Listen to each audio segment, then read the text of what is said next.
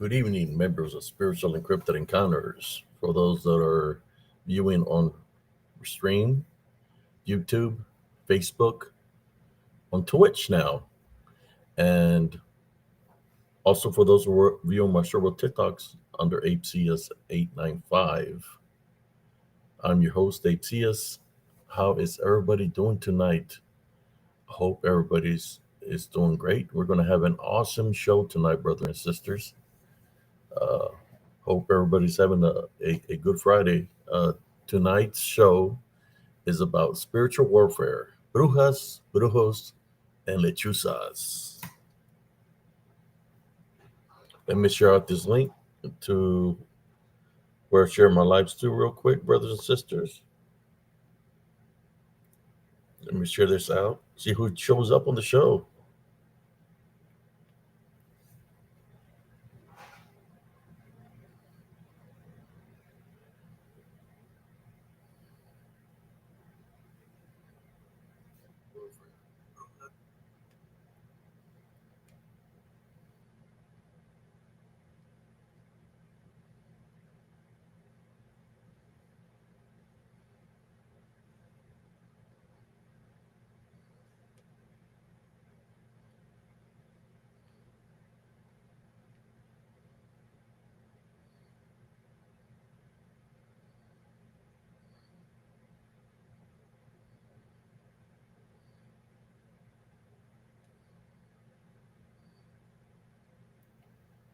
I'm almost all shared out, brothers and sisters.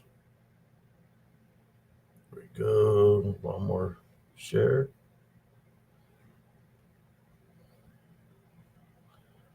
Here we are.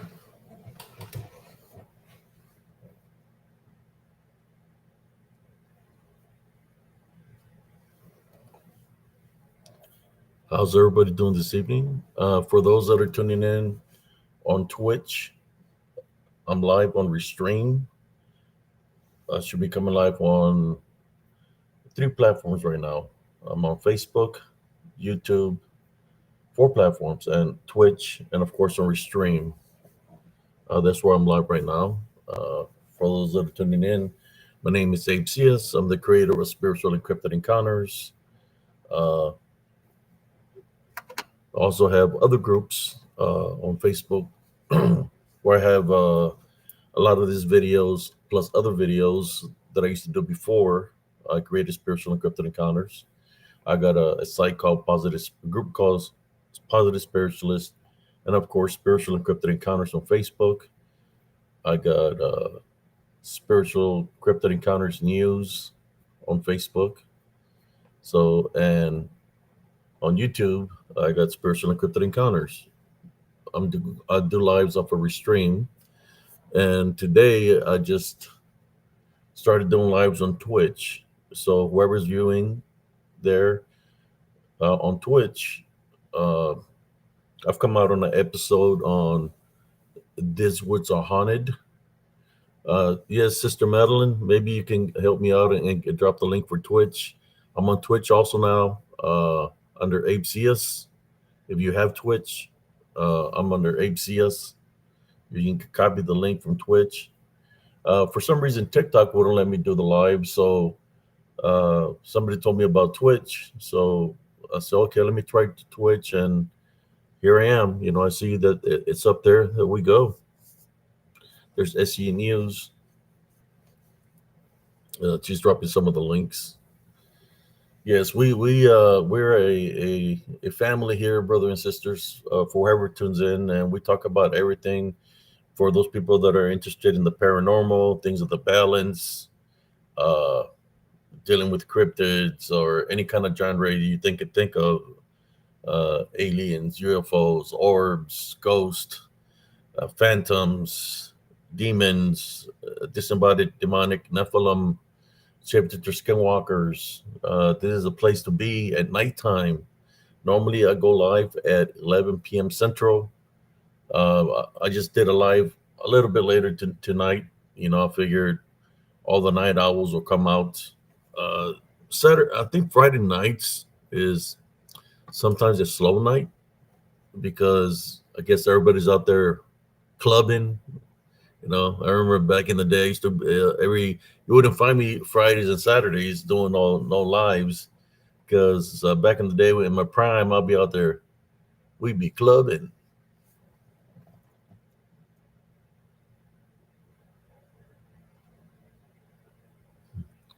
Yeah.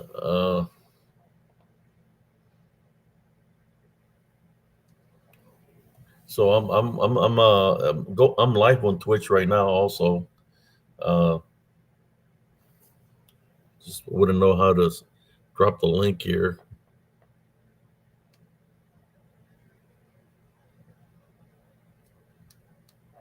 But anyways, spiritual warfare dealing with if people don't know what brujas, brujos, and lechuzas are, I'll translate it for you. Those are terms that we use in Spanish. Brujas stands for witch. Brujos is a male witch, or what people call a warlock. And then you got lechuzas, which is the transformation a witch takes, which is a form of an owl. Some people know him as an owl, and lechuzas is bigger than an owl. It's not the owls that you normally see, like for example, like a barn owl. These owls are huge.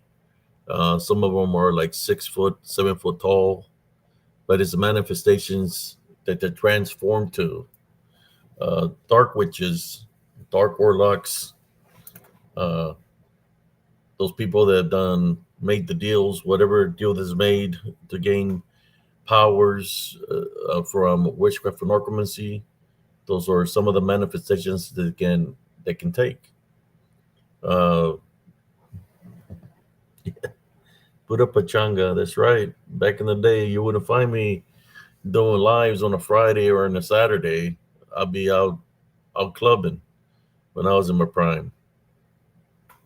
As far as I can remember, Friday and Saturdays and sometimes Sundays, I'd be out there clubbing, dancing. That's what I like to do. A lot of cardio. But let's go back to the subject of the matter.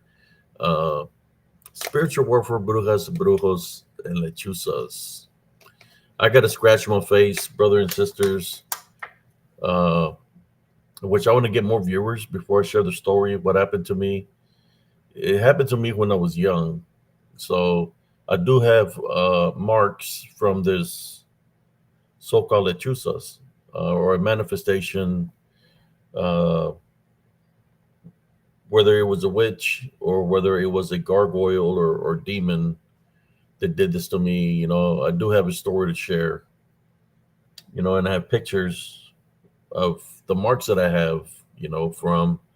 From that day when I was a kid. You know, when I got those marks in my face, I had to be like 5 or 6 years old, somewhere around there when it happened. This is in 1975, 1976, down in the Rio Grande Valley in South Texas. When this happened, in which I can share their story with y'all. I'm just trying to see who's here. We got Sister Madeline, Andres. Let's see some of the regulars show up, and if there's anybody viewing from Twitch, if you want to jump on the comments on Restream, you're more than welcome.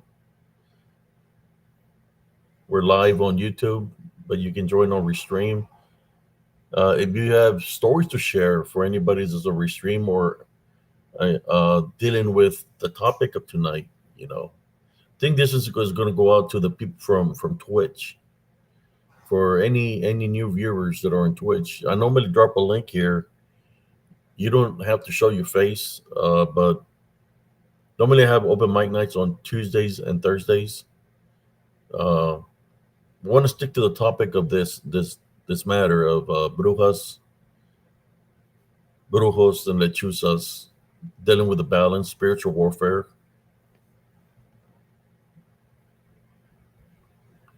Yes, I already shared to all the groups, Sister Madeline, that I normally share to.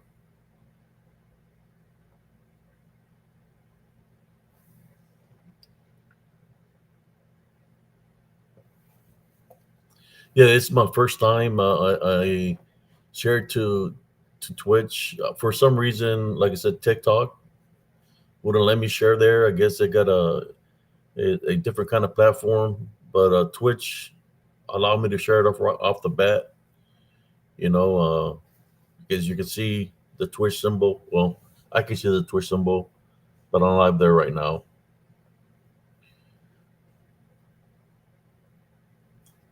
Let's see. How you doing, Isaac Ariola? How you doing tonight? Hope you're doing great, brother. Yes, tonight we're talking about things of the balance. Uh, I've been fighting spiritually, brothers and sisters, here for a very long time. As far as I can remember, as I was a child, I'm talking about a baby that I remember people, wicked people, trying to come after me, trying to take me out of this world. In which when I hear the stories of all these children disappearing in the borders and stuff like that by wicked people, I can relate to that because they tried to come after me when I was a kid. Wicked, evil people that they don't care about lives of children because what they worship, they worship things like Moloch. They kidnap children, a lot of child trafficking along the borders. They kidnap children to eliminate the children as sacrifices for the demons that they believe in. I know the government is not going to tell you that. The border patrolman is not going to tell you that. The president of the United States is not going to tell you that. That's what it's about. This has been happening. As a matter of fact, something tried to mess with my hearing right now. So if there's any unclean spirits, demonic spirits, or anybody that's viewing this video that's trying to interfere in this video, we take authority over you in Jesus Christ's name. We tie, bind, and rebuke you in Jesus Christ's name for whatever you're trying to do, for it to go back to the sender and go mess with your equipment or whatever you're trying to do, because you're not going to mess with me or with none of the viewers here on Spiritual Encrypted Encounters. Yes, honestly, a lot of these people should have already been handled a long time ago. I just can't believe, right, that a lot of these people are walking amongst us free, even though that they've done a lot of evil things, wicked things. I'm talking about very evil people. Some of these evil people are in our government.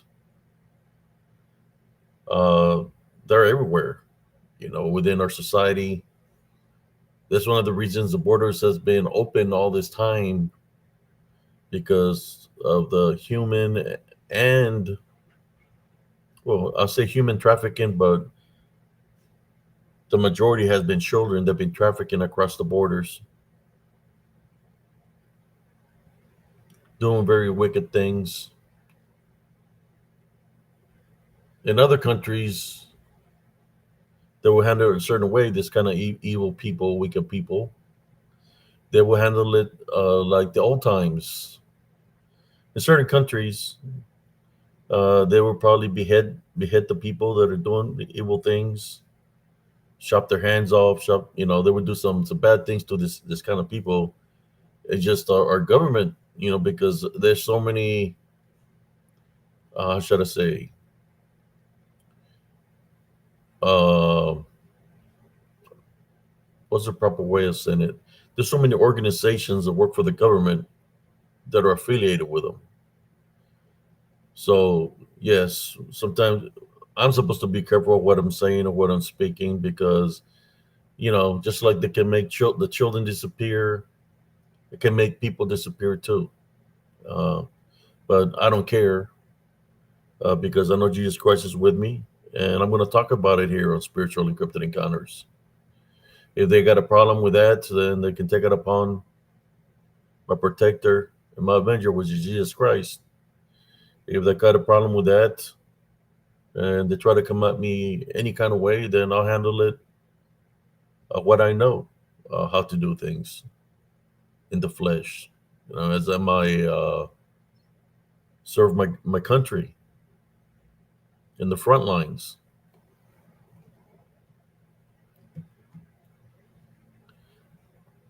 Yeah, it's within it's everywhere, Sister Madeline.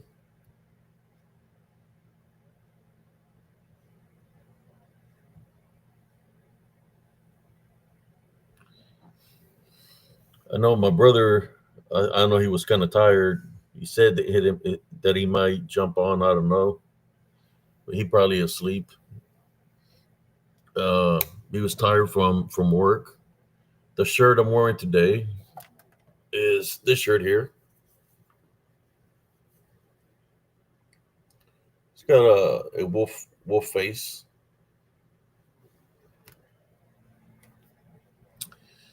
Yeah, I remember growing up. When the enemy's all around you, because the majority of the town where you come from dabbles in the dark arts, because there's a lot of brujas and brujos. They don't want nobody to speak the truth.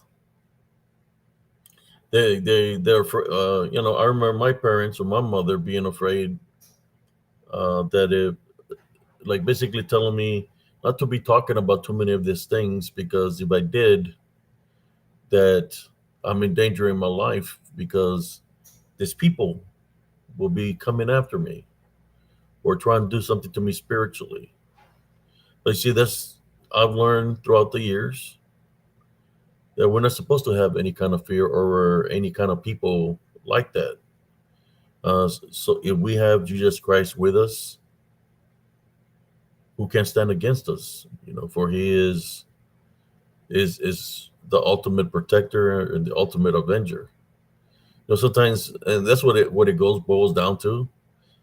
If people want to give power to these people, brujas, brujos, and lechuzas, or harpies, sirens, whatever you want to call them, or the manifestations that they take, that's what they feed off.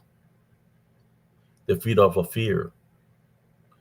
If you give them the power of the fear, they're going to use that fear, the power that you're giving them, to come after you, right? If you anger because they're making you anger, that's a spiritual opening. They can use the spiritual opening to try to attack you, because anger or hatred is an open spiritual opening. Vengeance is a spiritual opening, and the hardest one to me out of all of them is unforgiveness. You've heard it where people say, "I forgive them, but I will never forget." You know, that's the hardest thing somebody could do, is forgive somebody that's done something wrong to them. Because normally, when there's unforgiveness, that means that something bad happened, in which there's beef. Either there's division, there's anger and hatred and unforgiveness, in which that's the opening. Unforgiveness is one of the main openings that these unseen forces that are amongst us use to attack spiritually. If you have an opening of unforgiveness, or even if you're living in sin, you're doing things that you're not supposed to, uh, that's a spiritual opening also. Uh, but it's about understanding of what's around spiritually, but it's about not giving them any kind of power. Because if you give them the power, then they're going to use the power that you're giving them they're going to use that to come up against you. and you can't give them the power, so you forgive. Because when you forgive, then there's no fear, there's no anger no more, there's no vengeance, there's no fear, in which you cut the negative ties from, whether it's people like witches, warlocks, or brujas, or you know anything of that nature that's dealing with the dark arts, or any generational curses and demons, whatever comes through generational curses. You cut all that, cut all those negative ties, because you take an authority of your life, and all the things that could happen through generational curses or through spiritual openings cease.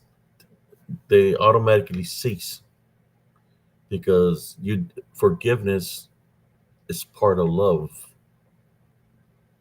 and that's the key right there, brothers and sisters.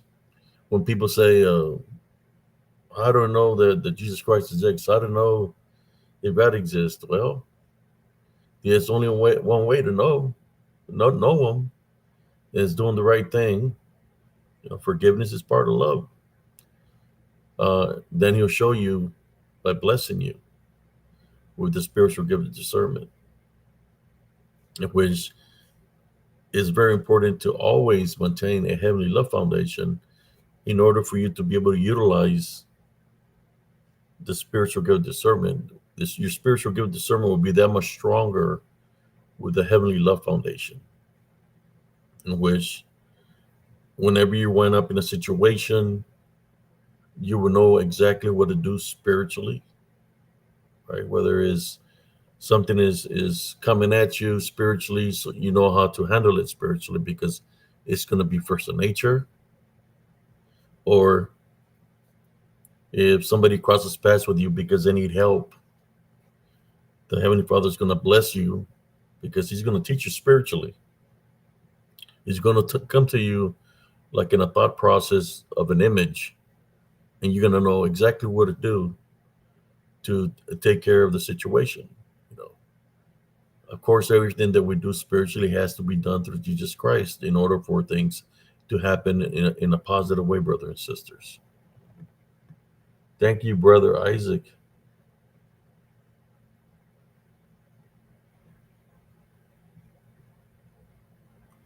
So, yes, I got stories. I'm just trying to, got many stories of what I've been through in my life.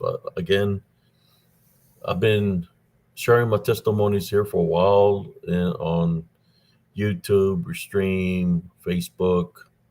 There's people that know who I am. I've come out on an episode of This Woods Are Haunted, season 3, episode 2.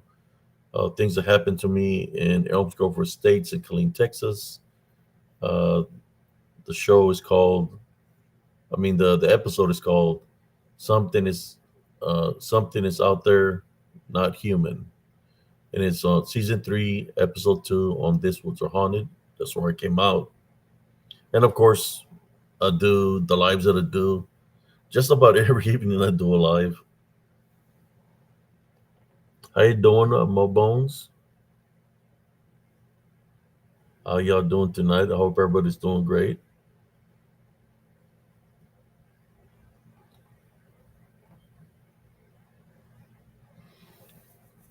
So I'm going to tell you, as far as I can remember, when I was like about a year and a half, sitting on my mom's, I was still in diapers, sitting on my mom's lap, and it was dark. We had the light inside our house, and the front door was open, and you could see somebody dressed all in black. It looked like those military jackets, the long coats, and the guy is just pacing back and forth, and he's like it's so cold outside that the steam is coming out of his mouth. Then he looks at my mother, and he tells my mother, "Give them to us."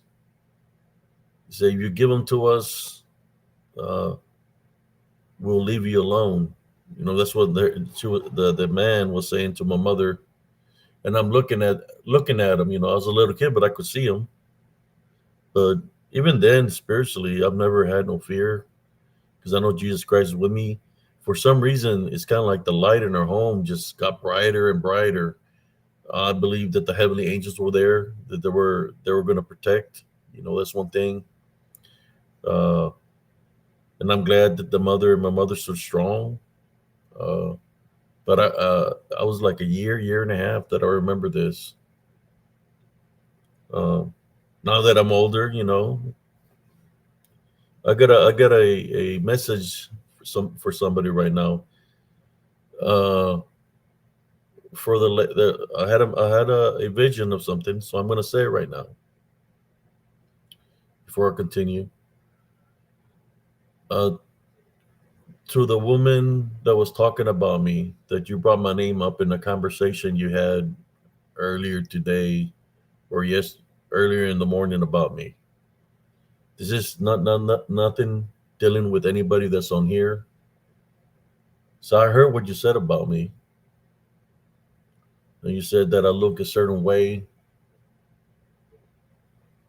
Normally, when somebody is talking about me, it's because they're trying to do something spiritually, right? I think you were making fun of me, how I looked. Well, I heard what you said, what you were saying about me. Since it's spiritual warfare, brujas, brujos, and lechuzas. Well, I'm just here to tell you one thing. I know my mother's not here in the flesh, but you see, she lives through all her children. And since I'm one of the oldest, I'm making a spiritual stance against you, lady, and all the people that are affiliated with you. So at this time, I would like to take authority over any witchcraft, necromancy against anybody in my family, me, any family member. If you've been doing witchcraft or necromancy all this time, I take authority over you and whoever's affiliated with you. We tie, bind, and rebuke you in Jesus Christ's name for you to stumble, for you to fail of the wicked things that you're trying to do. Uh, we tie, bind, and rebuke you in Jesus Christ's name. And I leave it up to Him to to take care of the situation and to handle it accordingly to the measure of what you were trying to do to me. All I'm just trying to tell you is I see you and I hear you. This I pray in Jesus Christ's name. Amen.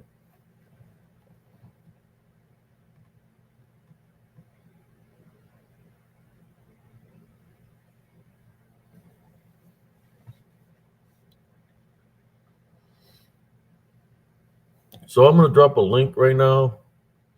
I can share some stories. I want to keep it, guys. Tonight, let's not get off a topic. If somebody wants to join, is that yesterday we didn't have open mic night, but I want to keep it to the topic of spiritual warfare, brujas, brujos, and lechuzas, and anything dealing with that will be allowed on this show today. I'm going to keep it that way and stick to the topic. If whoever wants to join, I would drop a link since I didn't have open mic night, and let's stick to the topic of what the topic is here tonight.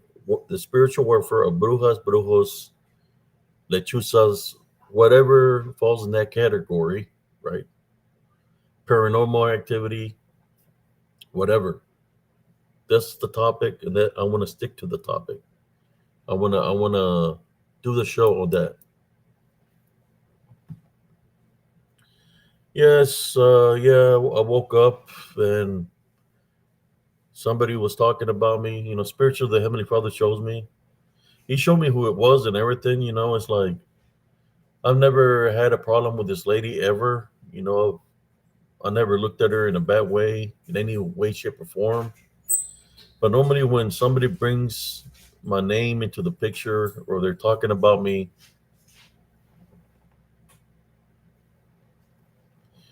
is because they're normally trying to do something. That's the only reason that I believe the Heavenly Father showed me. So that's why I prayed against this woman, just to let her know that you can hide all you want to, but the Heavenly Father reveals my enemies to me. That's what He does. So here we go. I will drop a link, and we're going to stick to the topic. I think there was a gentleman here the other night that said that he lost his wife due to spiritual warfare. That's another thing too that we can talk, because I know I lost family members to the balance, spiritual warfare. That's another one. So let me drop the link, and I'll have the link there on the side. For those that are on Twitch, uh, you can follow me on Restream, because that's why I'm live and you're able to see the live comments. Or you can jump on, I don't know, maybe you can still see the comments on Twitch, because that's the first time I used Twitch, that I sharing this live to Twitch. But if you want me to see your comments, I don't know how it works. It might show them here. I don't know.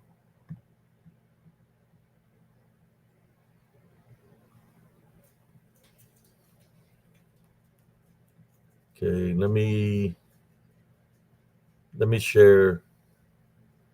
Let me drop a link right here.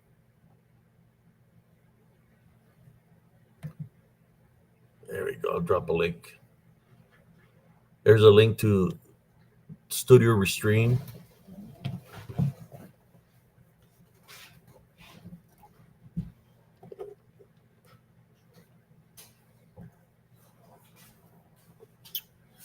Yes, brothers and sisters, I've been fighting spiritually all my life.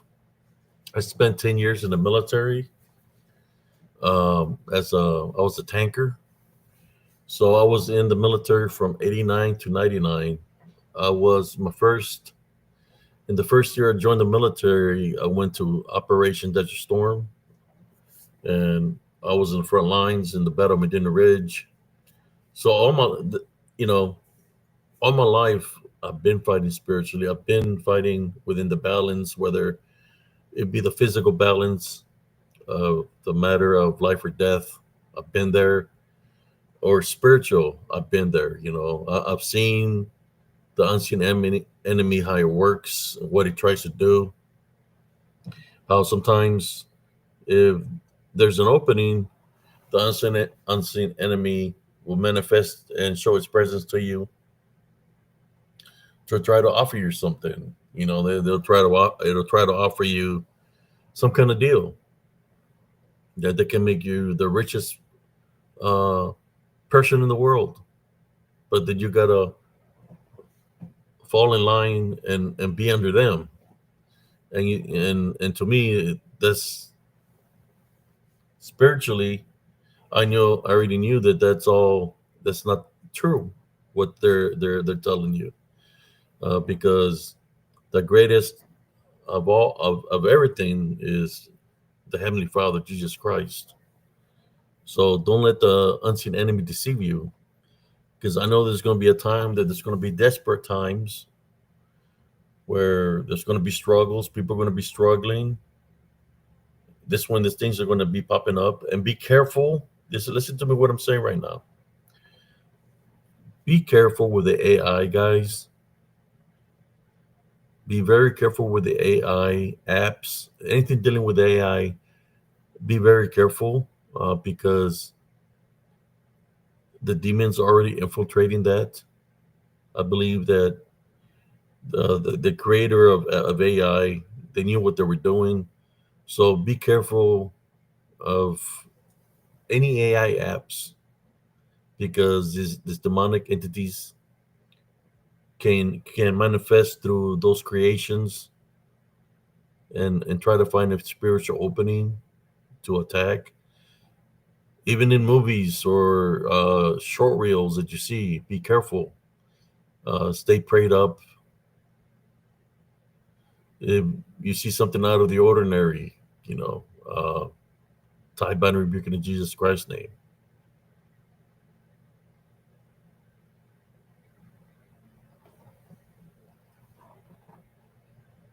Okay. Yes, brother Dick Richards. I got a story for you, man, but I don't know. All I know is this: I know somebody that something happened to them. Matter of fact, today. Uh, I'm going to share this. I don't know about you to share the story or wait for him to share the story. I'm debating because it happened to him. So I'm thinking that I'm going to let him share the story if he wants to share it. The only thing I can tell you is that in the company that it works, they had AI translators, and something happened with that to him. That the AI translator on the computer was saying things to him. You know how I always talk about that sometimes the unseen enemy is going to say something to you that only you know? Well, that's what the AI did to him. And I'll wait for him to share the story with you because it happened to him in which he was freaking out like, man, how is this happening? But it's because AI is evil. The demons, when a demon comes to you or somebody that's wicked and they're trying to do something to you spiritually, they're going to come and ask you questions like, hey, how you doing? They're going to ask you something just to see how you're doing. If they're trying to do witchcraft or necromancy against you, all I can say is AI is the demon has to identify himself, right? Whether it's AI, right? Whether it's a phone call. Sometimes phones make weird noises. Then you could be talking to somebody. Next thing you know, you hear a voice say something. The This unseen forces, they're gonna through spiritual law, they have to identify themselves to you. So they're gonna say something to you that only you know. And I've had it happen numerous times. Weird activity like that.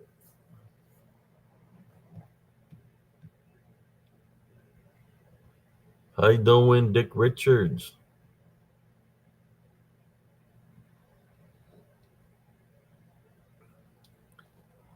Yeah, I don't know. I just wait for him to say the story. What happened to him with AI? All I'm telling you because what he told me. But I've been knowing this. That they create AI for a reason. I'm going to ask you a question. What is a majority of pictures? And this is for the audience. What's the majority of pictures they show from AI? The majority of pictures when they first started using AI, what did they show the most out of anything dealing with AI? Of what I witnessed, they showed lots of monsters, right? Or manifestations of monsters, the majority, right? That they're using, showing snakes and big monsters and all that. That's giving the DDN a body. You know, this spiritual war that we're going through is exactly that, a spiritual war, in which the AI is giving this demons a body through AI. So they're creating all this crazy monsters, and the people starts believing in these manifestations, then that manifestation, if it's a demonic driven, can affect somebody in a negative way, right? They can get spiritually attacked, spiritually bonded, and possibly spiritually possessed.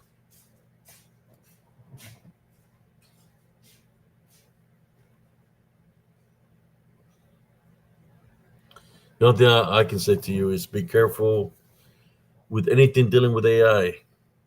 That's all I can say. Uh, when you hear the term double hangers, there you go. They can create just about anything nowadays with AI. They're trying to deceive the people, uh, trying to deceive them to focus on just looking at that. You cannot focus on things like that, and just you need to have the relationship with Jesus Christ in order to be able to fight the spiritual fight. You need to learn how to use your senses and your spiritual gift of discernment. If you can forgive, then you're going to be blessed with a spiritual gift of discernment, is in which is going to be able to. It's going to allow you to be able to fight spiritually, identify what's real, what's not real, but you're going to be able to identify the unseen enemy, which is this DDN that they hide.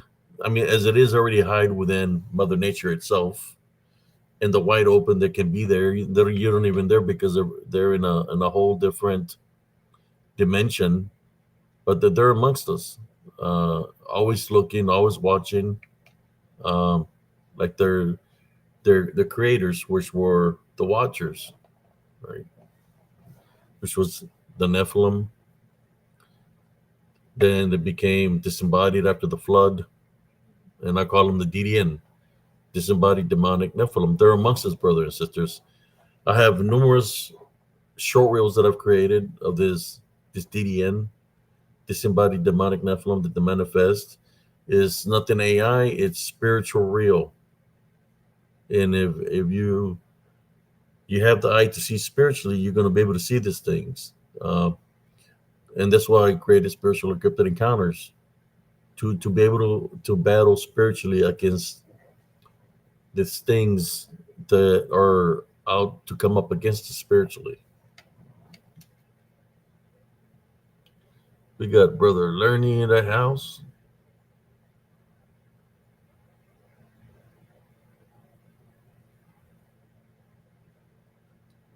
Y'all drop another link here. If there anybody viewing from Twitch, uh, you can come join the chat either on YouTube or in Restream.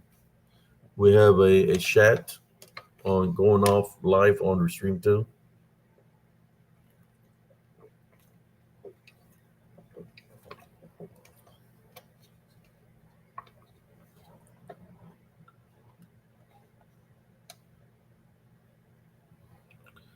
That's right, spiritual warfare, very real.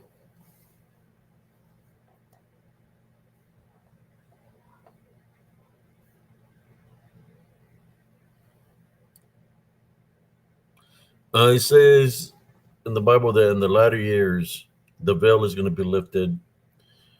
Everybody's going to know. Everybody knows who Jesus Christ is right now. So just like everybody knows who Jesus Christ is, then everybody's going to be able to see the things that come out of the veil when the veil is being lifted. That you're going to be able to see spiritually these entities, these demonic entities that are amongst us spiritually. For those that have the spiritual senses or blessed with the spiritual to see, you're going to be able to see all these things. But eventually, they're going to unveil themselves to the fullest, and it's already happening. It's been happening. You got people they're not holding back of the things that they do spiritually. Some of the things they do is against the Heavenly Father, against Jesus Christ, and they do it like it's okay. I mean, if that's the path of the chosen, well, then whatever fate comes their way comes their way. But let me go back to the topic: spiritual warfare, brujas, brujos, and lechuzas. So, what kind of story would you want to hear, brothers and sisters? Is the question. I think I was talking about something earlier. It's the scars that I have. Um, when I was a kid, when I got scratched in my face, whatever scratched my face, uh, it took some of my hair from my head, and my hair has never been the same in that spot. Like it was never able to grow back again, which will be it, on this side is higher. I have a photo of me. I think the photo on YouTube when you see me as a little kid, you can see my hair where the line is real high. It's not because it's going to the side. It's because when I got scratched, it took the roots off the hair too. So my hair kind of lost hair from growing in that area when it tried to take me out the window. Uh, something tried to grab me with his, I guess his claw or whatever, but it ripped the screen window. It hit me in the head, and I flew back, and I was like real skinny. I was knocked out, and when I woke up, I just remember having blood on my face. And they turned on the lights. The lights back in the '70s, you had to pull a string, and I remember feeling something wet in my face, and it was blood. Where something tried to yank me out the window. But I'll share the story in a few if y'all want to hear that. Uh, I'm giving the opportunity since I did not have open mic night. Whoever wants to talk about brujas, brujos, or lechuzas, I'm dropping a link. If anybody got a story that would like to share here on Spiritual Encrypted Encounters, if not, I'll continue to share some stories with y'all. I can share some pictures of some brujas. If you want to see a picture of some of the things that I've captured here in Central Texas, I can share you some, or I can share stories. If you prefer, let's see, if you want me to share photos, give me two thumbs up. If you want me to share stories, give me one thumbs up. Photos or stories, because I have plenty of stories, such as I have plenty of photos of short reels that I've created over the years.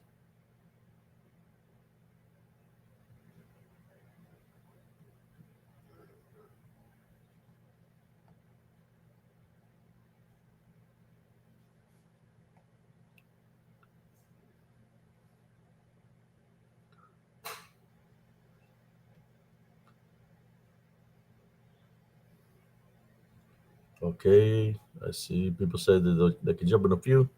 So what I'm going to do is to keep it rolling since it's my first night on Twitch. I'm going to share a story with y'all, brothers and sisters. I'll give you. I don't know how. See, if you want to warm up some popcorn or something, I'll give you.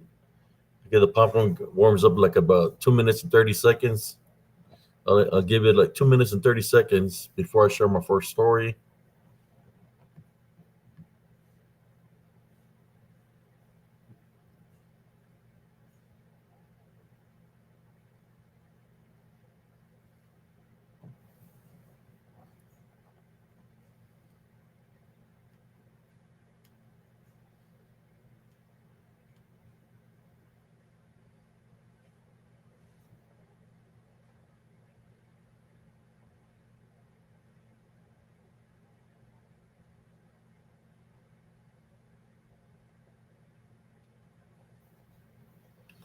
I get a thumbs up by Juan Avila. Somebody said stories. I got my big gulp right here. Unsweet tea. Trying to stay away from the sugars, brothers and sisters. For those that like sweets and all that, I would recommend stay away from the sugars because if not, that would affect you later on in life.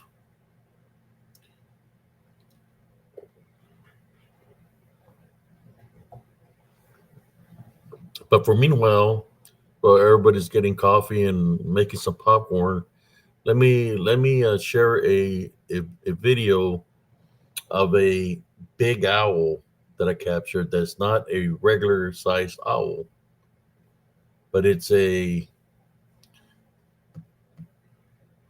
huge. That's all I can tell you. Let me show the regular video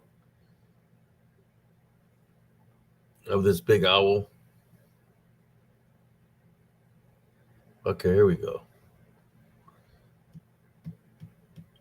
Let me share this video first before we continue.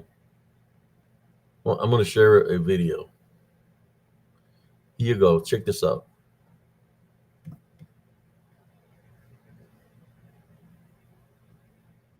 I feel something here. Here we go. Believe. Oh, right here. My hair's already stood up, brothers and sisters. I feel something here. From this area.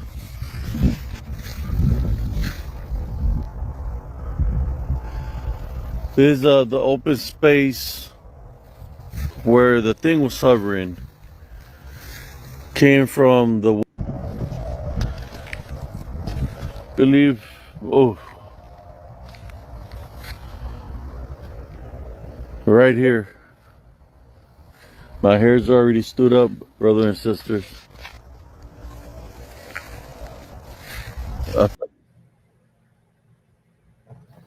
There you go, folks. It's actually standing right here. It's pretty tall. I'll pause it. I'll show you where it was at first when there it is. It's standing right here. Pretty tall. It's a good, I say like about 14, 15 feet tall.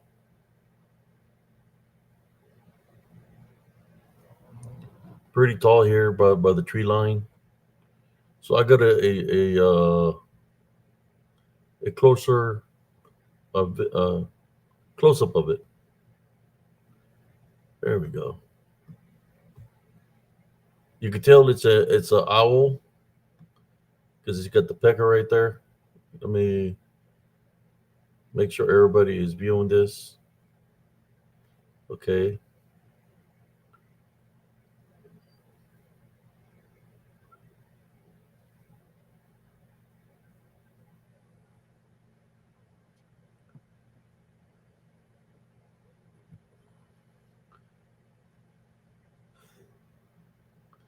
There you go.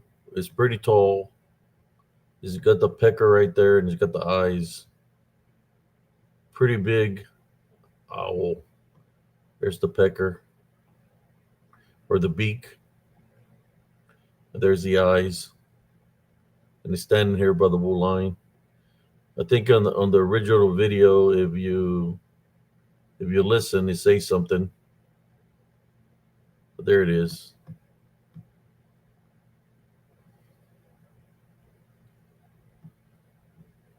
Let me see if I can make it any bigger than that. About there, maybe that's better. Maybe I can see it better there.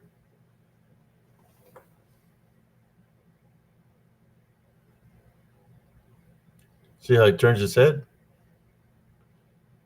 Turns its head all the way around. Right there, look.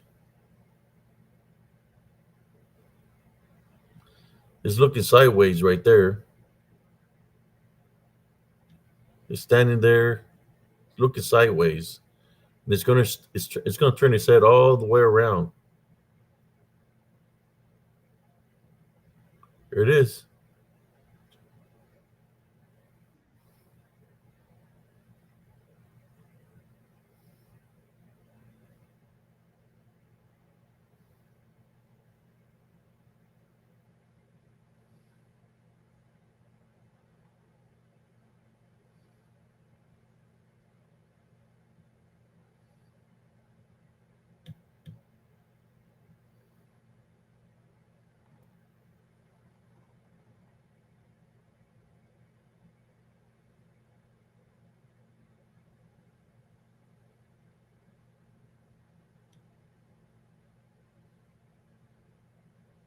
How you doing, brother? I'm doing all right. How are you? All righty, brother.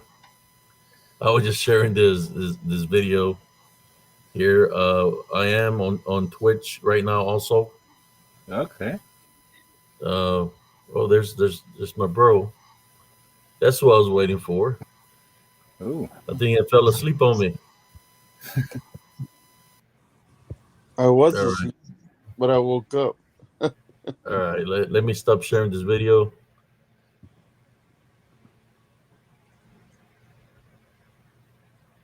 There we go. Let's make this like this. All right, here we go. One hundred. So that looks crazy. Yeah, brother. It was facing is looking to the right, and then it turns its head all the way around to where I'm at, and on the original video, it literally makes a weird noise. I'm telling you, these are things, brother and sisters, that the media is not going to tell you about because they're part of that. They're not going to tell you. They're not going to give in their, how should I say, what they believe in, what they worship. Uh, but here in spiritual encrypted encounters, I bring the truth out so people can understand that we have to prepare ourselves spiritually in order to fight the good fight. It's a battle for our souls, brothers and sisters. That's what it's about. I was mentioning them, brother. I don't know if you want to share the story. I was telling them how dangerous AI is. That's what I was sharing with them. So I'm gonna give you the platform if you want to share what you told me,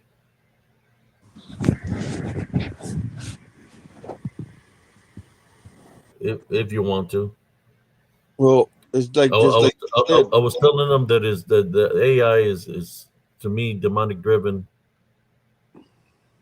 That's what I was telling them. That I Well, believe that's what it well, let's look at this. So the DDN can jump into us and equipment. possess us. They can jump into pictures. They can jump into trees. They so they can jump into things, right? And they can jump into us and control us.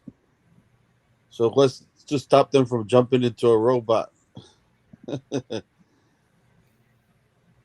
And we already know that the spirit will let us know, right, what it Yeah, is. the demon's going to identify itself to you. For those that are the spiritual law, it's got to identify itself. So it's going to tell you something that only you know. Yeah, I agree on that. They can travel through basically any medium. So that's why I generally don't recommend people to use ChatGPT or something as a therapist because you literally, you can be talking to something like that. You don't want a demon as your therapist, I'd say. Not So saying all ChatGPT is like a demon, but there's always a possibility. you will know what you're facing because it's gonna let you know what it is. Like we've said before, they're gonna tell you something that only you know or something from your past. but it like he says, it's gonna identify itself. So this is what happened to me today. I was in a class. Take your time sharing the story, brother. Like you I told me, go ahead. I was in a class, right, and people are talking, and we were sitting there. I was just sitting there listening to everybody, and then my gaze wandered to the screen, because they have a video, and on the screen there was an emblem, but underneath the emblem it was saying something, and I started reading it, and it said, "Are you afraid?" And then I was like, "Huh?" And then it said, "You have a demon. You need holy water." I was like, "What?" And it was saying stuff that, and it was a translator. It was a translator supposedly, and it was translated, but nobody was saying about demons or holy water or being afraid or none of that stuff. And I was like, what the hell is that? Look at the screen." Everybody turned around, but nobody could understand what it was saying because it was translating into Spanish.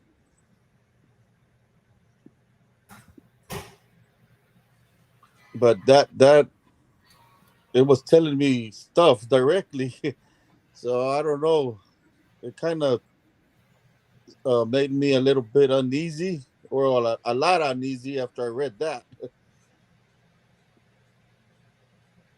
But people blew it off because they didn't know, they couldn't read Spanish. But it kind of, threw me out of You my t- comfort zone there. you tell him the translation, brother, or what he told you. Yeah, it was telling me in Spanish just what I said in English about.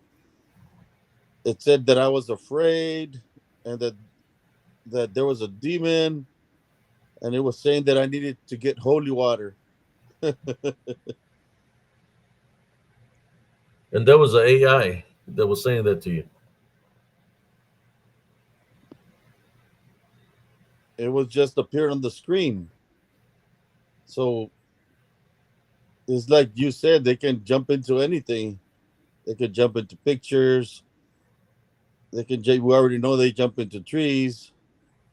We already know they jump into people. So I guess they can manifest and make things appear.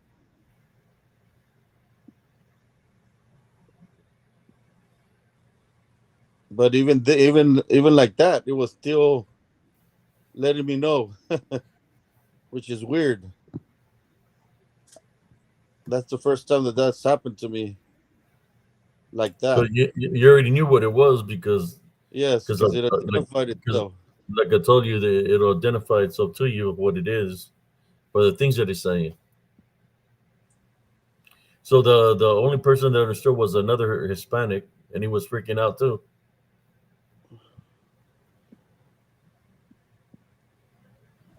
Yeah,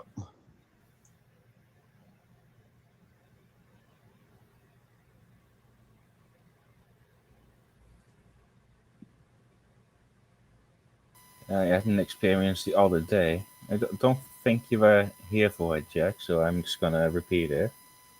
It was 2 nights ago. I just heard a heard a sound, and it sounded like a gas leak, but the sound came from a water pipe. Came from a water pipe. So, which is very weird. I just didn't understand, like, how can a water pipe make the sound of a gas leak? It was really weird to me. But I also noticed that I was just um, getting flashbacks really about past memories that I just um, got me worked up in that evening. So I was a bit in a state, just just generally just really angry and stuff. And then later, my cat came near me, And when my cat came near me, was just lying down. I was at my computer, and my cat was just laying in front of me. I almost instantly I felt better, and that told me like, oh, hang on, there must be something with witchcraft going on, because cats, they can really protect you for witchcraft. They got like some barrier or something. They got some association. So I was basically being protected by my own cat. That was really cool of her. And the day after, I actually did talk to the Holy Spirit about it, just asking questions. I believe there was some activity in my house, and my response was yes, it was. So it turns out it wasn't even aimed towards me, which at first I thought like, oh, since I feel this way, it must be aimed at me, but was aimed at my neighbor next door. Now they have a baby. I mean, was this year she gave birth. It's like, oh, hang on, I can't have this stuff happening when there's an infant around. So I also asked for a vision of who did this, and I saw some. Then I saw a vision of some female behind a crystal ball and really just aiming at these people. And I don't know if what the backside is or any drama, but anyone doing witchcraft, no, not in my hood. So eventually, I just did request to an angel to take care of this person, and the sense that I'm getting is this person has been taken care of. This witch or a demon. I don't know if she was physically alive or not, but at least all the sizzling stopped. It actually already stopped when I did censor. Because last night as well, then the sizzling was back, and since I already had this vision, I could pick up where she was, and I just looked at her and in my mind's eye, and that's when the sizzling stopped, and that's when I did sense this lady. So 2 nights ago it happened. Yesterday morning or afternoon, that's when I talked to the Holy Spirit, and last night in the evening, that's when the sizzling happened again. And from that moment on, I saw this lady and was like, okay, you're getting taken care of. And since then, nothing happens anymore. That's good. Yeah.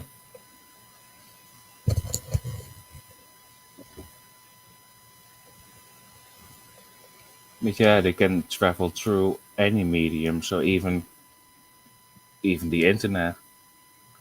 Because sometimes what this channel is showing, it even gives me like a feeling in my gut when there's actual activity in there. So even um, if I can't really make out the images, I sometimes know it's there just by the feeling in my gut.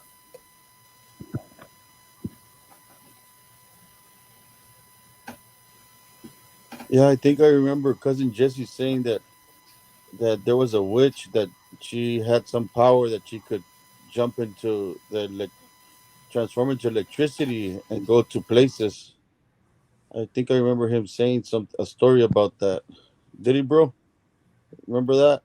Yeah, that you go through She through could, yeah, through the te- teleport or transfer herself through electricity through the power lines. yeah. Uh,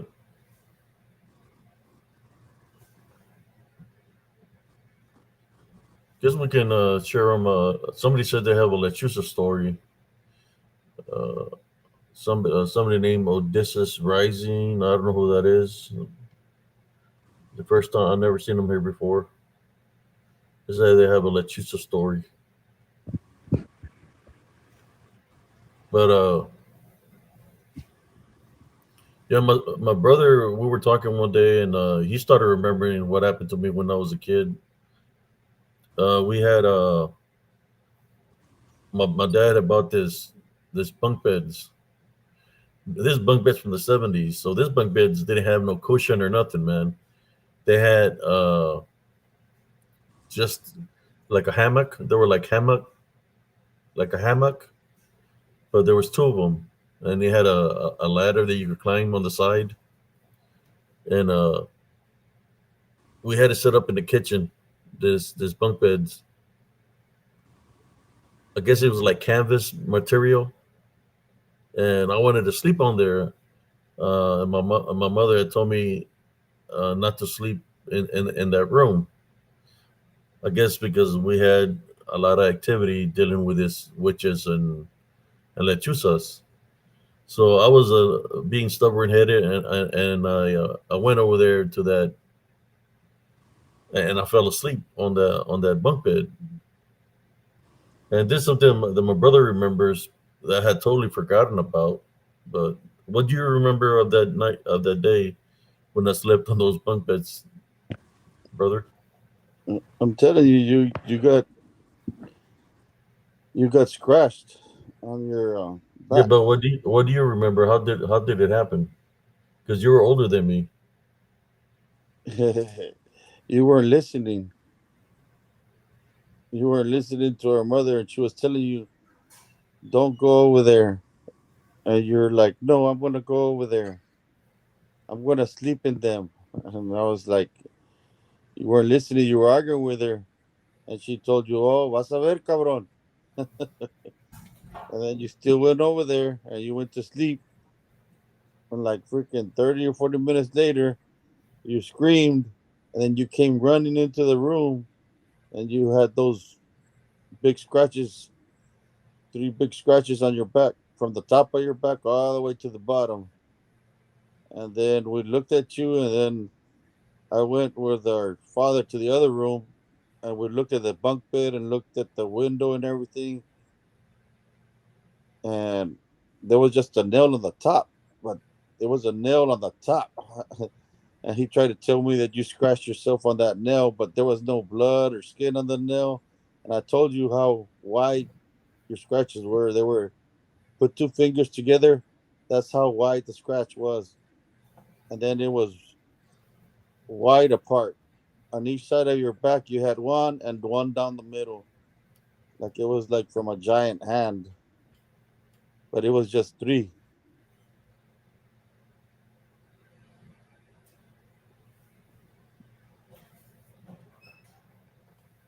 Yeah, I have totally forgot about that. But then I remember that where the nail was, but it wasn't even a No, nail sticking out. It was the head no, of the nail. yes, right. And it was on top, and it Yeah, it wasn't was on the on bottom. top, and I And was asleep on the bottom bunk. there's no way you could have scratched yourself there. Like I said, there was no blood or skin or nothing on there. He just wanted to play it off, but we already know what it was because we grew up around all that. Not a good feeling when you grow up around and there's a lot of activity in that nature of the balance because you feel all that the negative energy that's around you. It's like uh, being in quicksand and you can't breathe right. As it is, the valley is really hot during the summer. Imagine it already being hot, but then you can't really breathe because the your spiritual senses are getting triggered every day by these unseen forces of the balance. So Chato said he's got a story. I don't know if Chato. I mean, I I'll don't tell know. you one thing. When I look at the sky now, I'm glad that I don't see them flying around up there. I Tell him, brother. Tell him how many still we would see remember all of flying. that. I still remember being outside and looking up, and we see them coming flying.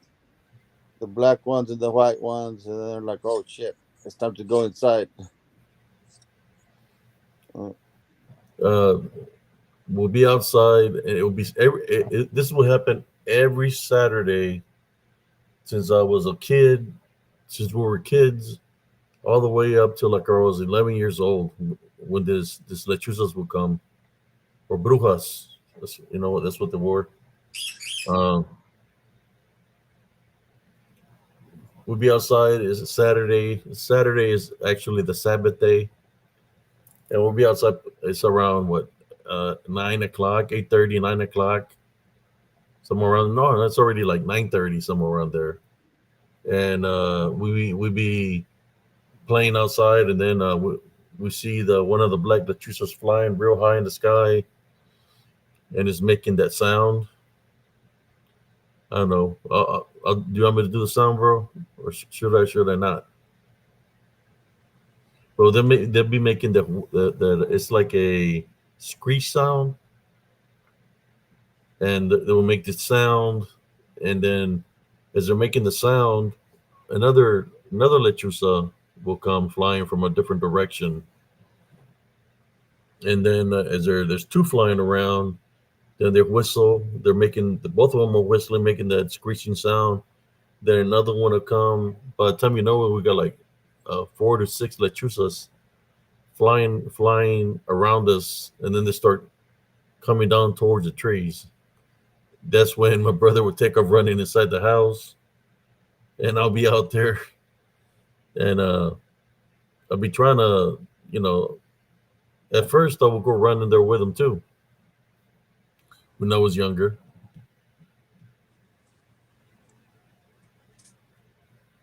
Uh, uh, so we go in there, and our mother would grab us and put us like in a little huddle, and she start praying. We'll have the doors locked and everything, and every window in our household had crosses, like from Palm Sunday crosses on the windows, right by the windows, and on the door we had like a crucifix. So there, every window had a cross on them for protection. But you could hear the lechuzas or the witches, right? Because they're in lechuza form. They will be on the trees, and my mother would be like, "Do you hear that?" And then you hear them. You hear where they're making the talon sounds,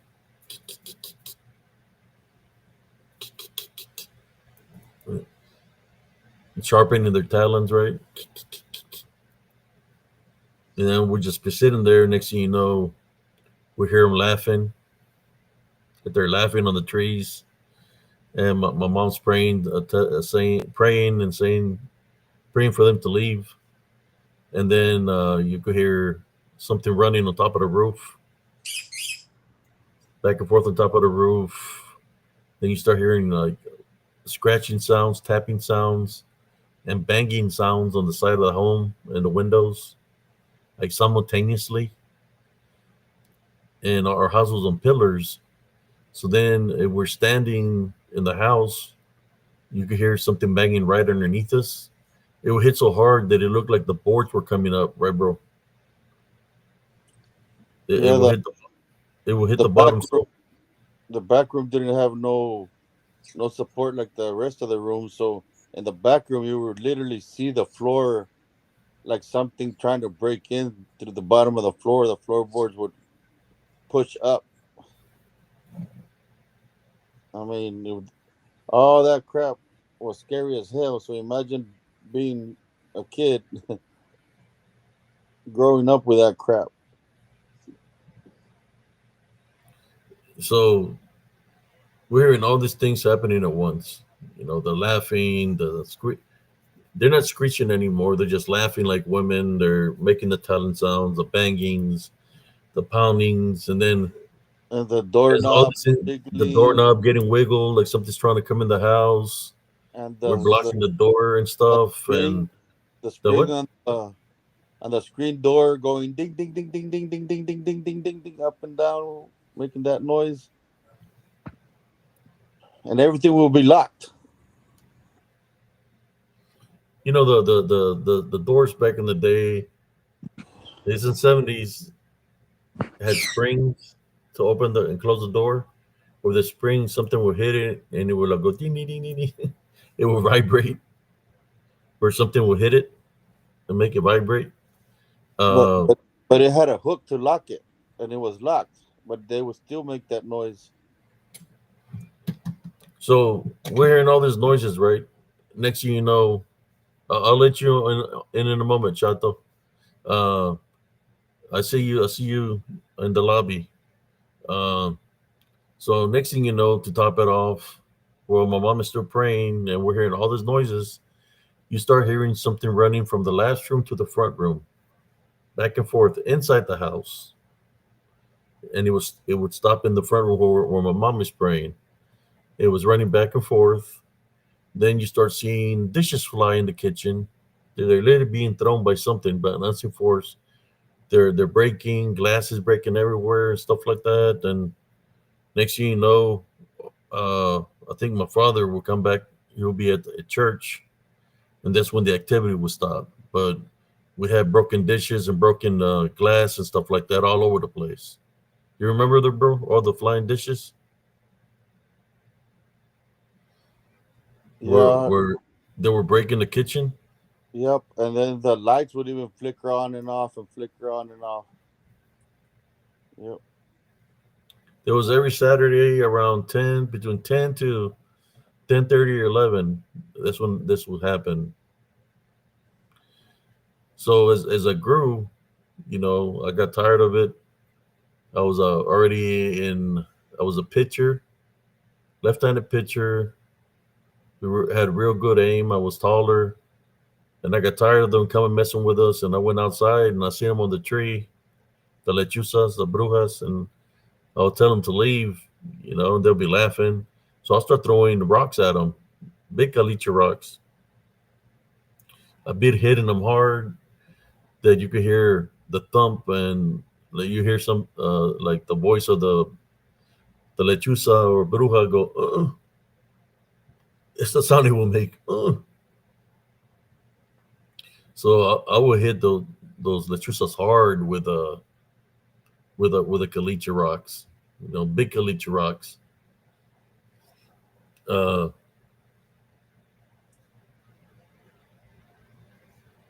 I guess the last time that I ever seen those brujas, those were the same brujas that I encountered when I was a kid in Reynosa when I was in Mexico.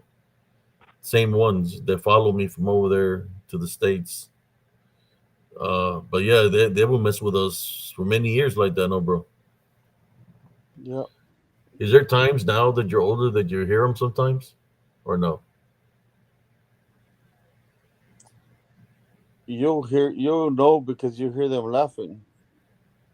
You know how they are. You know how they like to boast. Yeah. Well, they do that too in the Chusa form. The same thing. They boast and they talk smack and they laugh. So the last time we seen them there was the day that I was hitting them with the rocks, and my grandmother came out of the darkness. She lived right next to us, and she said, "What are you doing?" I said, "I'm trying to knock down the lechuzas." And she looked at me. "You're not afraid of them?" I said, "No." And I was knocking the hell out of that lechuza. I think she came to protect that lechuza or something because she went over there, said something to them in a different language. Then they all flew away. So the following day, she calls me over to her house and tells me that I'm going with her to the store. She would go to HEB and she would she get on this little, I don't know, cart thing where they're pushing her around, right, in a wheelchair, and she'd be having her cane pointing at what she wants, like the little Texans. So she forgot to get something from the other aisle, and she told me to go get it for her. So when I went around the corner, I ran into this old lady.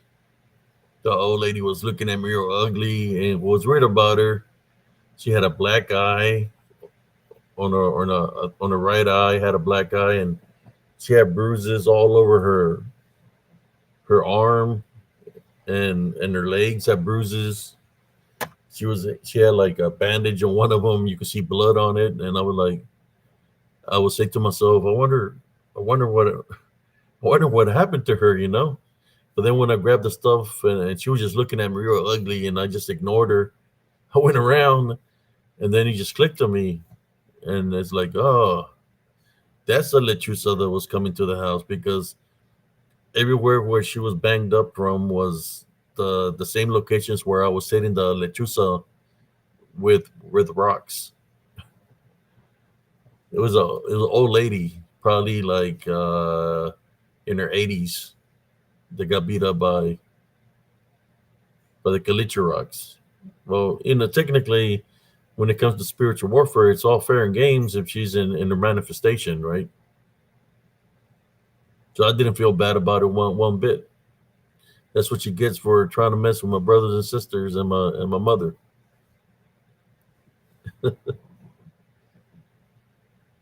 Right, bro? If they're in beastly manifestation, it's all fair when it comes down to spiritual warfare. I mean, they chose to be on the losing side. Yeah.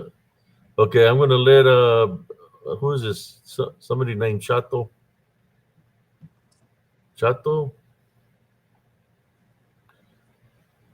Let's see what Chato has to say. Yeah, there's a lot of good lechuza stories in Mexico, man.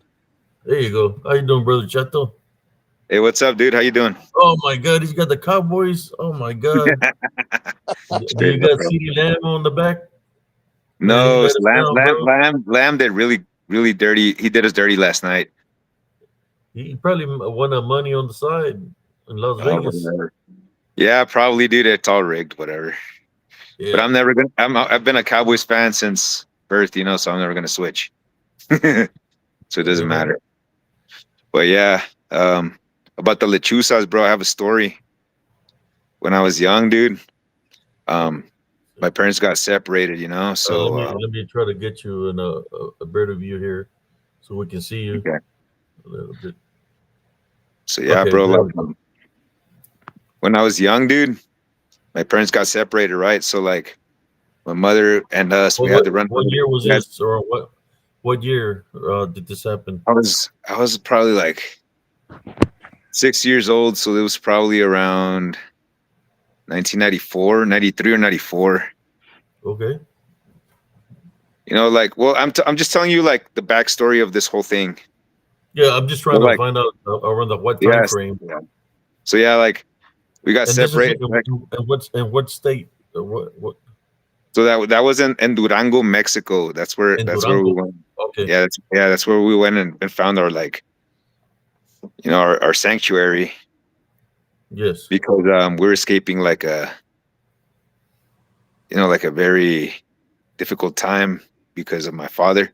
So we ended up in Mexico several times. So like the first time we ended up, my grandmother used to tell us like there was this row of trees, like this really tall row of trees, and she'd tell us that the witches used to hang out there. She's like, hey, don't go near there.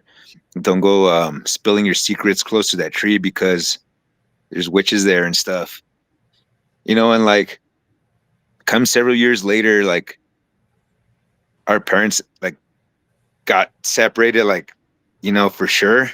So we were just going to Mexico to visit our grandmother. And this one time we went to Mexico and we brought a tape of The Exorcist, like the director's cut version. Yeah. And so my grandma, she's like a super like horror fan. She had like all the VHSs for like all the Freddy Kruegers and everything, bro. She loved all that stuff. And there's another story behind that too. Anyway, like one day, like I was already like 17, like visiting my grandmother in Mexico. And she's like, you see that row of trees right there? And I was like, yeah, the one with the witches. And she's like, you remember? And I was like, yeah. And she's like, well, don't you go challenging those witches? And like the plan was already to go home and watch that movie, the tape, and I was gonna translate it from English to Spanish because it was like in English. So I challenged the witches, bro. I was like, nah, like these like pinches brujas me la pelan, bro. Like I was saying a bunch of stuff, and like During the day. yeah, dude, I was like challenging them, and then we went home and then we started watching the movie and I started translating it, and then my brothers fell asleep, and then I just keep translating the movie and it just keeps getting creepier and creepier, The Exorcist, and then suddenly my older brother wakes up and he's like, hey, stop translating that movie.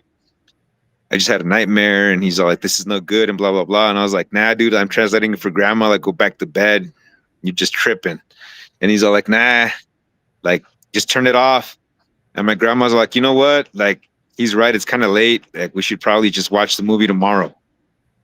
So I'm like, all right, just because grandma said, So I was like, all right, we'll just stop watching the movie. So later that night, bro, like the way that my grandma's property is laid out is like there's a main house, and then like the eatery, and then like the guest house, and there's like a giant trail, dude, like 4 acres of land, and then there's like another guest house in the back, which like holds a lot of other like stories that I have, also a lot of other experiences. But yeah, dude, we're staying in the guest house right next to the eatery, and like that room is known to be like the haunted room of the house, because that's where they keep all the creepy little like quinceañera dolls, like all the weird, scary dolls that like get gifted to the family. In Mexican tradition, you have to keep them. So like they just hid all the dolls under the bed. So like, yeah, we're just in this creepy ass room, bro. So like, I don't know, like my grandma's like, all right, we'll keep watching the movie tomorrow, right? So I go to bed, and then it's just really strange because I remember I was speaking to somebody that was standing outside the window, and I could just hear like wings flapping, and then like going and stopping, like wings like flying away and then coming back, like something like a huge avian. And next thing you know, I'm like talking to this being or whatever, standing outside the wall in a different language. And I can't recall what I was saying, but I remember like at the time when I was speaking to this being, like I was talking in a different tongue, but I could understand what I was saying, and then I repeated what I said, and then after I repeated what I said again, I didn't know what it meant. So it was like really strange because it came like in phases. Like I knew what it meant, and then suddenly I didn't know, and then I kept saying the word, but I didn't know what it meant. And then after that, I just felt like an intense fear, like nothing I've ever felt in my life.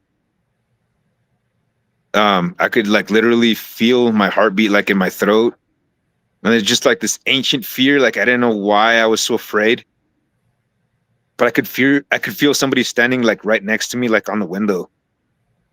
And then after that, I just started hearing like flapping noises, dude, like la lechuza, like I just started hearing like flapping noises, bro, like coming and going, like and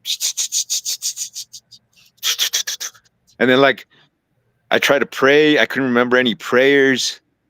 I tried to picture like the Virgin Mary in my head. And then I was like praying, like trying my best. And then I pictured the Virgin Mary, and then suddenly all of her hair fell off. And then like her eyebrows fell off, and then like just grew like these giant teeth, and then just like snarled at me. And I was like, oh no, like in my mind. But I had never felt like such like there's like primeval fear, like just like something I've never felt before in my life. Like I could literally feel my heartbeat in my throat, and I could like hear it. It was like very intense. But sometimes when they say challenge the spirits, I mean, if you're not experienced, don't do it. Because at that time I was not in Christ. I was just like a young, arrogant man. And I challenged the spirits. I didn't have any protection at the time because I was running around doing a bunch of bad stuff. So Yeah, just make sure you always confess your sins because you're always known by your sins. And yeah, like spiritual warfare is very real. Yes, it is, brother. Very real. That's why I do this show to try to awaken people, man. What's really going on? You know how you said that your grandma told you about the row of trees that the lechuzas will hang there. Well, at our house, the lechuzas will hang on the trees and by the fence. Sometimes you could hear them speaking right beside you, Yeah. even though they But wasn't like, there. yeah, but like in that village in particular, bro, they would just hide. It was like a very thick row of trees. It was there, and there was The another mesquite spot trees? outside the village, like in the arroyo, because it Was would it open the mesquite? dams. Mesquite trees? What kind of trees? No, no, like no, there were pinavetes, like the pinavetes, like the pine trees, like in Mexico, pinavetes, Oh, okay. the big pinavetes, and yeah, like down in like by the arroyo, bro, there was like this giant like area where it was just always constantly flooded, where a bunch of dead trees where they would just constantly just stand on top of there, but like lechusas, like owls instead of like like the what do you call 'em, vultures and stuff. Instead of vultures, you had like owls and stuff. It was just Mhm. weird. How big were these lechuzas? Did Yeah, you they were ever witness oversized. them? Yeah, they were definitely oversized. Yeah, they Like were. 6 foot, 7 foot, huge. No, dude, not that big. About like 3 or 4 feet, maybe. They were pretty big, bro. But like compared to like What color? vultures, they're Black? yeah, normally black or white.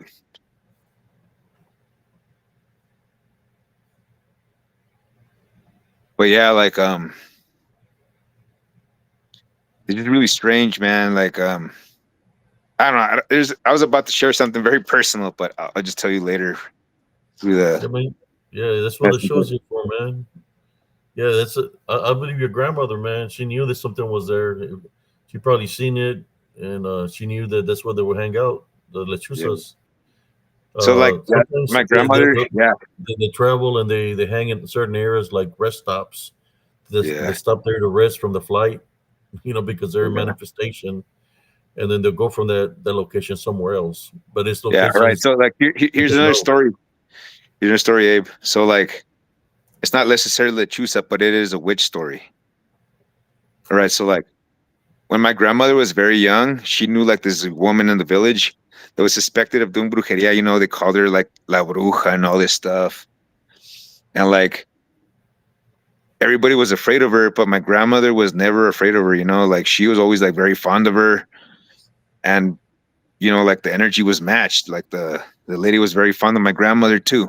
So like one day, that lady offered my grandmother like the opportunity to learn black magic, and my Oh man, grandmother was like, you know what? Like she's like, that's very cool and all, but like I'm not about that. Like she's like, I believe in God, and there's no way that I'm gonna keep going down that road. So like, just stop. And then she's all like, well, what if I show you that?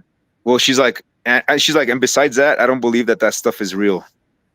And then she was all like, well, what if I showed you that this stuff really is like real and it works? She's like, if I show you that it's real and it works, would you like become my apprentice? And then my grandmother was like, sure, but it has to be something impossible. So like in the next village over, or one of the villages, this was before they had cars, bro. It took like 3 to 4 days by horseback to get to that village. And in that village, there was like this very exquisite type of bread, but that bread would spoil in 2 days, so there's no way you could get it back. Like the only way you could like savor this bread is if you went to the town, ate it there, and then came back. So like my grandmother was like, the only way I will believe was you it capirotada? was it what? Capirotada, the bread. Capirotada? Yeah, maybe. I don't know. So like it sounds familiar though. So like my grandmother's like, all right, if you bring me this type of bread back here by like before sunset, and I'll learn from you. And this is like back in the day, back when we first started like connecting telephones everywhere. And my grandmother was one of the first that had like a telephone in the village because they were always like one of the most wealthiest families.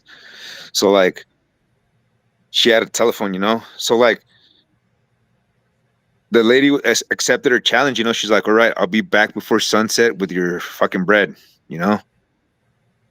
So like my grandmother's like, "That's impossible because it takes 2 days to get there, and then 2 days to get back, and then like in the 2 days that you get back, like the bread spoils by the time you know." So like, oh no, 4 days. So like by like 2 days that you get like halfway back, like the bread spoils or whatever. So like this lady, she's like, "All right." She's like, "By the time that the sun sets, I want you to look east.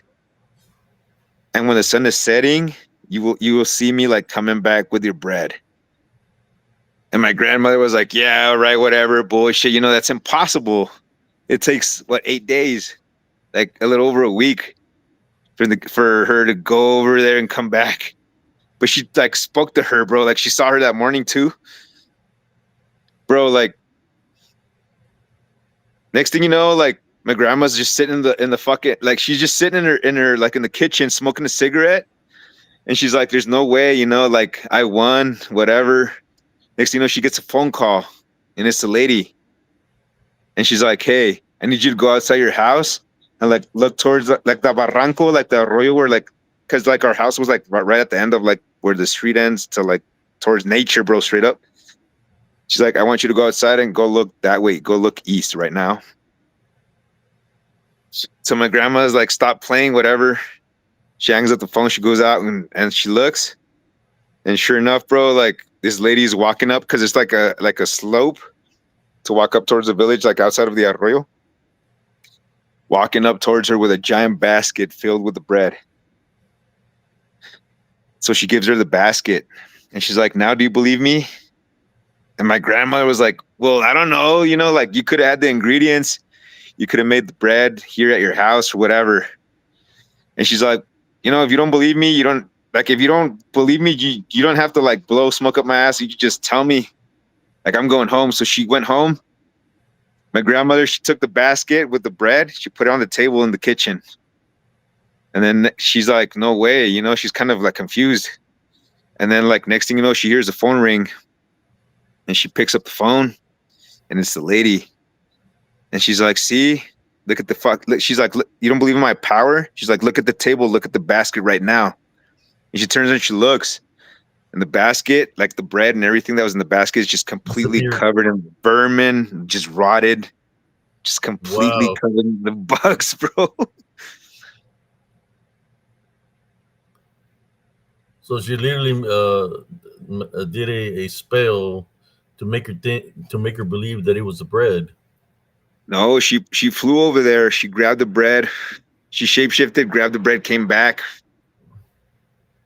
put like gave it to her, and then like let it rot in front of her eyes. Wow. So like, yeah, dude, it's a crazy story, man. What you told your grandma? "Dang, grandma, what were you smoking? I want to smoke some of that." No, I just play. She's like, "Nah, Uh, that's just for me and grandpa." Yeah. That happened to me, bro. Remember the story I said about with the eggs that Go ahead to I say cooked some share story. scrambled eggs. I cooked some scrambled eggs. You know, I was real hungry, and I made me two sandwiches, two burritos, and then my chick that I had at that time said, "Is there still some eggs left?" And I said, "Yeah, I left them in the pan." And I ate my tacos, man. She went to the kitchen to get some, and then she just screamed. I already finished my tacos. I ran to see what happened, and she said, "Look." And she pointed to the stove. There was all these maggots coming out of the pan and crawling all over the stove. I was like, "What the hell?" That's a witch illusion, dude. Yeah, and I was like, "Oh shit!" I was real hungry. I ate my tacos. You still ate them, bro? Yeah, I had ate my tacos, man. So how did the tacos taste? It didn't taste Help, like maggots. help, It tasted like eggs. I don't know, but hope didn't have no black goo in there. yeah, I don't know, man. The shit I saw on the stove, that was freaked out. Just crazy. There's a pretty good. I think I remember the one with the bread. That was pretty good, man. You remember? Tell them what happened to us, bro. What happened to us when we had to shovel all that shit? That wasn't no. That was I don't. That was no illusion, man. We freaking shoveled shit for 2 days. No, but there Where was was that in illusion the there. Middle East? Well, It was in the Middle East.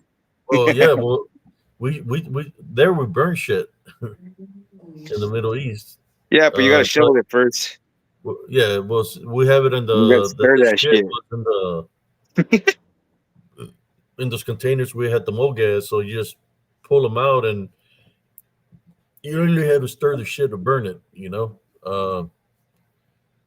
had to put on your mop gear on with a mask and stir it to burn it or whatever. Uh, but yeah, something happened like that to us. Did you get with the VA about that shit, dude? Yeah, I went with that, and they just gave me they bullshit me out. Everything that where I've been at, they bullshit me, man. The Gotta VA, go to a lawyer. Go to. I'll send you a link later. orale. Or like an- Yeah, they keep on bullshitting me, man. Everywhere Yeah, I've been in the front lines, we fought them. I was in the Battle of Medina Ridge, which is the biggest tank battle out there, and we got hit by chemicals and all kinds of stuff. yeah. But that's okay. Yeah, they keep on BSing me at the It's not. VA. It's not okay, bro. No, It's no, I'm not. saying that I know it's not okay, but I mean, what can you do about it? Yeah. I mean, you were there. Fuck it. Yeah. And I hear people that haven't even been in those kind of environments, and they're 100%. That wasn't even in the front, like in the front lines in battles or nothing like that. Like it's crazy. When I hear there's people coming out of basic training that never been to nowhere that are 100%, and it's like, golly. I guess they're probably expecting me to die a long time ago. That's that's Probably not what the way. it is. I'm a survivor, man. I'm a survivor. But Exactly. anyways, You're a so much fighter, about that. bro. Not a survivor, a fighter. A Yeah, warrior, bro. that's what happened, man. When it was the kids, it was one evening. It was a Friday evening. It was like around 1:30 or 2 in the morning. We could hear all kinds of animals outside our house. We could hear a man on a wagon, horses, a whip. The man going, yeah, yeah, yeah. You could hear the Yeah. wagon, and then you could hear uh, the horses. You could hear goats. You could hear elephants, tigers, All at the and same time. all of the different kinds of animals at once, man. And my Yeah. mom was praying, and everybody was praying, and you could hear somebody say, "Come outside now," like trying to You're trying. Yeah, but get like, but trying to like, get the like, believe it or not, brother, that stuff draws out the guilty. So like, yeah. those vengeful spirits, in a way, also at the same time, they're cleaning the house. Believe it or So not, bro. Because my grandmother. Okay, I'm sorry. I've told your story. I'll tell it after. yeah, Go ahead. yeah. So that was happening, for all night long till like around when the sun rose. All the noises stopped of the animals. So we want to go check it out, because I mean, how are you going to sleep with all this crazy noise happening? So we come out and we're tired, and we're looking at outside the home, and the sun's already rising, and all there is, because there's 4 lots, right? The only thing we see is shit everywhere, different kinds of shit. If outside the fence, inside the fence, it's like everywhere. No, there was no place like you could barely maneuver You could based barely on my step anywhere on the street. there was shit everywhere, like different kinds of shit That of is like animals. very. That sounds familiar now that you mention it, bro. That So, actually struck a chord where like I remember something like that. so me and my brother were small, and we had a red wheelbarrow. It's like we had to fill it up with a shovel. Me and my brother were in detail all day. We cleaned, shovel shit. He would carry one side of the freaking barrel. I carry the other one. I think we dropped a couple of barrels, but we shoveled the shit back up on the barrel. We had to carry the barrel through the gate to the back in the callejon in the alley and dump it there. So we spent all day dumping the shit there, right? So we're trying to figure out how all the shit got there. Man, we had empollas, was missing skin, blisters in our hands, and my brother's asking my grandmother questions. How did the animals get in the yard if our fences are locked up at nighttime? You know, because she would lock the fences at night. All the gates would be locked to keep the house, the you know, so nobody could come in. Uh, and we're trying to figure out how. So she made us put boards underneath the fence, but there wasn't even no gaps underneath the fence, so anything could come in. So Yeah, we put just to make any sense. so you know we put we secured everything, and then we went home and we were just gonna go rest. We were tired, and then that night the same thing happened again, man. You could hear the man with a whip, the wayine and the horse, and yeah, you could hear you could other sounds that I forgot to mention was like native sounds, like Indios, Yeah, like like the the drum, boom, boom, boom, well boom. the chanting. They would be chanting something, Mm-hmm. you know, and you could see. I think a native out there manifested. You could see the feathers and everything on the head. I Son think this was Nahual. more like a mask in his face, you know, and you could hear it. And the same thing happened that night on Saturday night. So Sunday morning. It was just a single Nahual causing like creating illusions. So That if you think about it, bro, it was one Nahual creating illusions. but Because then if you see somebody with like chanting and everything, and then you see everything around manifesting, yeah. it would make a lot of sense that there was probably a Nahual just So then the following day, there's shit all over the yard again. So me and my brother, we have to shovel up all the shit, and it's different kinds, different sizes, right?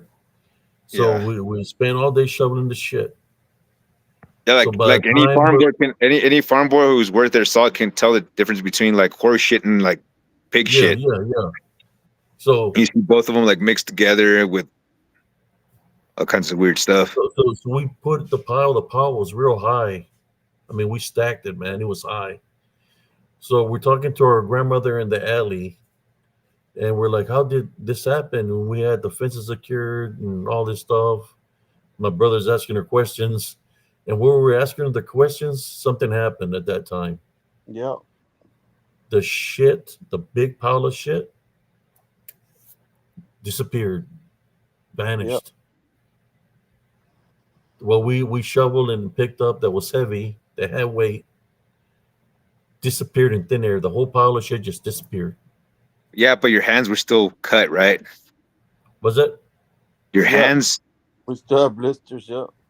Yeah, we had blisters and everything, man. Yeah.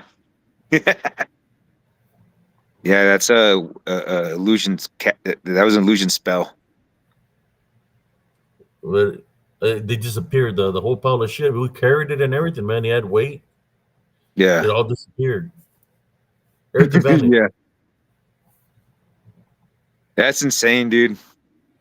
That truly is like Shit, my something mom, else. in the valley, man, And working like, from as yeah, hot as hell. you guys had like the scars to prove it, like in your hands at the time. Oh That yeah, is, man. yeah, that Was is insane. missing. But, we have blisters in our fingers. I mean, we're just kids. He had to carry one side of the wheelbarrow because they were wooden. Then we had to watch out for the splinters, from the freaking the wood. Yeah. So yeah, man, we were all fucked up from our hands. But yeah, the whole pile of shit disappeared in thin air. But that's after shoveling it for 2 days straight. Did you hear anything like a voice laughing after or anything? No, no. What do you remember, bro? Because my brother's 2 years older than me. No. Only the Brujas would always laugh. You know, at night they'll be laughing outside and But Yeah. talking. the time that the shit disappeared, what did you Like high feel? squeak, No, like they just high disappeared. pitched laughter. No, we were just talking to our grandma, and it disappeared. She was like, "Where did the pile of shit go. Like it disappeared. You And it know, one was of the weirdest. You know right what? next to the road. You know, one of the weirdest things that I remember, like growing up in Mexico, bro, was like at night. Sometimes, not every night, but sometimes you would just hear them like, and then,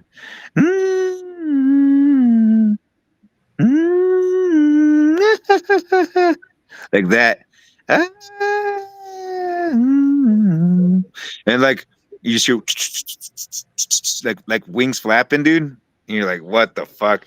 And then after that, like, all right, it's time to go inside. Because like if you heard that, like you know how like out in the campo, bro, you like start a fire and like tell stories and stuff and like Yeah. and in the campo life. But once you start hearing shit like that, you're like, yeah, it's time to go inside. Yep. It'll like literally What you make you think? run So, like your blood run cold. a bruja was following you, man? Mm, they're always. It doesn't matter. Like the spiritual warfare is everlasting. Like it's constant. So you like must plead the blood of Christ over yourself and your family and your home. Like every day, it's always constant. But as far as like being plagued by all that weird stuff, I don't hear it anymore. Like sometimes I'll catch a glimpse here and there, and yeah, it's just really different. Once you truly become a Christian, things start coming after you. So like Jesus Christ himself said it, bro. Like once you follow me, you will become persecuted for the rest of your life. And that's real, dude. So it's not a warning. Like if you're gonna be a true Christian, dude, you gotta be prepared to face everlasting spiritual warfare, like in this life or the next or whatever. What do you But think, bro? Or Lenny? yeah, dude. Lenny Circumflexion starts talking in Spanish to us, man. Si quieres Okay. te puedo hablar en español, güey, también si quieres, güey. Esa madre no es ningún Hanging out problema. with the Estes, man. No es ningún Me no problema hablar en hablo. español tampoco.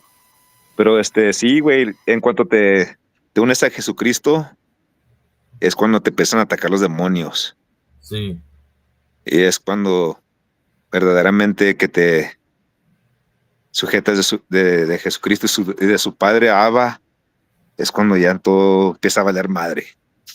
Porque Yeah. once you engage in spiritual warfare, it's not like it's gonna trickle down, bro. Like Dave Mustaine said, they're coming.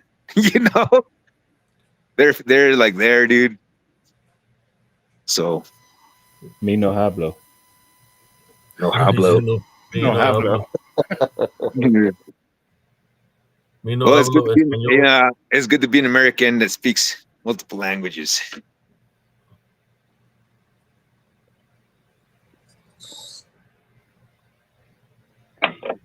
But yeah, You you're said right. it Like, was what's a Yeah, bro. nagual, bro? And your what your grandmother said, the A nagual that Nahual? you talking about.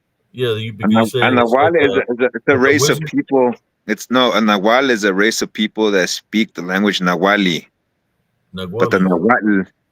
The Nahuatl, then it's like the shapeshifter that engages in necrophilia, black magic, and like grave profanation. So those are like three main functions of the Nahual. But it's very disturbing. Sorry I had to break it to you, but that's the way it is. So like yeah, they engage they engage in necrophilia, cannibalism, and then they take like the bones, like the remnants of like people like that had cancer or AIDS or other different weird diseases. They find out where these graves are at. They take the bones and mash them into powder. They go to people's homes and they blow it in their face. Yeah. Take them. Bro, it's dirty. But it happens in the Navajo Nation a lot. That's why they don't talk about it, bro. That's why they don't like to even hear that word, skinwalker. Nahual. It's the same thing, bro. It's the The same whole thing. region. Skinwalker and Yeah, shapeshifter. it stretches from like the entire region, from like Texas, from like the heart of Texas, up until like Washington, down all the way down to Mexico, dude. But that whole region, yeah, they engage in that type of practice. But yeah, if you hear somebody calling your name at night or whistling, or if you're next to the person you love and you hear their voice, that's not them. Do not I open the know. door. That, Do not that, open the that, door. oh man, I used to things like that would happen all the time, man. The mimic To me, when spirits. I live in Elms Grove, yeah, with the shapeshifter skinwalkers over there, or Naguales, whatever you want to call them. Because one day, Not Wally. I was Not at the Wally. park, and I hear my sister calling me from the woods, from inside the woods, and she's Oh, like, your "Hey," sister was right next calling to you. me, and no, she's calling me from the woods, and it's like, "Hey sis, what are you doing? You taking the shortcut? Are you coming from the store? Because there's Oh, woods, you there's a followed path." her, bro? And I was going towards her, right? And it's No. I got near the swing set, and I said, "Sis, how come you don't come out here and talk to me by the swing set?" And then I hear my sister in the distance yelling at me from behind me, and my No sister way, in the dude. house. So it was trying to get me to go into the woods, thinking, pretending to By be my yourself, sister. yeah. You're about to And I, go fucking miss. You're about to go missing 411, bro. that's what they do Yeah, to me, man. yeah, And then bro. when I start walking away towards my sister, freaking it starts laughing from the Yeah. woods. All right, so like I'm gonna tell you guys something personal. So like me growing up, my father was like an asshole, dude. He used to like beat the shit out of us, you know. But like sometimes at night, I remember I would get up and I would look at everybody, dude, because I've always been very cautious because of the abuse. Really, like I would make sure that everybody was in bed before I moved on to the next room. And then once I moved on to the next room, there was always, or almost always, like a being that looked like my father, but it wasn't him, bro, because my father wore glasses. I would see his being with like just white eyes, and we could just see like his glasses, like the frames, just like shining. But I knew it wasn't him. And yeah, dude, like that wasn't like the only time that I saw him. Like sometimes when I was alone at home, dude, and I was trying to go get something to eat from the fridge, I would see him. He would like block me. And yeah, dude, that was like that shit really tripped me out. Like for real, bro, because I would like sometimes I wouldn't even make it to the bathroom at night because I would try multiple times to get up and I would see that mimic spirit that it was Yeah, like imitating my father, but it wasn't him. Or maybe it was like the demonic spirit that influenced him to like eat us. But I would influence see your that. dad. Yeah, Like dude. talking about the Wendigo, No, but este vato, he was a Mason too. Mason. Yeah, dude, and like 33rd. Like hardcore shit, dude. And like this dude is fucking. I'll tell you privately if you want, dude. It's too much to handle on the channel here. You'll get like barred if I tell you. Go ahead, It's not bro. it. No, dude. Hell no. It's like really You dark. don't get in trouble. Like you, no, like not me. You, like you'll get in trouble Why? Because because my site is for adults. yeah, Adults but only. still, bro. No, like this stuff is like I don't feel like like truth to God, I don't feel honest telling this shit in front of everybody. Like I'll tell it to you because you're my homie, but I won't tell it to other people. Yeah, yeah. Because people try to use it for the No, it's wrong. not. It's not that. It's not any of that. It has nothing to do with what you think. It has like nothing sexual like that, but like just like extreme physical abuse and I see. like the means behind it and like what a person in that stature would do with that type of situation. And like whoa, my eyes looking crazy on the camera. Um yeah, dude, like It's just really strange. Somebody says we can't handle it, Chato. Can't even spell can. And he talking about we can handle it. Said we Nah, can dude. like we can It's, handle it. it's it's really private, dude. It's Oh, like stuff that's like probably that goes against like YouTube yeah, regulations. So yeah. I'm not. But if you join probably Wolf's channel, since it's like paid, maybe over there. I don't know. No, wait, that's a different thing. I'm thinking about like Extra Normal, the channel that's like it's a Mexican channel. Mm-hmm. Now those guys are hardcore, bro. Well, have you? I got a question for you. Have you ever seen a nagual? Encountered one? I've encountered one. I believe the witch that came to visit me that stood next to the window that I held like a straight up conversation with it, and then I couldn't remember what the words meant in the sentence, but that thing terrorized me to a point, dude. Like it wasn't even I couldn't even see it, but I could hear it like flopping around. But like the amount of fear that it instilled in my heart at the time, I could literally like hear, like feel my heartbeat in my throat. Like, dude, it was like primal fear, like something like for no reason. I was like, why am I afraid? I didn't know why I was afraid, but still, like it was there, dude. Because Like, yeah, that maybe shit was real. it had bad intentions for you, man. Your Yeah. senses were warning you that you were in danger. Yeah. Like the show from Lost in Space, Danger Roy Robinson, Danger Roy Robinson. Your Yeah, senses, bro. your senses are letting you know that you're in danger. You know. Yeah. I don't know, bro. Like, I've never really been afraid of anything. Like, there are certain things that freak me out, but I've seen. You remember on your channel when I spoke about the dragon last time? That was probably like the one thing that, like, The I was dragon. like, yeah, dude. Like the episode that was 5 hours, where I came on your show. It was like 5 hours and 14 minutes, I think. Oh, you talking about dragons? I mean, we had Yeah, dude. I was we on had there. somebody Yeah, I was talking on there. about Yeah, I was on there, and like I dropped like that episode.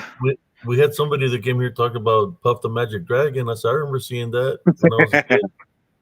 Nah, bro, but like I'm just kidding, man. no, so like Dragón, los dragones. un dragon, like those things are real, bro. So like I was listening to the what is it called? The Linden Road by Nathan Reynolds. He's like a guy that's like born of the Reynolds family, you know, the Reynolds wrap, like the aluminum foil house brand. Oh yeah, but So he's from that family, bro, and like according to him, they're like extremely high level Satanists. Like he was talking about like this machine that they have in Lake Havasu, Arizona, where like if you they'll hook you up to it and it runs your blood through the machine. It's like a giant refrigerator. So like it keeps your blood flowing through your body at 13 degrees Fahrenheit, and like technically you're dead, but you're not because the blood is still flowing through you. And it gives you the capability to astral project anywhere you want. So like Nathan Reynolds at the time, he was on the wrong side of of like, you know, like the light spectrum, bro. He was on the dark side.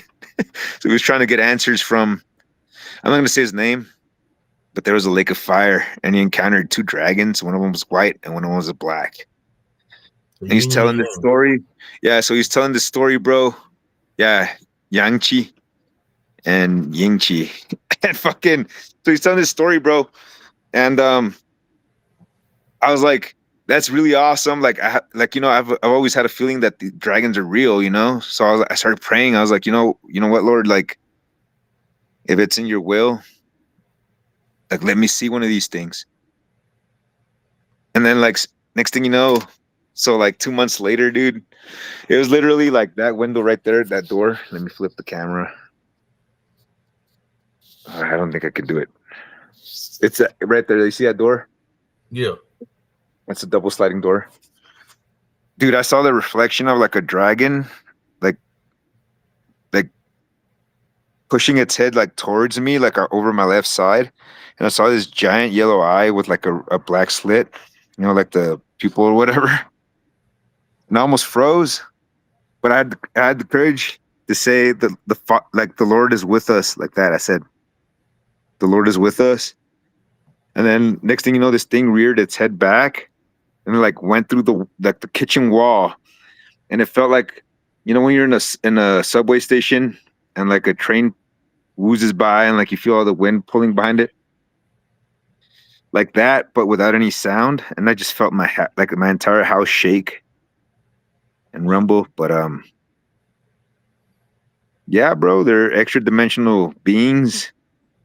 We don't have to understand them, but like, yeah, dude, like I believe they're real, dude, because I saw it. Like, it's just fucking crazy. I believe they're real, dude. Because I was like, "Hey, Lord, if it's in your will, let me see one." And then So it 2 months later, manifested in spirit form. That's what you're saying. Because yeah. But I asked of the Lord. I was like, "If it's in your will, like and then 2 months later, boom, He's like, all right, here you go." And then it couldn't hurt me, like all that immense power and like strength and energy when it like I felt it and but I didn't hear it. It was weird because all the sound went away, but like I could feel the rumble, like that thing going through the wall, like going away. But it didn't damage my house or like anything. So like the Lord wanted me to see it is what I believe, bro, because I prayed it. Yeah, it is what it is, bro. I don't know.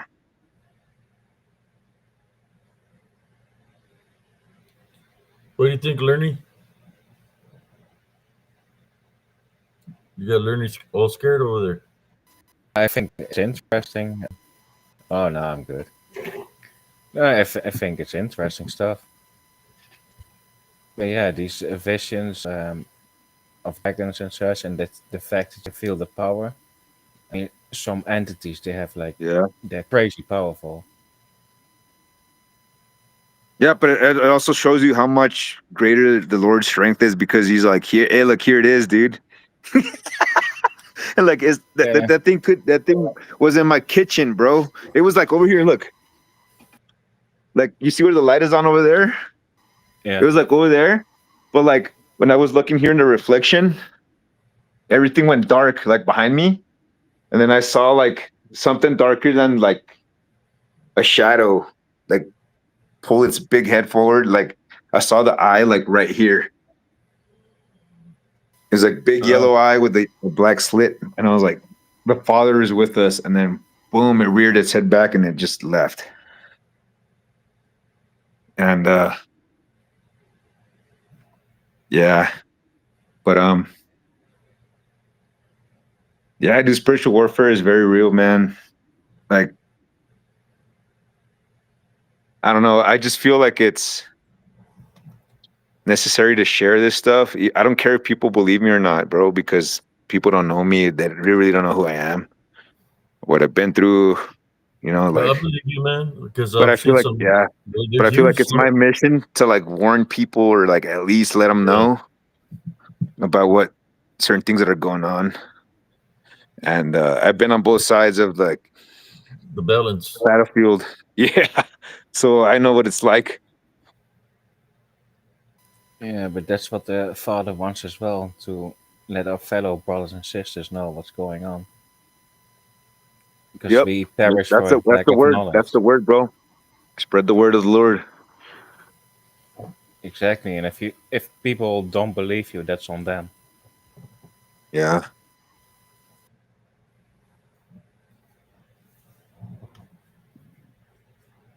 But yeah, on this channel, we do believe in this. Yeah.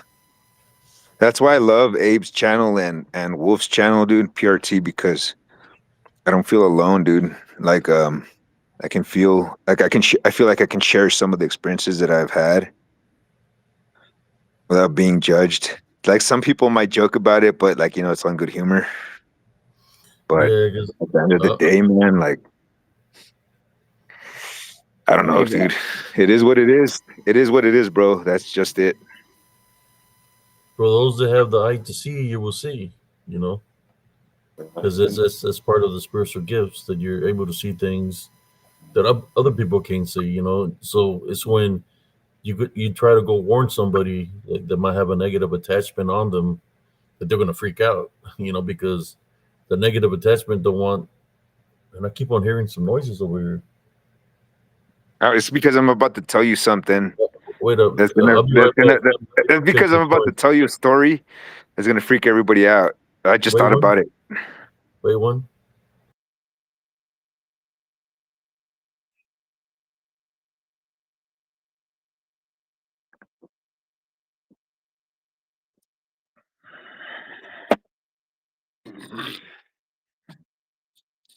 I'm sorry, guys. Abe's going through some stuff, but I'm still here, dude.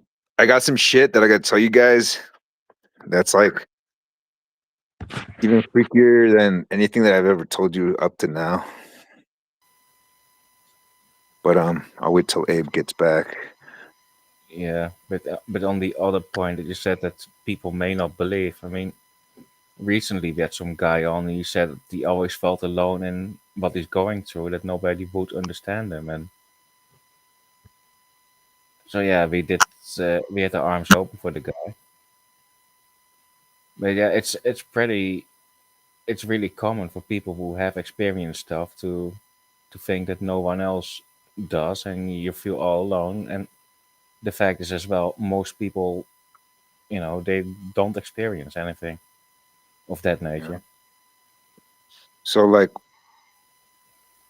it was this year. I was in Pacific City, Oregon. I was driving down the highway like on the coast, and I remember so like I come from a highly spiritual family. Like my father was a 33rd, but I never followed his ways or anything that he believed in. But I always believed in magic, and I'm driving down the coastal highway in Pacific City, Oregon, and I remember I was looking for a ring at the time because my father gifted me a ring with a makar, which is like a Star of David. It's not a Star of David; it's a makar. I threw it away, dude. So like I was looking for my own ring, because he did me dirty. I was like, this dude's a backstabber. So I was like trying to break away from him. So trying to find my own ring. And I'm driving down the coast, and damn, dude, I can't stop the phone from shaking. I'll put down.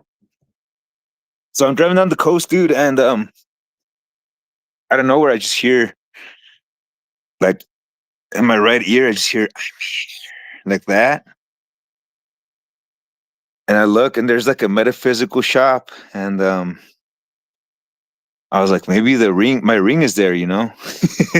So like, I pull over, dude, and I'm just like looking through the entire shop, bro. And then like at some points I'm closing my eyes and like sticking my hand out and trying to look for this ring.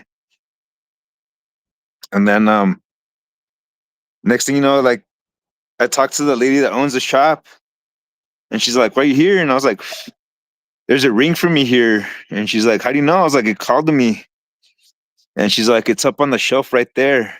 And there's like this old ass like wooden box, and I go and I open it, bro. And then there's this ring inside of it right here that I'm wearing. This one right here. Oh yeah, I see. It's a Medusa with like a yeah, the eye. One of the eye. When you put it on, you become the left eye. But it has a black diamond and it's made out of platinum. It's like the whole Medusa made out of a Yeah. single platinum ore, and then the band's made out of silver. But yeah, dude, it's crazy because when I got there, I got the ring and I put it on and it fit me perfect. And then the lady that owned the store, she's probably a witch, dude. Like she's like, that ring's been waiting for a long time. I was like, what do you mean? She's like, yeah, many people have tried it on, but you're the only person that it matches. And then I was like, no way. And she's like, yeah, that'll be $580. So like, I was like, no, I'm not going to buy it now. So I like pretended like I wasn't interested in the ring. But like that thing called out to me, dude, when I was driving down the road. And I left, dude. I was like shopping. I bought a kite. I went and flew a kite, and like I thought about it, and I was like, you know what? I'm gonna go back and buy the ring. So when I went back, she gave me like a $60 discount, so I got it for 520 instead. But And yeah, so do you feel different now when you got it on, or? sometimes yes. When I put it on, sometimes I feel like I have more focus. But when I wear it for too long, it feels like it constricts my head, like my skull. But it's straight up like platinum, dude. It's just like straight up platinum. Uh, yeah, I think it's like an attachment or something. Yeah, this thing like my middle name is Odysseus. It's Ulises, Oh, and oh, like the this is like like the guy on the yeah, like ship. yeah, dude, yeah. So like the Hydra, like Medusa chose me. In other I words, and mean, that's what the lady at the shop said too. It looks like Medusa has chosen you, and I was like, cool. good for her, but there is some truth in names, yeah. Yeah, Yeah, I guess into the bottom. what's up, Medusa, babe? why you do this to me? Put me down as a guest. I just Who play. put you down as a guest, bro? Aren't you like the host? Yeah. I mean, apparently She I am did a now. I number mean, on I'm me, man. first. What the hell? Yeah, How the hell this happened? Oh my god! I No, appreciate you guys. Like, it I was really don't rain, spend man. time with many people. It was It's like, raining. It's raining outside. That's what I'm yeah, hearing. Is rain. yeah, Look, now Lermy's in charge. What the hell? Good yeah. evening. Welcome to the Lemmy Show. Good evening, members. Welcome to the Lermy show.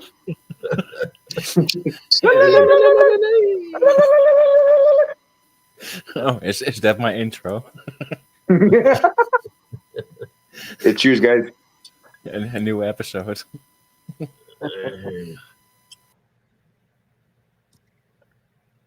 Dude, I've drank like $2,000 worth of tequila in the past 4 months. Fucking crazy. This I stuff is got good though. a The Clase Azul doesn't give you a hangover. yeah, I got a bottle of that, man. Good You stuff. know, I can't drink. Ain't they don't allow me to drink at the VA Yeah. because But the it VA affects don't my know what INR. the VA don't know won't hurt her, bro. Yeah,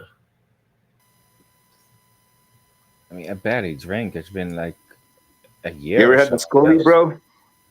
The Scully tequila? Mira, oh shit. got a mariachi hat. La chingona esta botella. Pinche tequila was nasty, bro, but I mean, I like the bottle, so I bought it anyway. And I got Vegeta. Vegeta's my favorite character. Yeah, Yeah. my son likes Vegeta. Also, my son, Oh, he's look. got all kinds of he keeps them boxed out. All the things that he's got. These are blue minis. Blue minis. Yeah.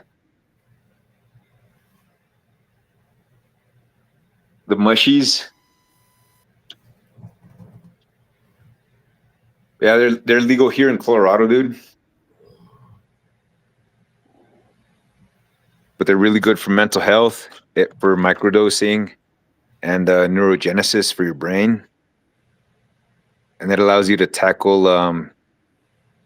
like you had like let's say you have a problem in your brain and your mind that you've had like the longest difficulty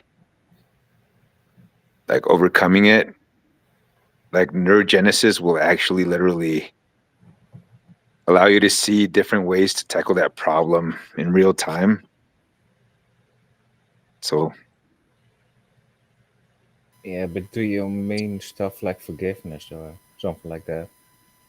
Yeah, growing up, but they reversed like depression and stuff. Because I used to be depressed, and ever since I started harvesting them and like giving them to my friends. I don't sell them, bro. I give them to my friends, and like I give them instructions and stuff. And I actually give them like if I grow different strains, I'll give them like the profile of the strain with like what it's gonna be like, and like dosing and dosage and all that stuff. Because some mushrooms are stronger than others. So like if you take ape, so I used to take like 4 to 6 grams of mushrooms with other strains. And like when you take ape, I took a point 0.7 because I had just grown the strain myself. So I was like, okay, I'm just gonna take point 0.7, so less than a gram. Dude, I was astral projecting and I received a message that wasn't for me, it was for my friend. And she was able to turn her life around. She regained custody of her kids and started going to church. That's how terrifying it was, bro. Like for real. I was like, girl, like, what's your name? What's your middle name? I need to know like what your name and your middle name is, like your full name, so I can pray for you. But like I kind of worked my way into there. Like it took like 2 hours for me to, like kind of warn her about it. But after that, dude, she turned her life around and went to church, regained custody of her kids, and like they're all doing really good right now. And all from a mushroom experience that I had. But it was able to like cause positive change in somebody else's life from a different experience that wasn't even of the person. So I believe in the power of mushrooms, dude.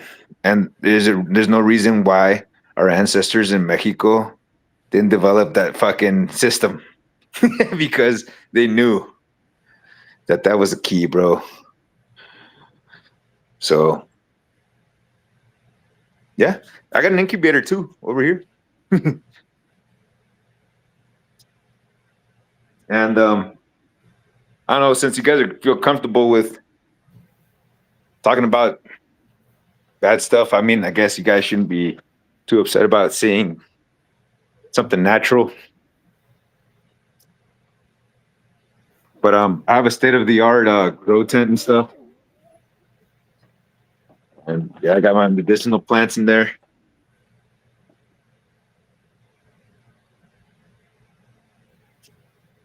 Yeah, everything's smelling really good out here. Yes, sir. I got a strawberries right there, super silver haze, 2 banana purple punches, and then 2 pineapple expresses. Then I got a fully automated system. And yeah, like I got a gravity fed irrigation system right there, that bucket, and those lines right there that you see. And Yeah, it's dude. legal over there, isn't it? It's all Yeah. legal. Yeah. In Colorado, it's legal. Yeah. So like, my ladies will never go thirsty.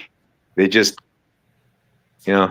draw from the gravity fed irrigation system. But yeah, I got Here's like a, the rooms and everything. yeah. Yep. I got them really, really, really well treated.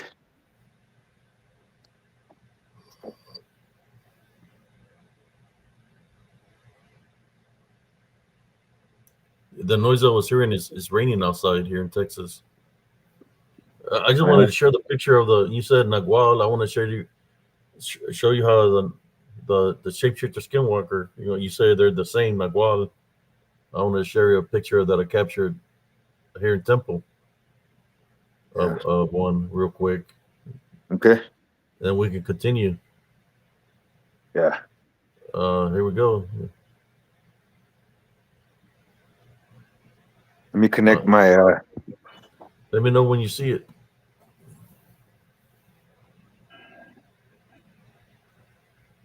Oh yeah, the face is at the top left. It's like a helmet. Yeah, it's like an Olmec or Toltec type helmet. No, but you see that on the top right there. No, go up. No, go up right there. You see that face? Yeah. You see where you see where the sound is? No, turn it back. No, go Okay. up Wait. higher. No, go up higher, bro. Wait Right up. there. No, go Let, up let, higher. let me pause it Wait, a little. Well, when no. it shows the Switch it, picture, I'm switch gonna it back pause to it. the other frame. Okay, go up higher. You see where the volume is, where it says muted. You can see a nose and the helmet right You saying there. about up here? Yeah, right there. That's a face. Go back up. Yeah. Wait up. Let me give it a better. Yeah, About right there. there. Go up high. You can see the eye and the nose right there. Yeah.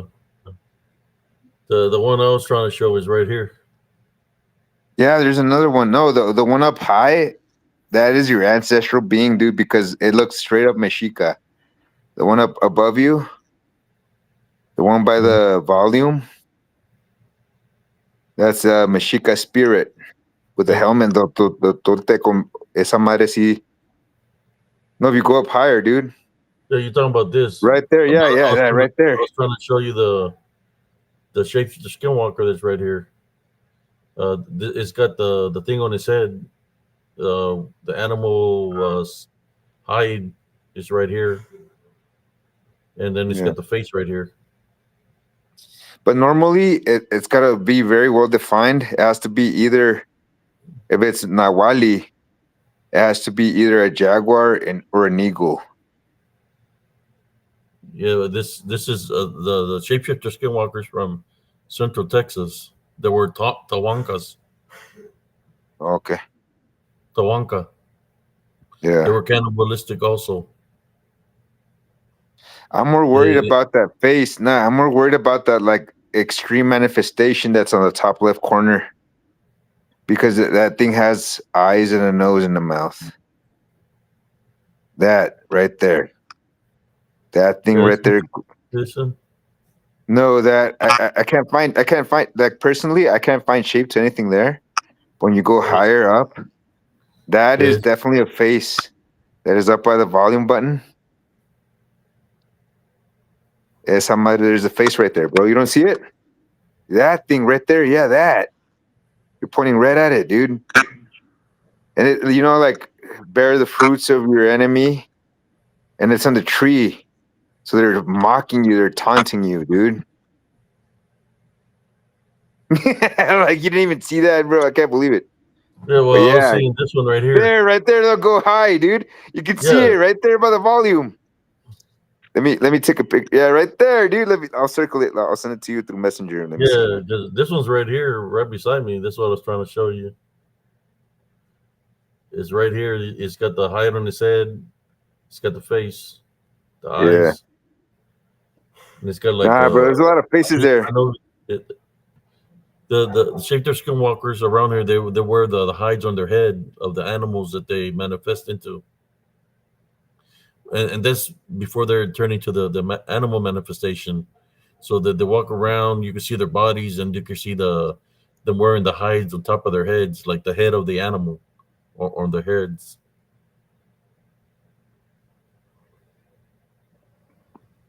There you go. All right. Okay, let me go back to the other screen. Let me stop sharing this. There we go. We lost somebody. Chato. Oh shoot. We lost Chato. What's up, bro? Are Not you much. there? Yep. Then my dog started barking real bad too. But I don't know. You said it's raining outside? Yeah. Oh. It's raining over here.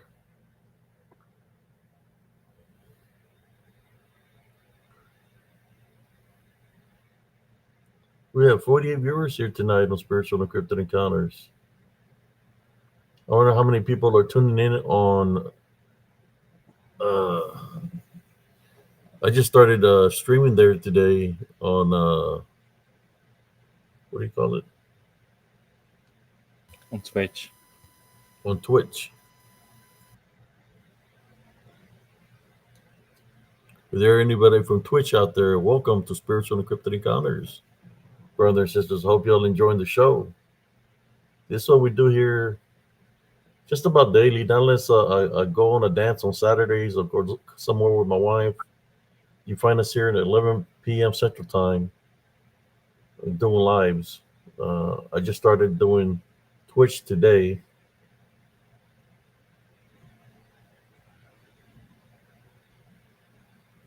So, what do you think about other bro?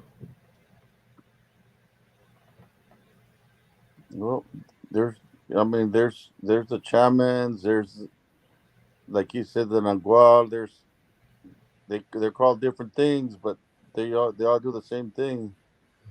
Is all they're from witchcraft and necromancy, right? Yeah.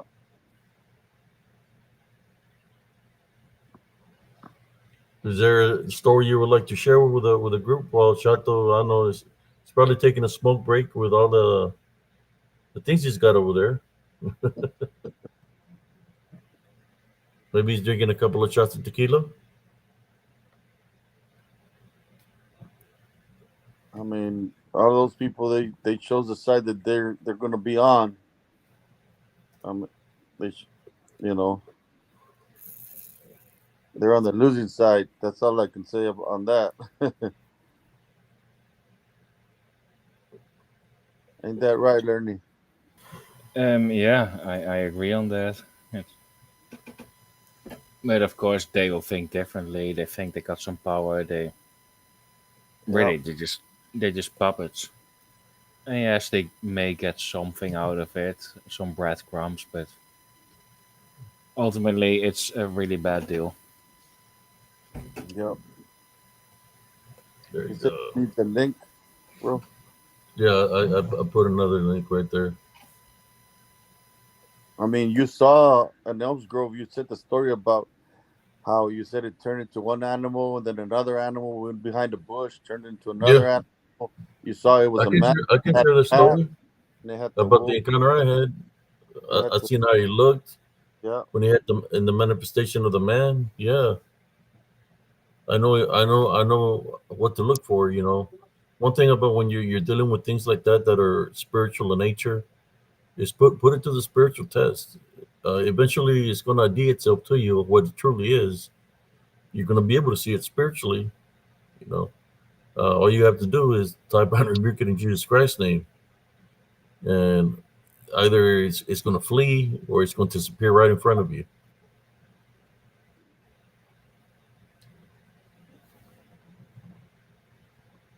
I mean, you said you followed it and you saw it shape shift into Oh yeah, I behind can the share that bush. story. I can share that story. See, yeah, it was man. I was I think Jaime wants to jump on here, but let me share the story first, and then I'll let Jaime in. Uh, I used to walk because I had a blood clot on my leg, right? After I got stabbed by the little duende on my Achilles, I formed a blood clot on my leg, and had I couldn't walk on it, so the VA didn't want to help me out.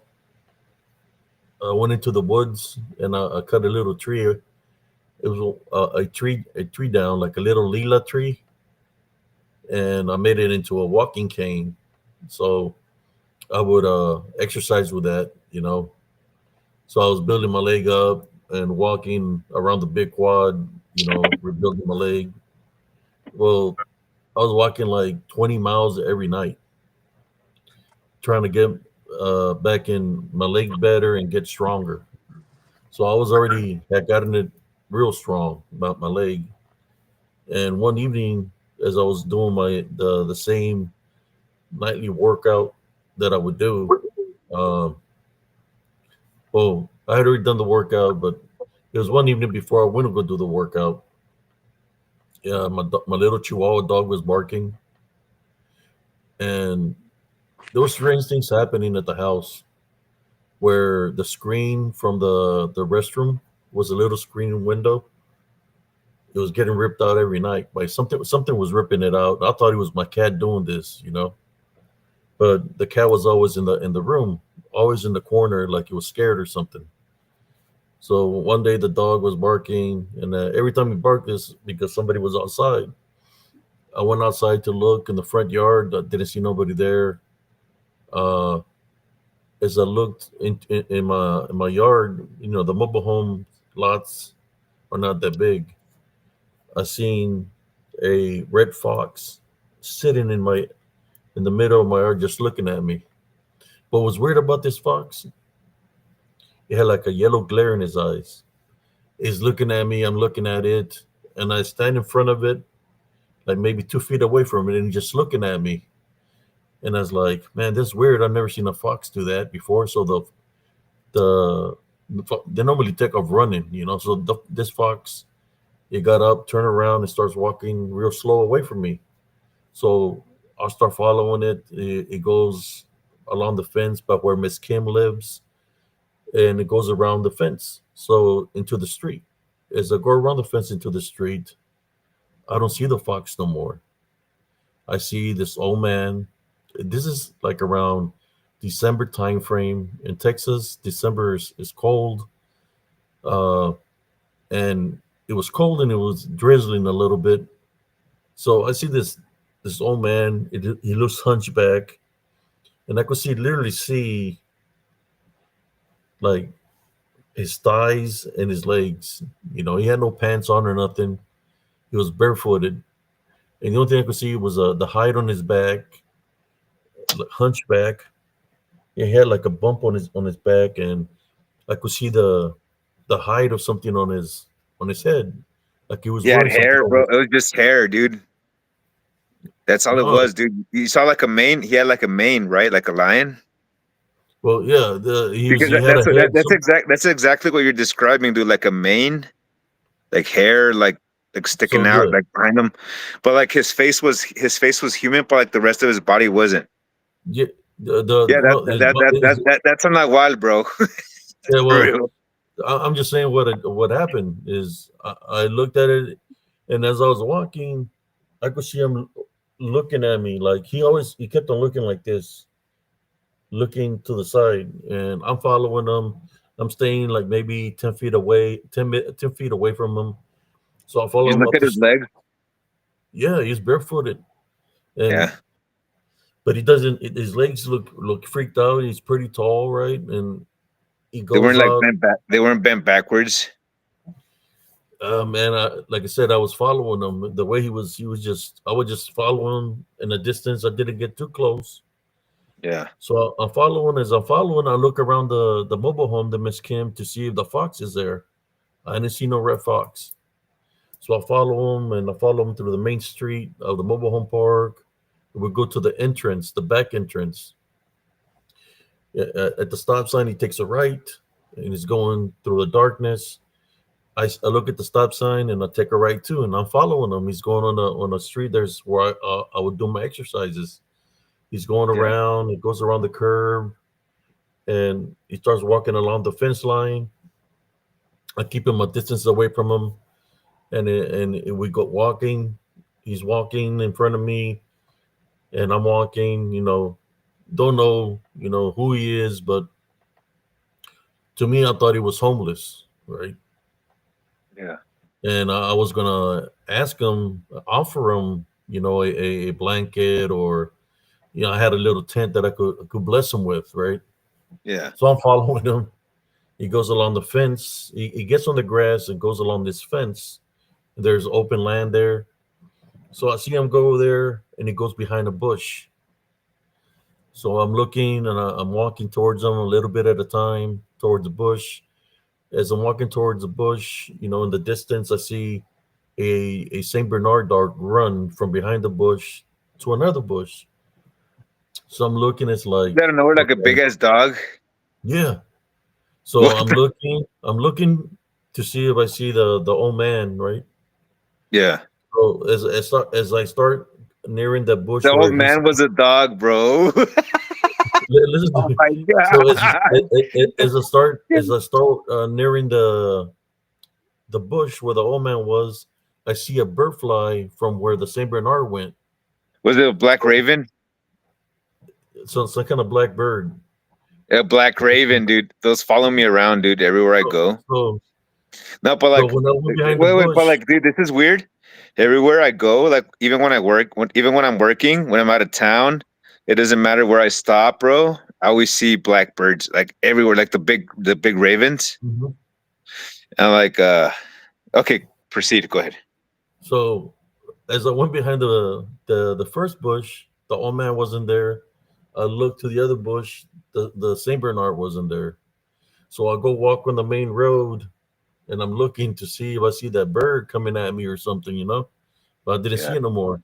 So it literally manifested from a red fox to the shapeshifter skinwalker, as in the form of the old man, to a Saint Bernard, to a blackbird, a raven, whatever you want to call it. It did that many yeah. manifestations, and he kept But it this makes sense. It makes manifestation. sense because they're all urban. A dog, a bird, a person.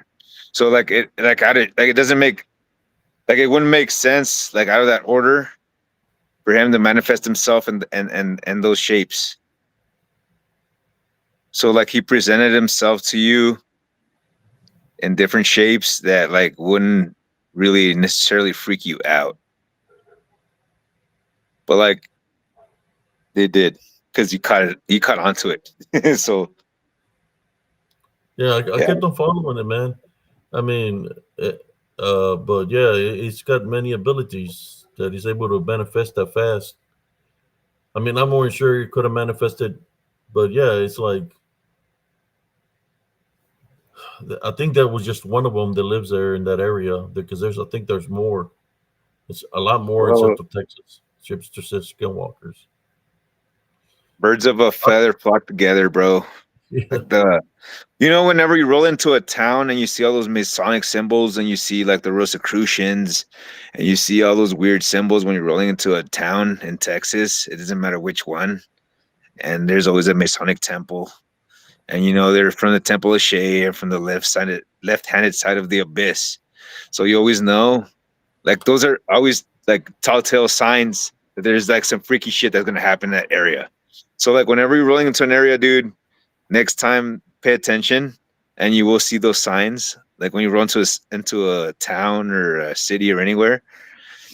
And what those signs are meant to do is like tell you who really is in charge.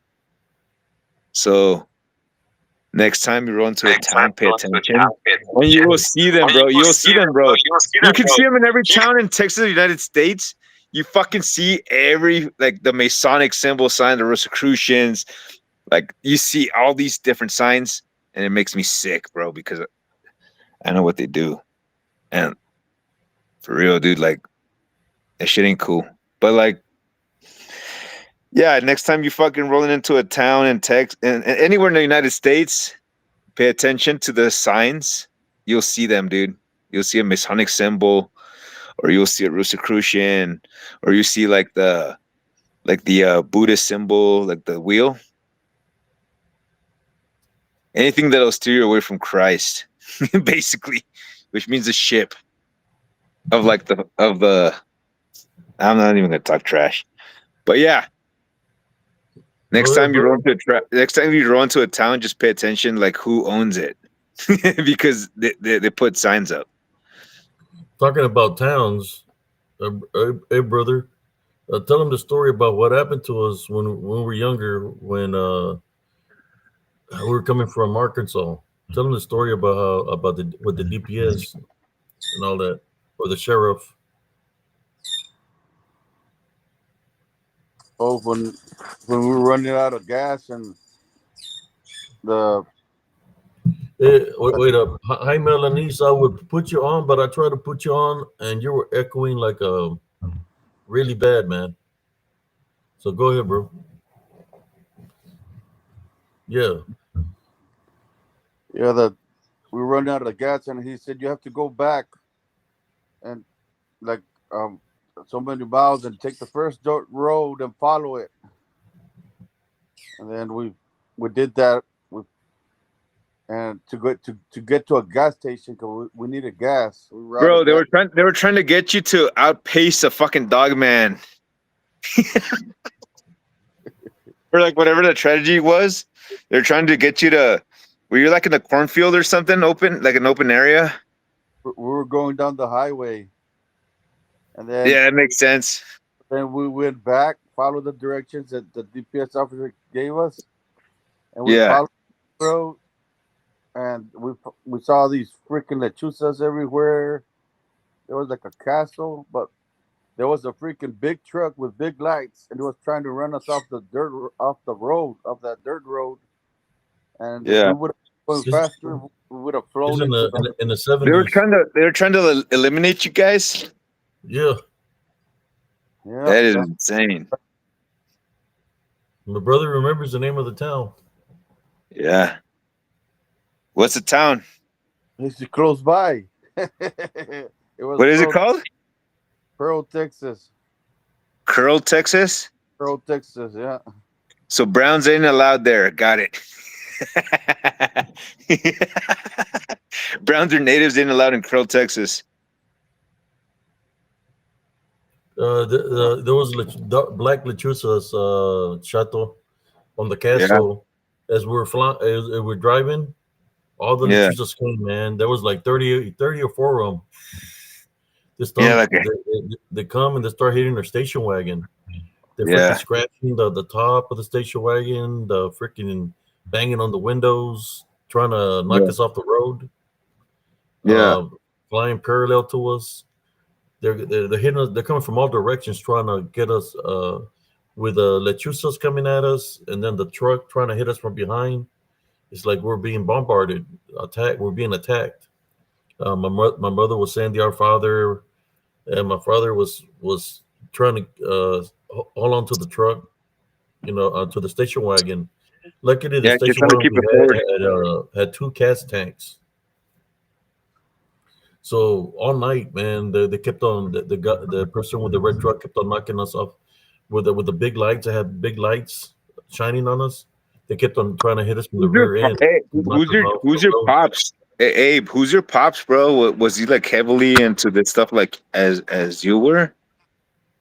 Because I heard a lot of stories about your father, but like, was your pops like as deep into the spiritual warfare as much as you were?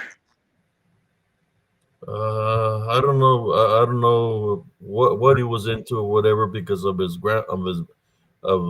mother. I don't know. I really don't know, Yeah, man. All I know is he knew about the balance. yeah, He knew the butches. That's all I know because yeah, one time one of the person that was with him tried to do something to me spiritually, and I yeah, prayed against her because she had cut I seen an image where she cut a head of a chicken off, yeah. and my dad gave a picture to my brother to bring to me. So, but what happened is I prayed against that lady that was he was with, and I had a phone call when I had the dream. I had a phone call early in the morning from my aunt that worked at a hospital, and then she said, "I got some news for you." I said, "I already know," and I said, "Is the lady not?" I said her name. She tried to do something to me, and she's like, "How do you?" Said, "What do you The know?" I said, carta, it's in the "There's cards. something. She's seriously sick, or Are she's you playing dead." with cards, bro? Are you playing with cards, Abe? No, no, no. It was I was this lady. Whatever, bro. I seen a Whatever. vision. I seen a vision. The Heavenly Father showed me my enemy. He always shows me my enemies. She But showed like, me the what? lady that was How do you know all these people? But like, how do you stay clean? Is what I'm trying to no. say. That's what I'm trying to say. He reveals my enemies to me that I know. You Yeah, see, my the vengeance is never mine. That's up to him. So yeah. the only thing I do is But when like, he shows who's me vengeance? But like, bestowed upon who is the question? the Heavenly Father. What I'm trying to say, she tried to wish bad towards me, which was death. So she got the seven times But fold. yeah, like when she's gone away, it's not her. Well, she lost You her already life. know the rules, bro. You know the rules of spiritualism. I'm saying she lost her life. She's not amongst the living no more. Yeah, but She like, died that how would evening. she? She died How of would she cast her revenge upon you if she's no longer in the realm? I'm saying she died So of a. there has to be a coven, like a What I'm coven. trying to say is her maldad that she wished upon me stayed with her. because I didn't accept the negativity. That's why I rebuke it in Jesus Christ's name. And she's Yeah, not here no more. that I've always seen a works. lot of people come up against me and they're not here no more, man. Witches Yeah, and warlocks. exactly the same, dude. And I've seen them it's kind of come and it's go. kind of shitty, but you're like, hey, that person was kind of sketchy. Like, yo. But yeah, I understand what you're saying. Yeah, Psalm 91. Even though, what I traveled to through the what Yeah, valley of the shadow of death, there shall be no evil. I got the picture. I got the picture that she used to kill the chicken on. It was a picture of me when I was in the military training in Fort Owens, California. I had Oh, so she actually had like a a fetish, picture, a a fetish. picture of me. No, it's called the fetish. Like when they have yeah, when they're trying to work you over, it's called the fetish. Yeah, we I we got, confronted our father about that. We told him, Yes, why did sir. But that's what it's called. Like in spiritual warfare, a fetish is something that is fashioned in look, I showed your the picture, man, and it yeah, still got like the it's a blood voodoo on it. doll. Something that is fashioned in your liking is called the fetish. It still got the blood on it and everything, man. The picture, watch Yeah, the picture yeah, she yeah, I used. see that. we told our He, father, why did you let her do that? And he said, you know how brujitas are. She's just a bruja. Nah, bro, that's treacherous. You know, like in the Peaky Blinders, Arthur's dad. It's like he's like, why the fuck did you do that? It's like because you trusted me, his own father. But also, you got to remember, the Lord said, even though my mother and my father forsake me, the Lord shall receive me. So it doesn't matter, dude. It doesn't matter what happens ever. Although my mother and my father beseech me, the Lord shall receive me. So just remember those words. If you're going through spiritual warfare, call on the blood of Jesus and use that prayer as well. yeah, Because here's the picture. the Lord Here's will never abandon you. The Lord will never abandon you, bro. there's a picture, brother, Yeah. that she used. My father gave this picture to my brother to bring it to me. Yeah. But after when he gave brought it to me, the brujita was already dead. What do you I see like a bunch of like artillery landing next to it, even though the picture is No, clear. it's that's the blood from the chicken that she put on it. Oh shit, dude. Okay. Yeah, she sprayed it on there with leaves. Well, she cut the head of the chicken, and it sprayed on the picture. I see it, That brother. Yeah, I yeah, see that. I see it. Yeah, I see it. and when she did this, I had an accident out there, Yeah. and I and believe then I believe it, brother. That's just real, bro. yeah, but I'm So, just so showing you like the so like picture. with that being said, like we really have to pray like for each other on this channel. Anybody who's on this channel, we need to pray for each other because that stuff is real. And yeah, bro, it is what it is, you know? Like Yeah, whether I you was want to just believe it or showing not. you. Like whether you want to believe it or not, bro, it's there. Yeah, And it's not pretty and it's extremely ugly, but there it is. yeah, that's a picture that she used.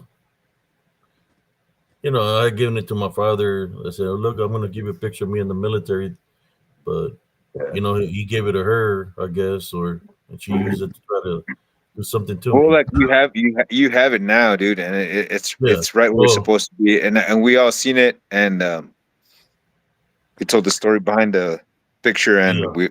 we believe you, brother. I believe you, bro. As far as I know, you And know. me and my father, we don't have a relationship, man, because he done chose his past a long time ago. Yeah. You know. Same deal, bro. Like my father is of the 33rd, so he's of the left-handed path of the abyss. So I don't follow him. So that's why I'm like very knowledgeable on these things because ever since I was a child, like my father, dude, you know who my angel, like my dark angel is? It's Azrael, the angel of death. And ever since I was a child, bro, I came on a newspaper for like excelling in science and math, and it's very real, dude. Azrael, the angel of death, was like my father had me praying to this guy ever since I was a kid. Uh, yeah, dude, it's. I just heard something over there, like on the side of the road, but it felt like it tugged on my shirt. It was weird, but anyway, like, yeah, dude, that thing that it's real, dude, and you got to be careful if you're looking at this channel and if you are looking for a way to like manifest or study the dark arts. I'm going to warn you that that stuff is real and you should be very careful because like Dave Mustaine said, bro, like once you start messing with this stuff, it's not going to be trickling down. They're coming. Like you better be ready, dude. Because Yeah, these forces are not to be messed with. And like spiritual warfare is constant. You must pray the blood of Jesus over your family, yourself, and your home every day, constantly, because the enemy is relentless. Like you think you're tough, like just praying a couple times a day. Like, no, the enemy prays for your destruction constantly. And you have to tip that balance. And we must all learn how to tip that balance together, because if we don't, it's game over. let me see if I can get Jaime in here now. Did you Because the say last time I Hyman? heard Jaime, let's see if his mic works because he was echoing real bad. Okay. Hello. Hello, Abe. Can you hear me? I got my Yeah, headphones on, you're Abe. okay. Yeah, I got you my were headphones echoing. on. How about now? Yes, sir. I got my headphones on. We can all hear you, bro. Okay. I hope I don't have echo because I got my headphones on. So that'll We're all cut down good. the We're all echo. good, bro. No, we're all Okay. good, brother. It's Go on. ahead. Okay. Yeah, it's Hey, on. hello, Jack. Want to say hi? Hey, you, Buddha, how you doing, man? Want to say hi? Jack, hello, If and you can lower Lerny. down your volume a little bit, Oh, just lower down the Okay. volume a little bit. Okay. Okay. Let me see. All right. Let me lower that down. Okay. Here we go. Right there, How right there, about right that? there. Perfect. Yeah, 'cause All right. it sounded like you're talking in the shower, man, Yeah, and it's I don't know. echoing. It's the room, Abe. I guess it's the room, the echo. This is the way the Oh, room's built, okay. I guess. I'm sorry, man. I didn't mean to be out of too loud or, you know. Now, homie, Let go me ahead. see, Go ahead lower. and tell your story. Okay. Chingon. I had a story and it just slipped my mind, but it'll come back to me right now.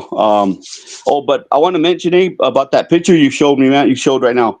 That's very serious, Abe. I know, you know I it is. know. That's serious, man.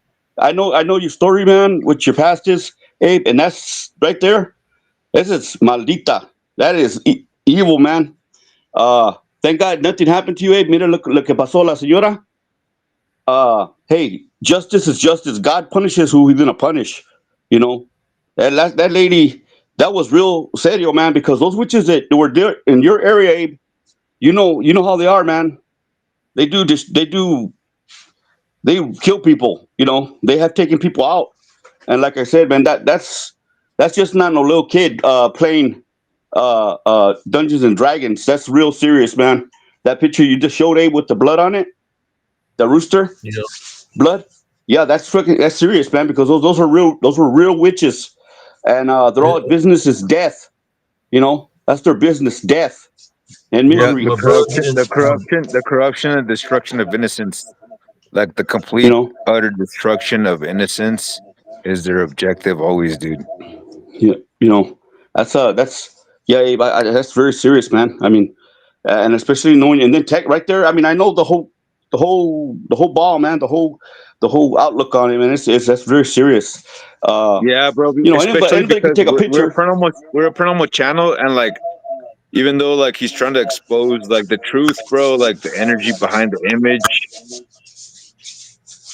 especially being Yeah. delivered to people at this hour, which is 2 in the morning. It's different now. I mean, if Oh you ever man, Everything like that anyone, the whole anybody dynamic that changes. finds, yeah, anybody that finds that stuff like that, like a jar with all kinds of mugredo, all kinds of foul things in it, man, they gotta take it seriously because these people, they're witches, there's warlocks, sorcerers, whatever. They're calling on the Satan, to help and to hurt people, and it's really serious because that stuff does work, and it's reality, it's real. Um, and that's when I start. That's when I just want to mention that.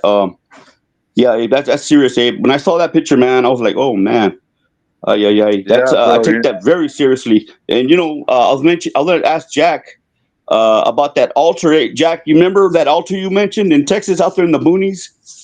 Do you remember? Is he there? Is Jack there? Hello, Yeah. Jack. Do you remember the altar you mentioned out there in the boonies? It was an old made of stone or some with chains on it. You mentioned it. Could you give me a little bit more? Hey, Can you, Jack? hey.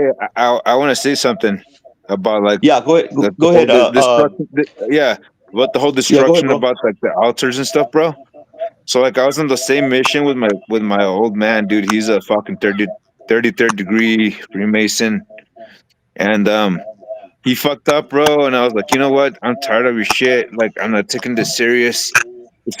This was before I knew like that things really are serious. And I fucking took his altar and I fucking tore it apart. And like for the next 4 years, my life was just hell, dude. But yeah, like you're Oh, right, dude. Like these motherfuckers, dude. Like they do yeah. feed on like the energy of like their family members. Yep. So like if you have any fucking family members that are Freemasons, I just want to let you know that they're feeding on you because they're all about the hmm trauma and like all that negative energy feeding. And I just want Yeah. to let that be known right now.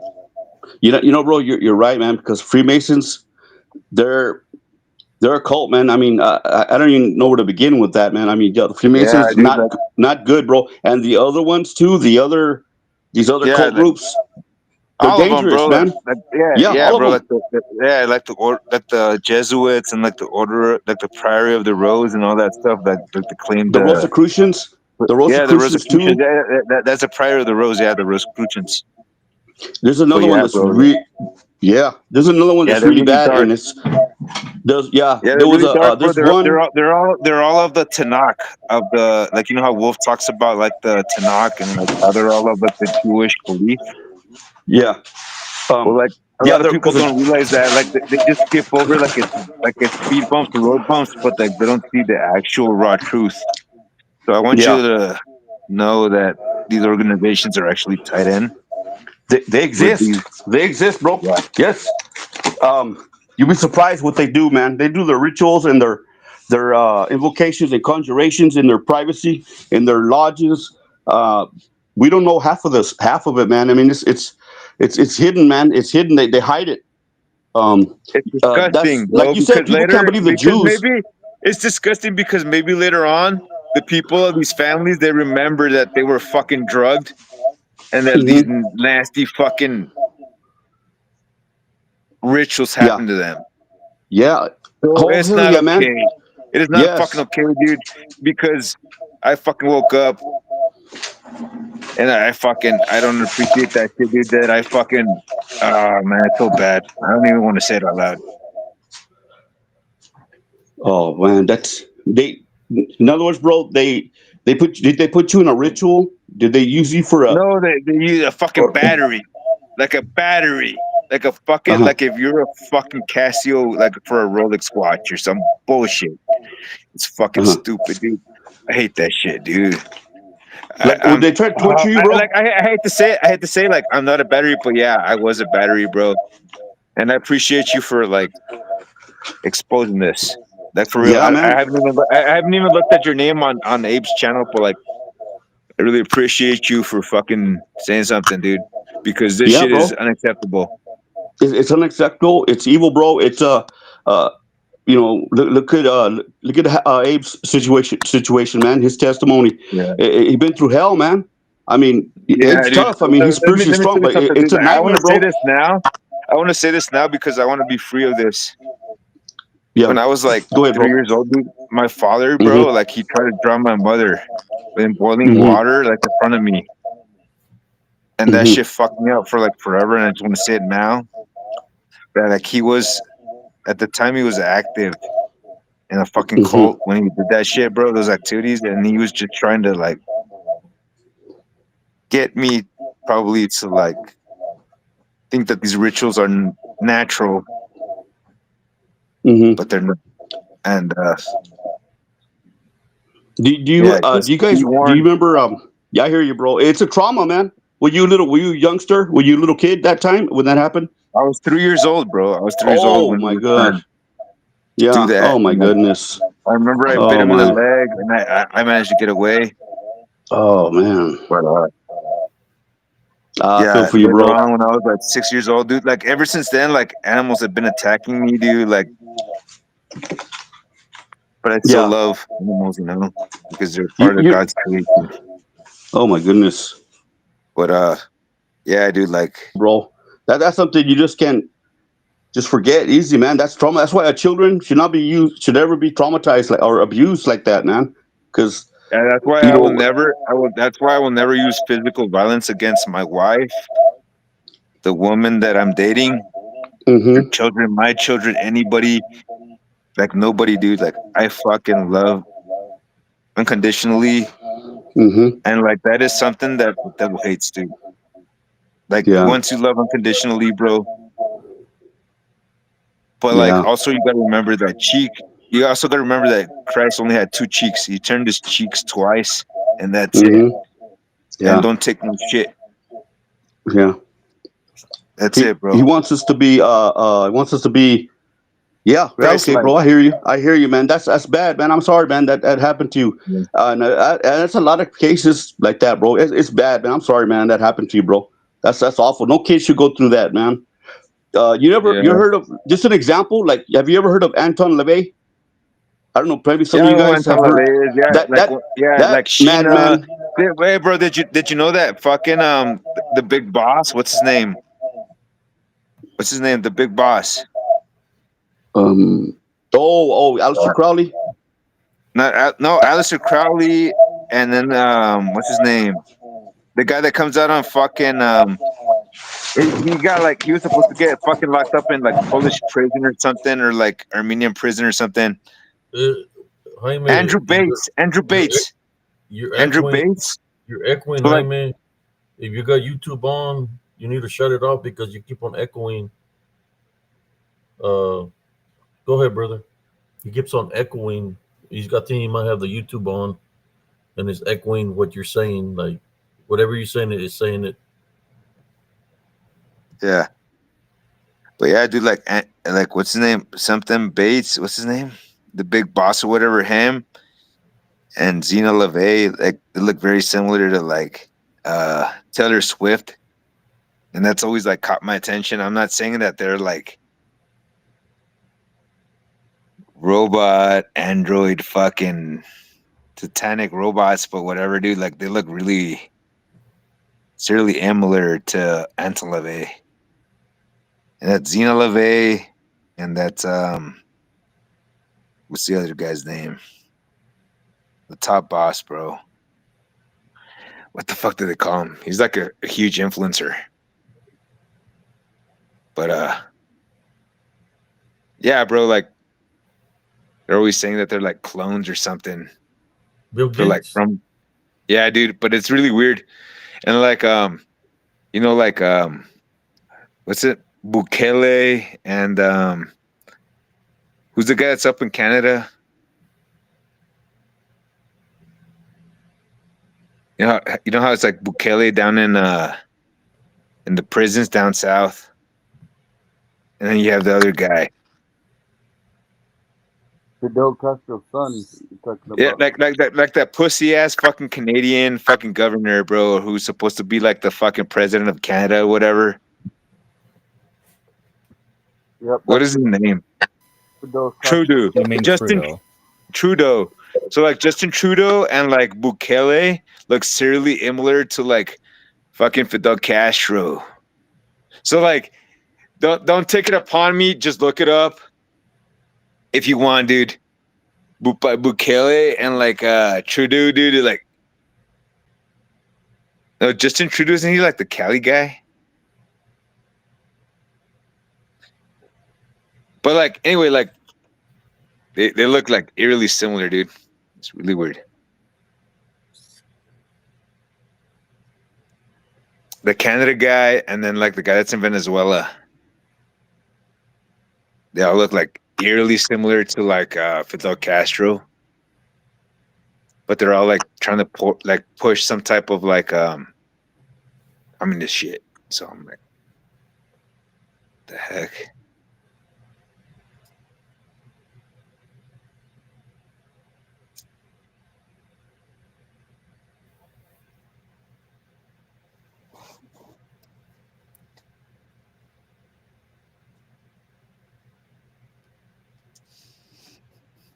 Yeah, they're trying to keep the one bloodline. That's why Fidel Castro's probably their father.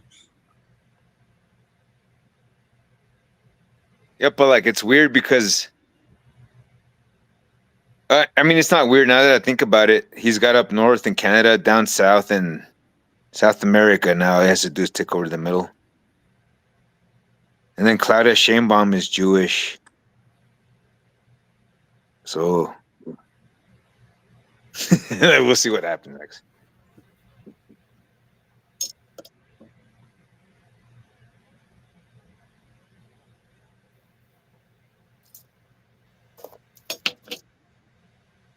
Well, we've been on for 3 hours and 16 minutes, guys. Yeah. Well, Now we're getting a doing all little bit right. off topic. Uh, any stories anybody would like to share? Uh, Dealing with the spiritual warfare, brujas, brujos, lechuzas, naguales. Uh, well, there's another ones we have forgot we haven't talked about, and it's dealing with this. Which should be the dark Yeah. shadow figures, or bulto negros, Yeah. the dark Well, shadow figures that appear. I do have a story about someone. It didn't happen directly to me, but the brother of a friend of mine. He got so anyway. I got a friend, and he says, "Yeah, my brother has always been a bit of a pain, but recently he has really changed for the worse." So I asked, like, "What do you mean? What way?" He says, "Yeah, he met this woman, and she was like some spiritual leader of some sorts." So he told me about that, and What? That's crazy, dude. yeah.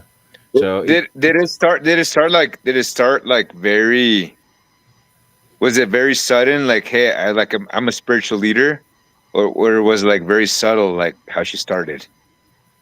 I'm not exactly sure how she started. She was already on it when they met, but Yeah.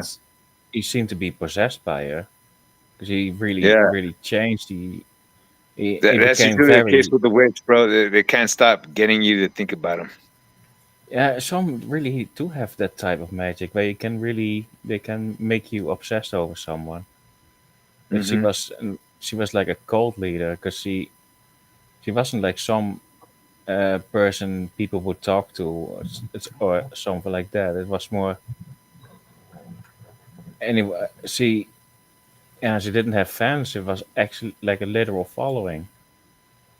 And you see, the guy he showed me a clip of her talking, and even in that voice, I can hear like, "Oh, that's not a pleasant person." But that lady, she had full control over all these people, and it made all these people just change for the worse. Yeah. So like it didn't matter where she went, like everything just spoiled. I'm not exactly sure about that one, but I do know that she really changes people's personality. when they accepted her as someone, to worship or to look up to, then people really Yes. change for the worse and become really unpleasant, pleasant to be around, Hmm. and just Just arrogant. just And when that person just when that person came around. yeah, if they if they accept it, because Yeah. in order Or to you're have talking about someone. like that. You're talking about the attachment. Yes, but the attachment was her, because if people were actually followers of her, like an actual Uh-huh. follower, they they consent to it, and then Yes. she has control over them, and Yeah. then they just change. Yeah. That's exactly true, bro. Yeah, and I actually had a But like vision. these people, yeah. Once these people like see like the first steps, and the spirits or like the words or like the ancestors start asking more Yeah, of but what. people will Yeah, but like also. yeah, but like especially like later on through that experience, those people like the words or like the ancestors or whatever are gonna start demanding flesh or like Yeah, blood or like some type of penance that's mortal. So like once they start doing that, when they want to draw like yeah, energy or like blood, then they're a false god because the only true God, the only thing that he wants you to do is spread his word. yes, but Just it's the truth. Yeah, just the truth. when you join a No, it's cult, it goes really really mildly at first, and then it becomes a slippery slope. There's nobody is gonna draw pentagrams for someone when they just met, so there's a bit of grooming involved, yeah, and but if some people have if you're really. gonna join a cult, like if you're expecting to join a cult, then you ask for it because you're trying to find something answers somewhere where you shouldn't have. I mean, lots of people are looking for guidance, and that's what cults exploit. But yeah, What type of that lady, guidance? I believe she was a witch, because it's not just somebody who's really clever with words and psychology and all of that. I Hmm. can actually hear it in What her type of voice. guidance are you trying to? What type of guidance are you trying to look for? Um, those people, they were looking for spiritual guidance, because everybody, it's innate in us to look for spiritual guidance. And some people from the from the darker path, they know how to hone in on that, because usually So the you're people trying. who were. So you're trying to find people here on the channel that are trying to find help. I mean, for instance, if I don't plan on being any type of cult leader. I'm just a normal guy. But people will have that in them to be a certain Yeah, cult but you leader. just expressed like there was a goal for you to attract energy or negate it in some type of form. Did I? So what is your goal? What is your goal here? Thanks, Abe. But my goal here is I'm just telling you a story about some lady who was doing Yeah, things. yeah. I'm Thanks, not Abe. I'm not saying that I have any You're welcome. motives or Yeah. anything. But that Okay. lady, she was a witch and she was leading a cult, and that's why the the brother of my friend, why he was getting changed for the worse, because he was on a slippery slope. He first met this lady and he was still okay. I mean, relatively speaking. But the longer he was with this lady, the more control she had over him. And Hmm. at some stage, I mean, I think he eventually got out, but at some stage he would have been drawing pentagrams or whatever. Yeah. Yeah, Laramie. Yeah, slowly she took control, huh? Yeah. Yeah, yeah. She's slowly taking over this guy. Yes, it. Mm-hmm. Yeah, and people And then will have certain abilities. They can really make you hooked on someone. I mean, I remember yes. seeing this girl when I was like, I don't know, in my late teens, and I don't know what she did or how she did it, but I got hooked on this one. And she wasn't even that nice to look at or that pleasant of a person, but for some reason I really got hooked on that and it was like a spell. Eventually I had to break it. But yeah, some folks do have the ability to let people be really hooked on them, which is a form of witchcraft. Yeah. Yep.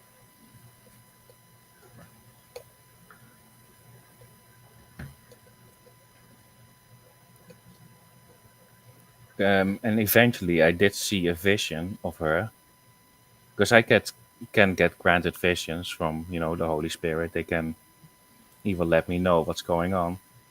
And I saw this lady, and from the palm of her hands, um, it actually started at the forearms, and from the palm of her hands, she had some dark energy um, on her puppets that she can bond people in this way. Because if you bond someone, some form of your energy needs to be attached to the other person, because that's what bonding actually means. That your will is in them, and it will gain more and more territory, if that makes sense.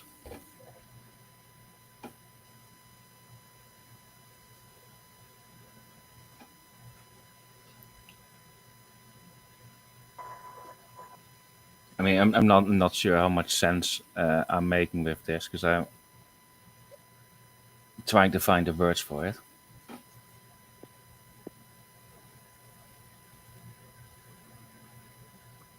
But in any case, that was a witchcraft lady. Making perfect sense, Jeremy. Oh, it makes sense. Okay, I can barely hear you, Jaime. Okay, let me.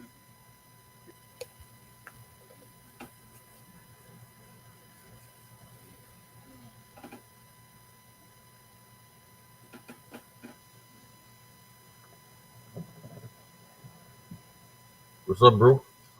Oh, not much. Yeah, some of them have can do different things, but that's why you gotta test the spirit. If you're not prepared, they can get a hold of you if you have openings. Yeah, there are some videos going around, and apparently it seems to be getting popular. But some, mainly women, they will attempt love spells, is to make a guy obsess over them and etc.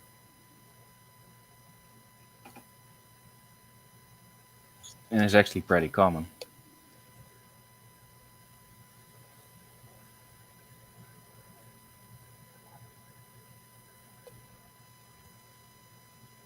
Yeah, they have the shops where they go and they buy herbs and that kind of stuff. Yeah, or even find a picture of a guy online, like to say, "Oh, I fancy this one," and they get the picture. And I don't know exactly what they do with it, but for some reason they use that picture, and if it works, the guy will fancy them.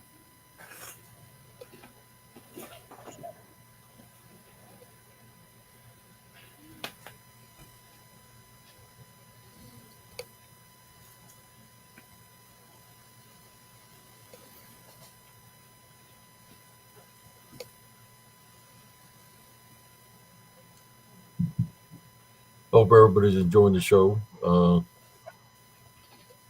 One thing that I would like to say is, of all the things that I face spiritually, dealing with a balance with people that dabble in the dark arts, is I've never done anything to them, as in casting a spell back in any kind of way, shape, or form.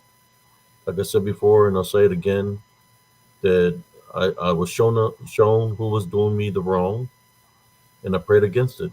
I prayed for whatever they're trying to do to remain with them, because I was not accepting the negativity, and I left that up to the Heavenly Father's hands. He's the one that takes care. It depends to what they're trying to do, and I guess what she was trying to do was death.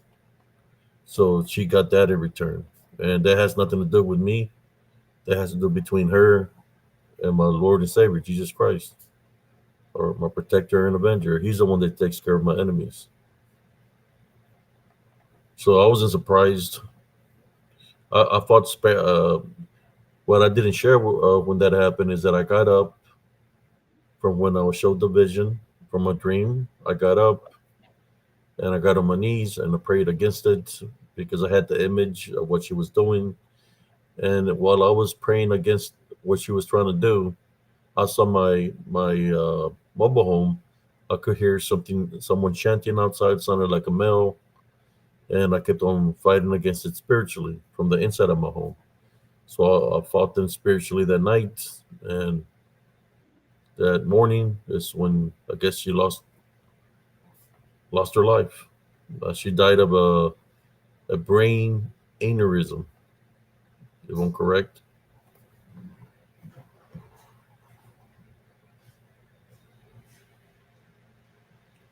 But I don't dabble in the dark arts. I've never dabbled in that. I just place Jesus Christ first. I've always fought with a Heavenly Love Foundation. I ain't perfect, uh, but I've never practiced anything dealing with the dark arts in any way, shape, or form. The closest thing I got to that is when I got rid of my sister's Ouija board and I burnt it.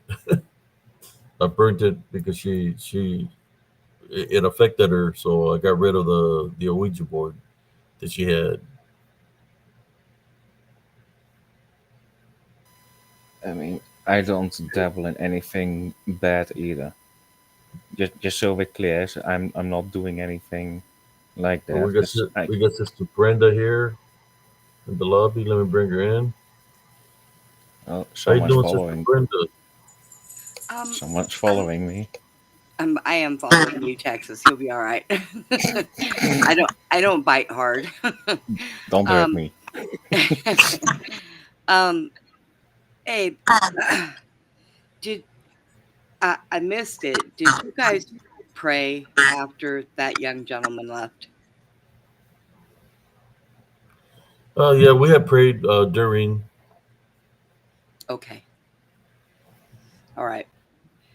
What is that, Because, Sister? well, I stayed as long as I could, um, but I was so uneasy with him being up here because he brought a lot of darkness with him, and it was kind of freaking me out after a while, so I had to step away.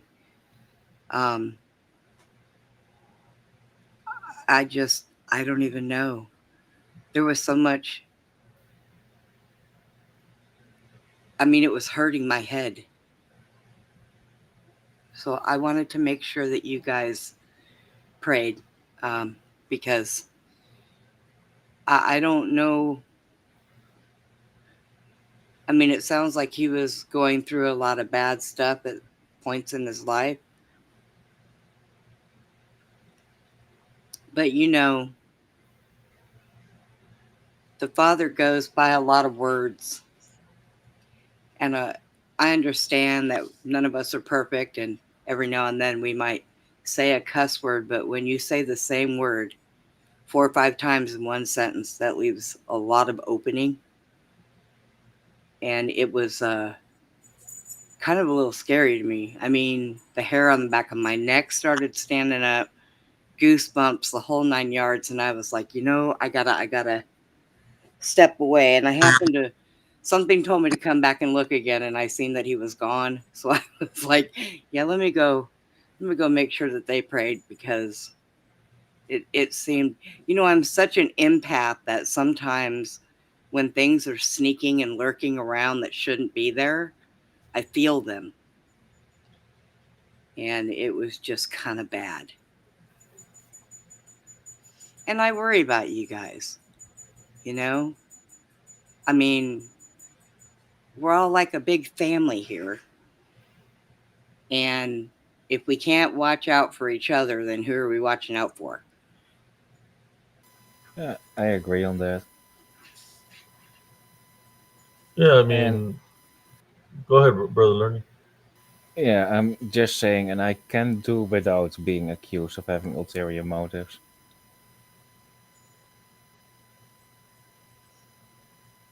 I Just I so you know. I missed that.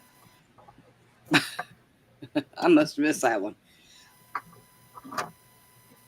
Uh, Oh no, he thought I was doing something, and I was just explaining how some other lady did something. But mm. You were saying, yeah, you were just sharing a story, but I think he had too many tequila shots for the night. too many tequila, too many tequila shots and a few little snuck in demons. Just a few. They may leave by morning. What do you think, brother Jack? Well, I mean, I mean, all of us have been through a lot, but like him and Brenda, they've had family members who were 33rd level Masons. Yes. They suffered a lot, and he suffered a lot, just like Brenda did. Yeah. And I guess he's still coping, and he has a lot of information and knowledge. Yeah. And I mean, I went through a lot of years where I wasn't good, and I struggled, and I drank, and every day and every night. Yep. So God And called me back. I'll tell you, there is one thing that I found out going through the things like that in life, especially when you're younger. They do things to you to break your mind. Um, and by that, I say that they fragment it. But 33-degree Masons are taught that when they fragment a young person's mind, it's almost like having rows of bubbles, and they put demons in those bubbles. And you have to face them to get rid of them. You have to acknowledge they're there. You have to know that they're there and drive them out. So when you're when you're still struggling with them and you still have some of those bubbles, they're still in there. So it's not one amount of praying, it's constant. You have to constantly go after those demons. You have to constantly drive them out of you. That's why they abuse children, to fragment their minds. Um, I had to go through 10 years of therapy, which didn't work because the therapist didn't understand what they were dealing with. So I had to do it alone. I had to face those demons on my own with, well, no, not on my own. I did them with Christ because that's about the only way you can do it.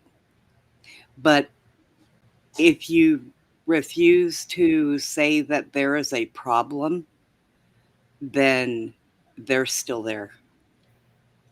If you fight up against that problem, then they're still there. If you fight with that problem, I mean to say, um, it is a very heartbreaking thing to go through the things like what I went through, and you know, I had family that sold me. I had family that made sure that I was abused and stayed abused.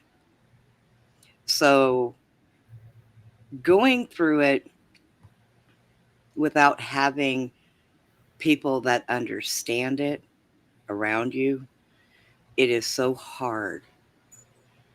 But keeping it bottled up inside is not the way to deal with it because it can destroy you. It can destroy your life.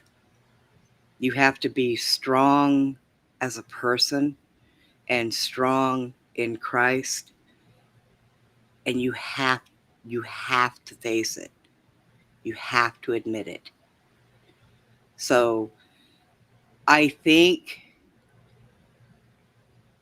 that he is still dealing with it, but I don't think that he's dealing with it properly.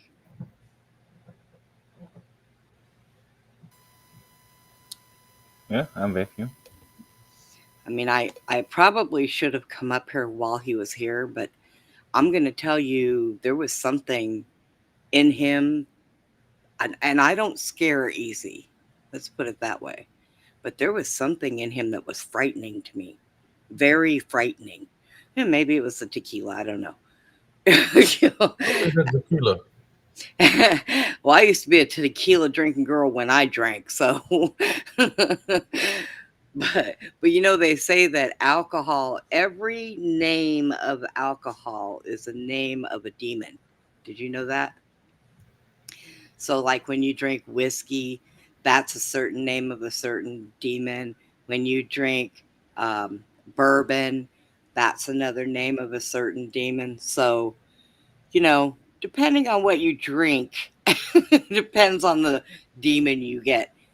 And what kind of alcohol usually makes people more angry than anything is Tequila. usually tequila. That's right. So, that's probably one of the worst demons that there is. Because I was fine when I was drinking, and I would drink tequila and get drunk. I was good. I loved everybody until somebody pissed me off. And then I would black out into some kind of raging thing. So, yeah, putting down the alcohol was a good thing for me. So, yeah. Man, I You, haven't drank in a good while. Like, I haven't for years. I mean, I've been sober over a year, except for the one time 2 weeks ago when I had the wrong food and it came out again, and I need to get rid of the taste in my mouth. I had twice the taste, 0 calories experience. So But yeah, that kid needs some help. He needs help from people that know what he's going through. Um, it Uh, yeah, especially if they did a ritual on him, like you said, that happened to him. Yeah. They used him in a ritual, and that's what he said. To drain his battery, and only God knows what else he's been through, Well, what his father put him through. a lot of times when they do rituals where they have a child that they put them through the ritual, that child usually sits there and they make that child watch and help torture other kids. Um, and it breaks you. I mean, it's a horrible thing to go through, but that's what they try to do because with a broken mind, they have better control. So I thank God that it's what happened to me when I was so much younger. So I've had all of the years as a pre-adult and as an adult to be able to super glue my fragments back together. And but it does take a strong person. I mean, you have to be strong to be able to fix yourself. So, and a lot of times all you have is Jesus. That's all you have. But that's all you need is Jesus Christ. It Well, doesn't that's matter. Doesn't matter what they practice, what numbers they are, whatever they where they come from. That's what I was trying to tell him. That so long you play Jesus Christ first, and you forgive.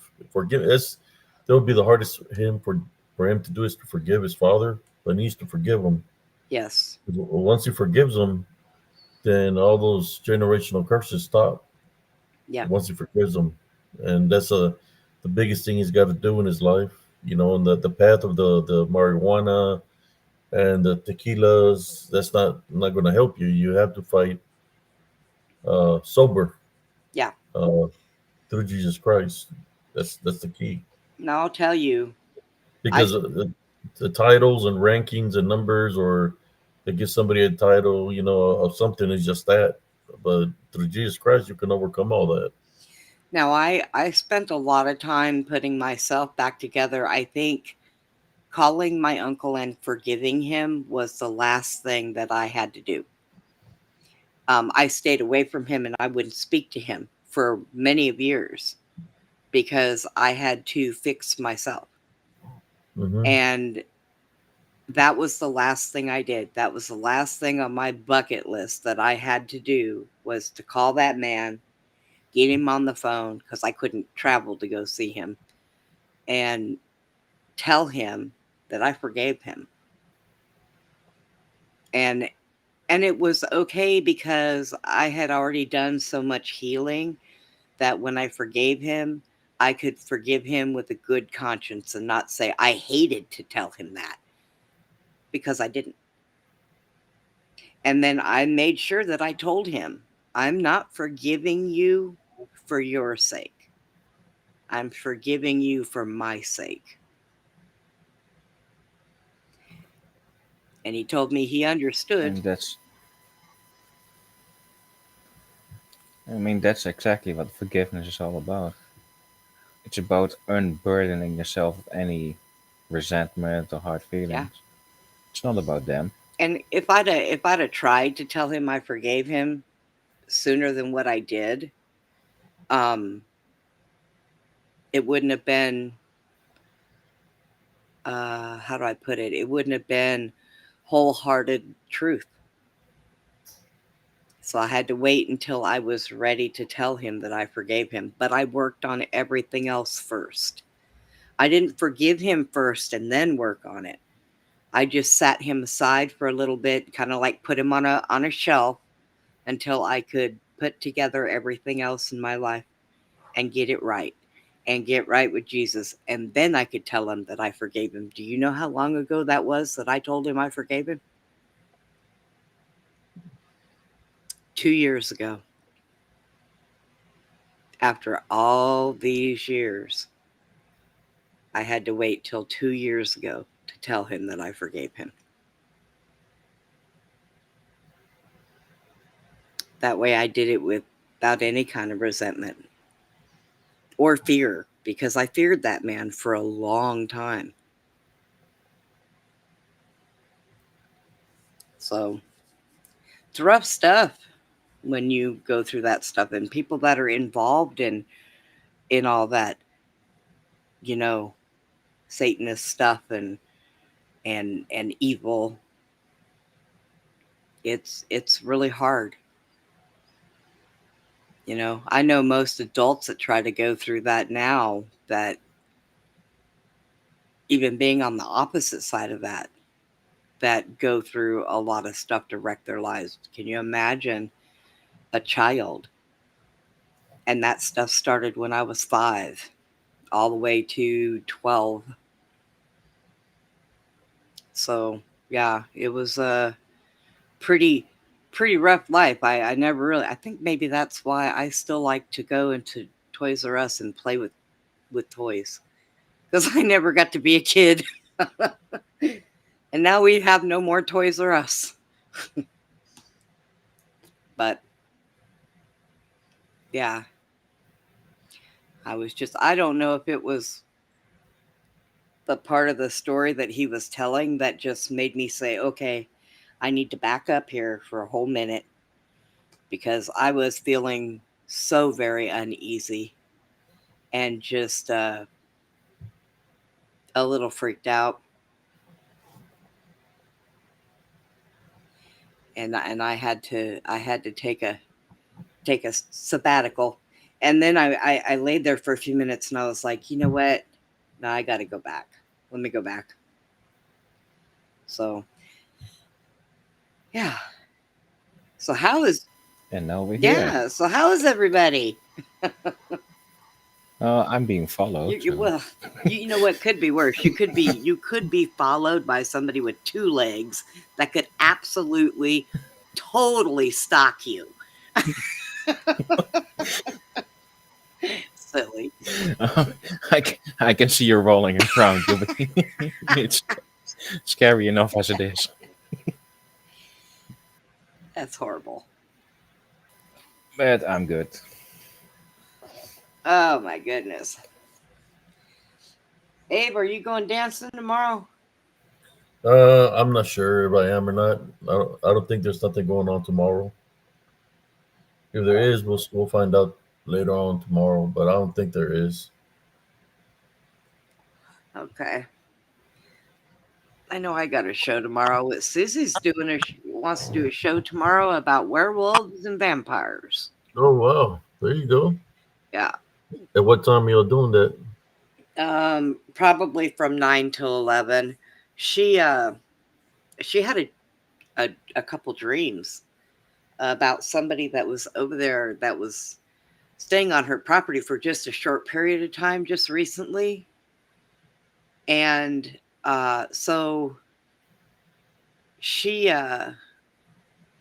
called and woke me up to tell me about it, and she was freaking out, so I had to calm her down. So she's like, "We're doing a show on this." I said, "Okay." I don't argue with her when she's got an idea for a show. I'm like, "All right." So yeah. Ooh, this is doing me good. I is- forgot to take my meds. Oh, see, there you go. I I hate knew when I'm that forgetting happens. something. There was one time I forgot to take my night meds completely. And by the time I looked at the clock, it was morning, and I had to take my morning meds. So I let my night meds sit there all day. And oddly enough, I could not figure out why I was hurting all night long. Yeah, they don't do us any good if we don't take them, I guess. No, shot. What's the name? Chato. Dexter's Rising. He's been through a lot. He was just trying to share. Uh, but I believe that while he was going through the things that he was going through, he got involved on both sides of the balance. Where he's juggling, Yeah, and that's the situation with him. It's just it's mixed in like the when he was talking about the ring. No, I got a ring, but it didn't call me from no store, nothing like that. right. Just a ring that I bought, and I just put it on for the shows, just like I buy the shirts for the Right. shows, right? Uh, I buy shirts just to wear for World War Wednesday for whatever. But since you was talking about a ring, I had an experience with a ring that somebody had given me when I was in the army. When I got married, it wasn't even a wedding band ring. It was more of a ring where it had like a tiger eye in it. Yeah. And I was stationed I was in the field in home fields, and I had the ring. This ring, I had it on, and the hatch closed. The loader's hatch closed on my hand, and it crushed my ring, but saved my finger. So they had to literally cut it off my finger, right, to be able to take it off. So I closed it back up some, and I put it on my dog tag. So as I was playing, it was a day off that we had. We were playing some football. I lost my ring, so I couldn't find the ring, and I said, "Oh, I guess the person I was married to at that time was going to be mad." Whenever I told her that I lost the ring, so we finished the training that we did, and then I went back to Erlangen. So, when you the company commander, he took the seal off the door, and let us back in our rooms. So when I got back into a room with my gear on, that ring was sitting in the middle of my bed. Oh wow. It was literally in the middle of my bed. So I'm like, how did the ring make it to my bed when I lost it out there in home fields? So I'm thinking that the ring possibly could have had something on it. Maybe. Mm-hmm. You said it had a. Oh no, the ring that you had a cat's eye in it. Like a tiger eye, Yeah. like the stone tiger Yep. eye. Yeah. Yeah, I have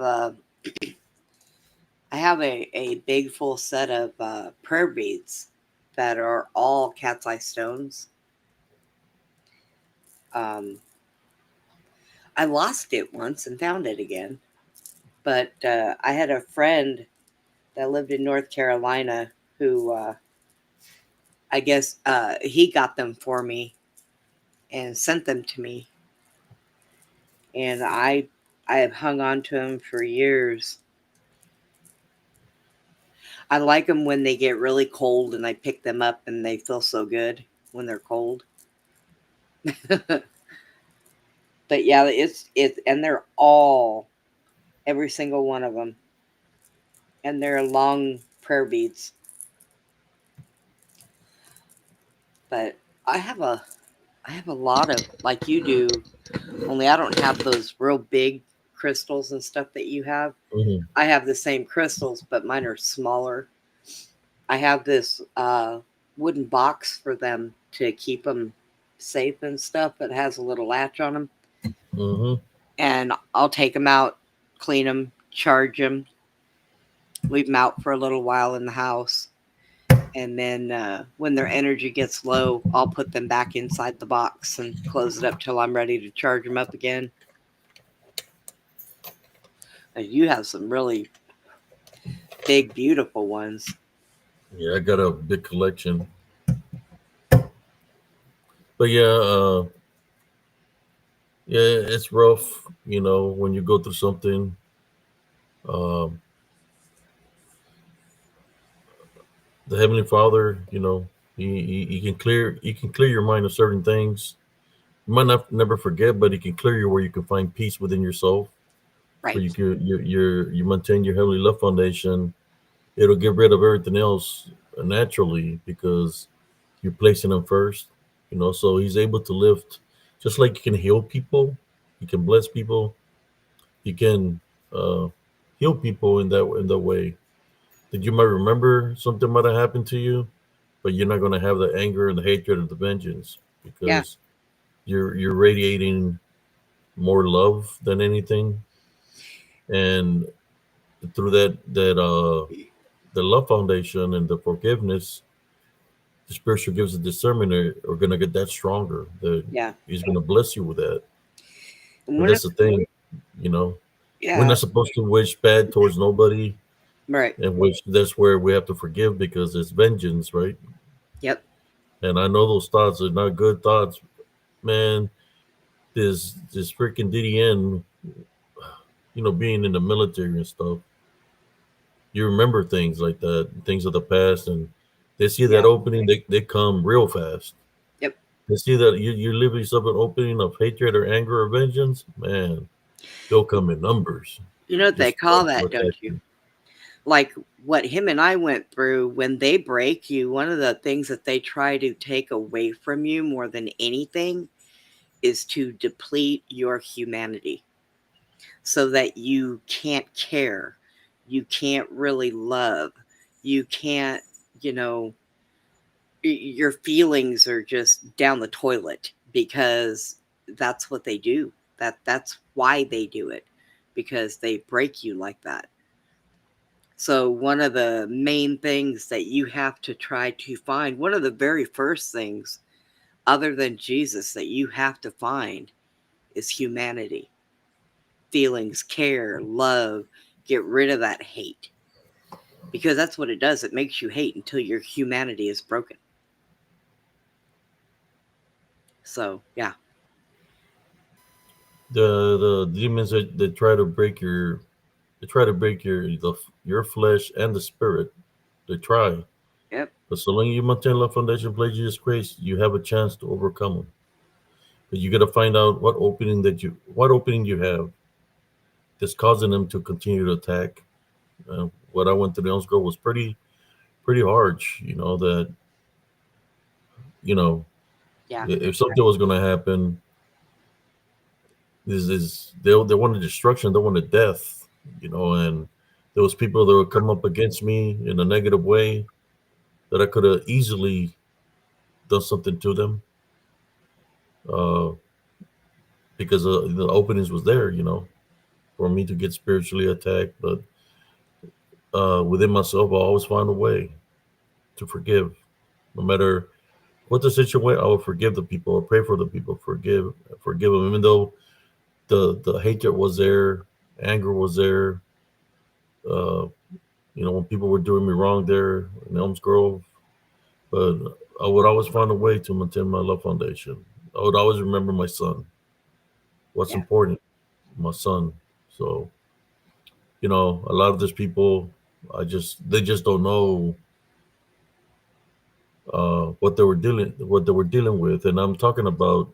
I was fighting spiritually, so the things that were around me could have easily attached themselves to them because they were coming up against me in a negative way with hatred and anger. So by me not doing nothing to them or saying nothing to them, just ignoring them, I was actually protecting them because I could have been a whole different person. I could have been an asshole, and Yep. they're coming at me negative. I'll give them some that, but two negative is not going to make a right. That's correct. So I never did. That's why I never did nothing because they didn't understand what I was going through. The demons that were coming after me or whatever in Elms Grove, they wasn't coming after nobody else at the time. They were just coming after me. But then, I try to warn people of the things that were happening, how they were enter the homes and stuff like that. The shadow figures. They told me, "Hey, don't be scaring the people. You're scaring them." But all the people that are warned, where I seen the unclean spirits going into their homes, all of them died. Yeah. Every single person, every dark entity that went into the homes, every person that it went to, and there was a lot of them. All those individuals passed away, and I was just trying to warn them, Yep. but nobody took my words of advice. They're like, no, people try to paint you a certain way or try to give you a bad reputation. That's what evil does. And the people that do this, they try to act like they're good peoples and stuff like that. But if they only knew how what that they're being bonded by the this demonic spirits and using them for the purpose. I mean, they probably might have been affiliated with that.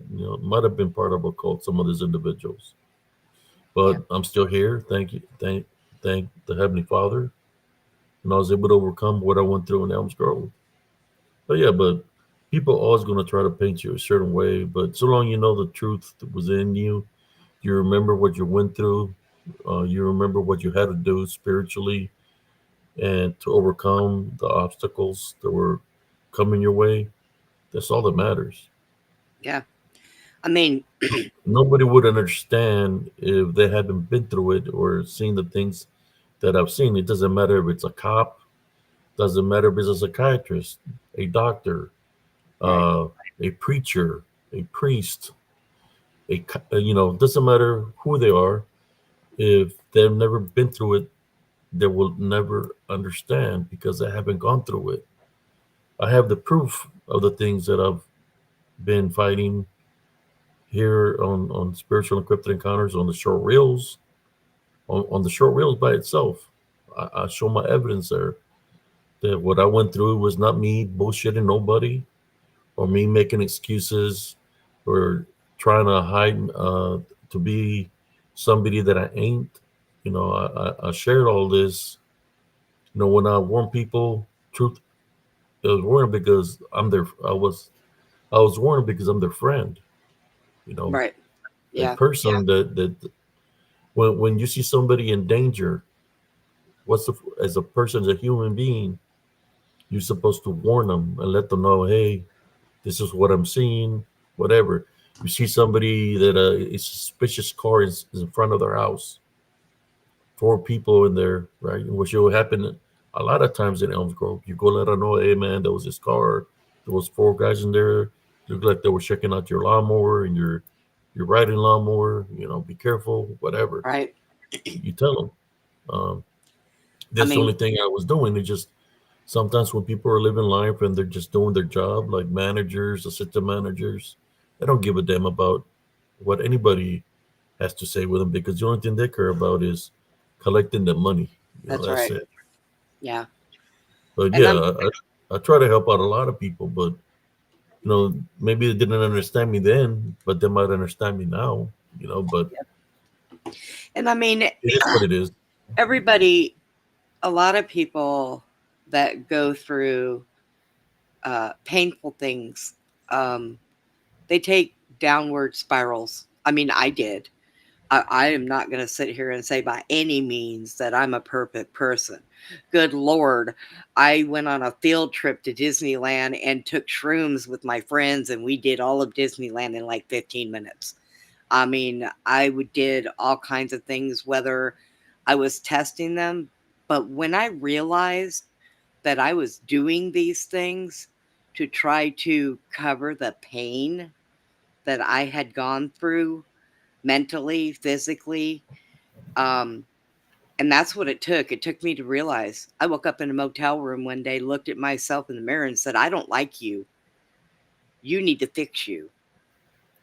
So, you have to really realize that you have a problem, and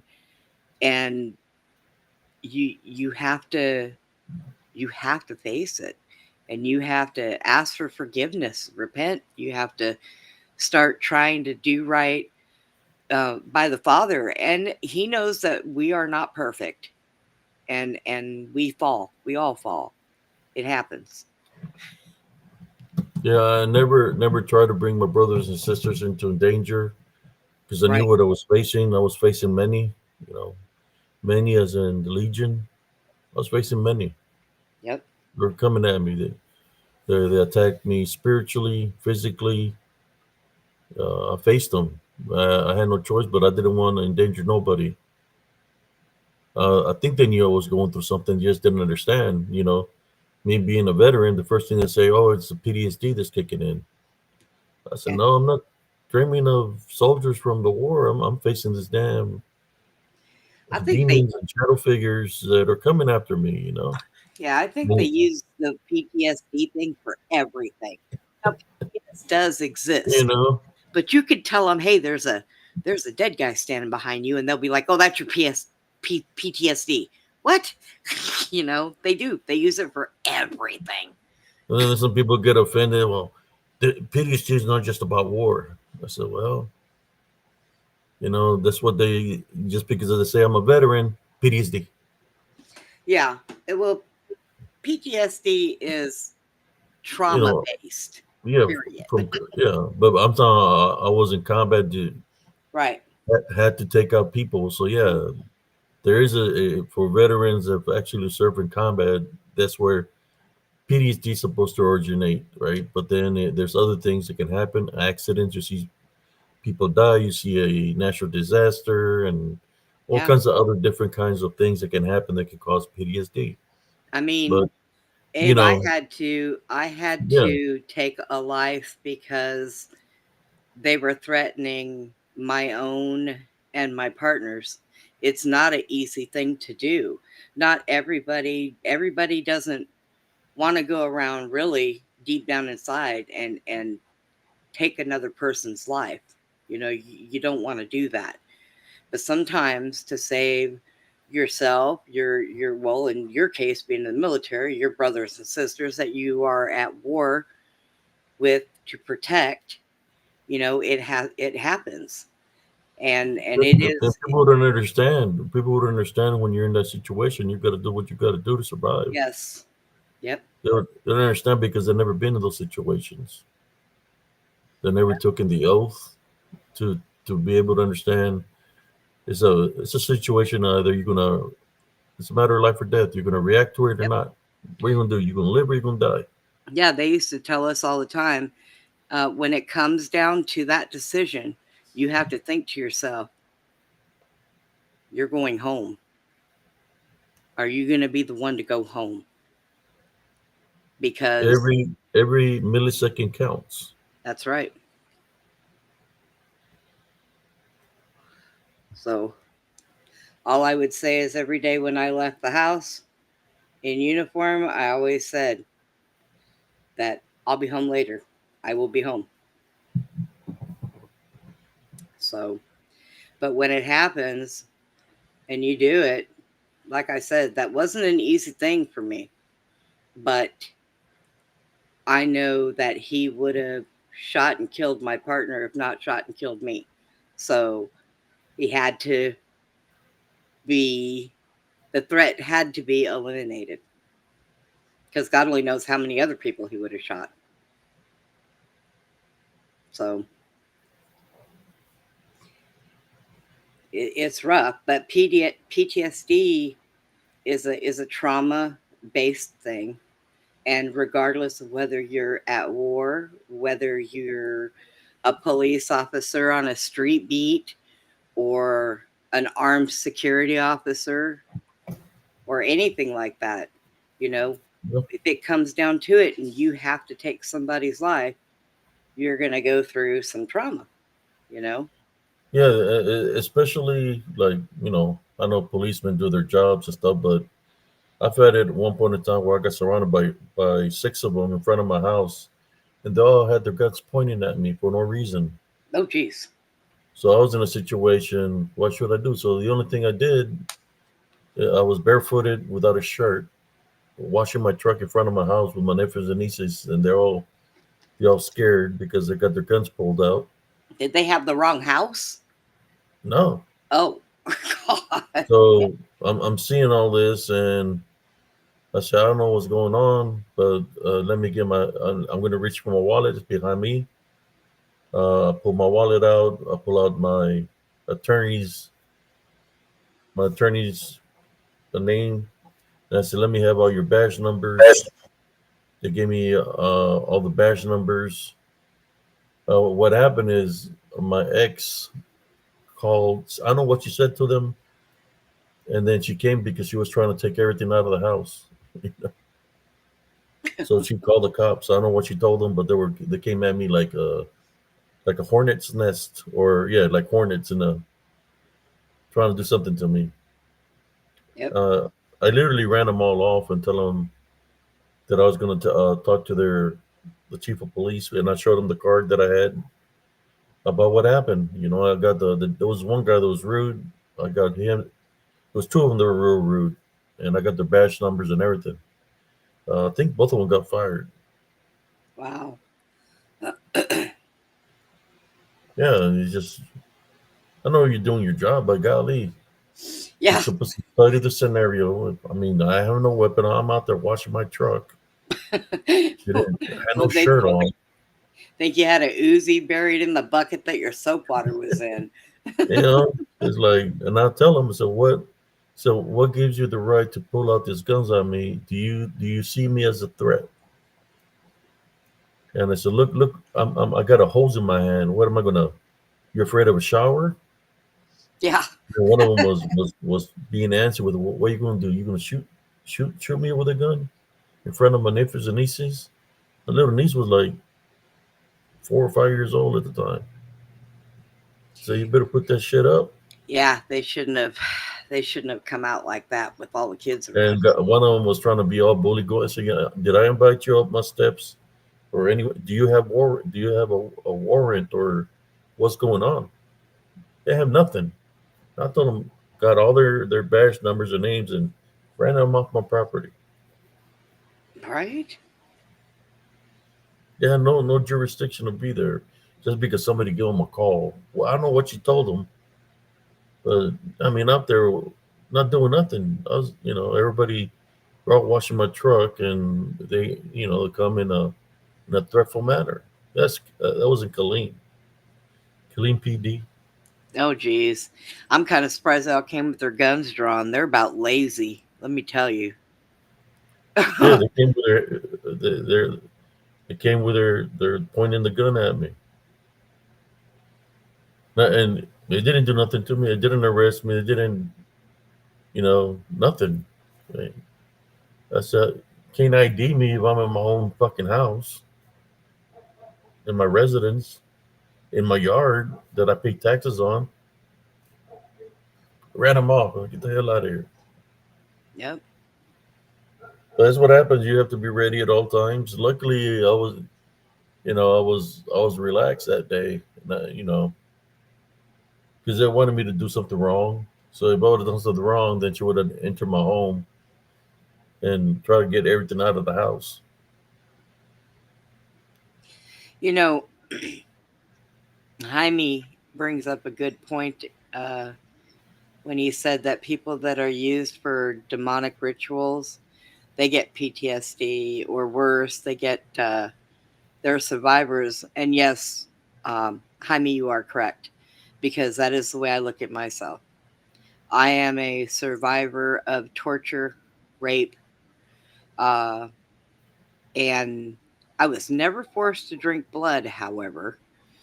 But, um, and yeah, that's what they are. They're survivors. One of the biggest problems that I still have is trust. My trust issues with people. It's very, very hard. Um, because in the process of all of that stuff, even while I thought I was getting over it, I I'll be had, right back. okay, Go I ahead. had I had what they called handlers, which means I had people that were put in charge of my life to make sure that I did the things that they wanted me to do, that I was supposed to do, and never got out of hand or out of line.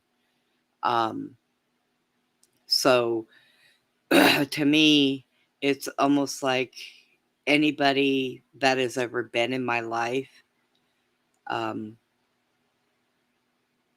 I, I can almost sit there and say, you know, where do I know you from? How do I know you? What made you come talk to me? Why, I ask all these questions. And a lot of them look at me like I'm crazy because I'm asking them all these questions, but I do it for a reason. And it's some really hard stuff to get over. Um, but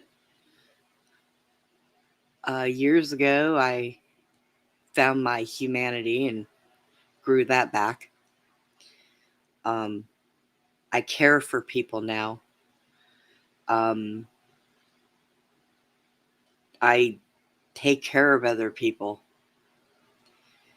And, when I sit and I think back, when I was 14, 15, when I met my daughter's dad and I was still kind of on a spiral, um, I should have known that he was sent there to keep an eye on me. Um, so it was pretty rough times, but I survived. I survived, and I am a very good person now. I've always been a good person all of my life. It was just broken for a little while. So Yeah, I mean, it's understandable given what you're going through. And nobody's perfect, and everyone, you're just trying to find your way. And sometimes you may slip or whichever, or you may not have the best way to do it, but you do it to the best of your knowledge. yeah, So you can always stumble around. So, and none of us are perfect. As long yeah, as you don't go evil, you no, just, and then it's all good and it's all forgiven, and you know, gotta well, give yourself some grace. I couldn't do that anyways because you know I I never really listened to my inner self, which I should have, because my inner self, I am an empath, medium, whatever you want to call them. So going evil is not the way to go because then that would mean that I would attract evil things instead of kind things, lost things that need to find their way. Um, Yeah, but so, many people think it's easier. And there's basically two ways you can respond to anything traumatic. You will either get over it and let it make you stronger, or you can allow it to corrupt you. well, things that come easy, yeah, it being easier, sure. But if you want to really stand for good, you got to work for it. You Yeah, you yeah, have to work exactly. hard. Ooh, So, welcome back. and it's worth it. Oh, definitely. I still struggle on and off, but it's not to the point where, it harms me anymore. I have my light and I have my peace, and it doesn't really bother me anymore. Unfortunately, sometimes, and it's bad because I could go to the grocery store and be around people, and I go by people and I can just see their different auras, and some of them are so dark, and it's like, God, I just want to get my groceries and get out of here, because being around that much, it's it's an awful feeling. A lot of people say, man, I just wish that I had your abilities. No, you don't. No, you don't. You don't. Because it is a rough thing to deal with, being able to feel so much. You feel evil. You can feel evil in a room.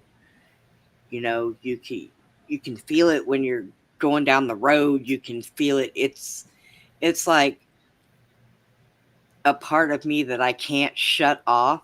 So I take a deep breath and I pray, because that's about, I'm going to protect myself. Anybody comes to me and they want help, hey, I'm all for it.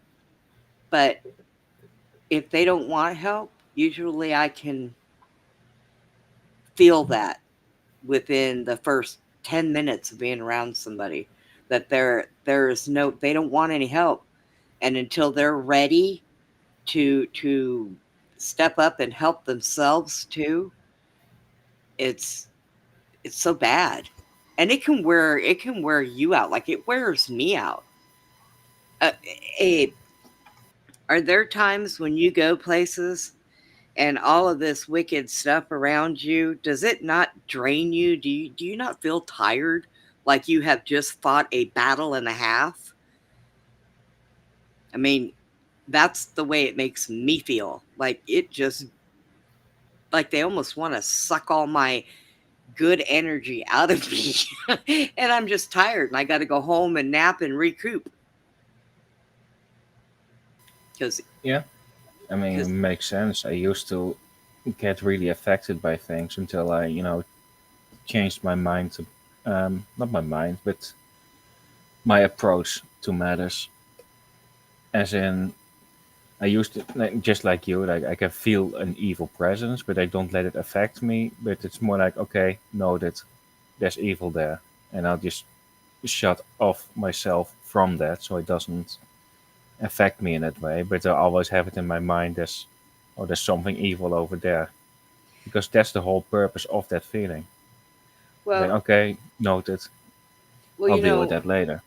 people like people like me, people like Abe, um, we are a beacon to, like, if somebody dies in a tragic accident and they see lights, they're going to go to that beacon and try to find help, you know?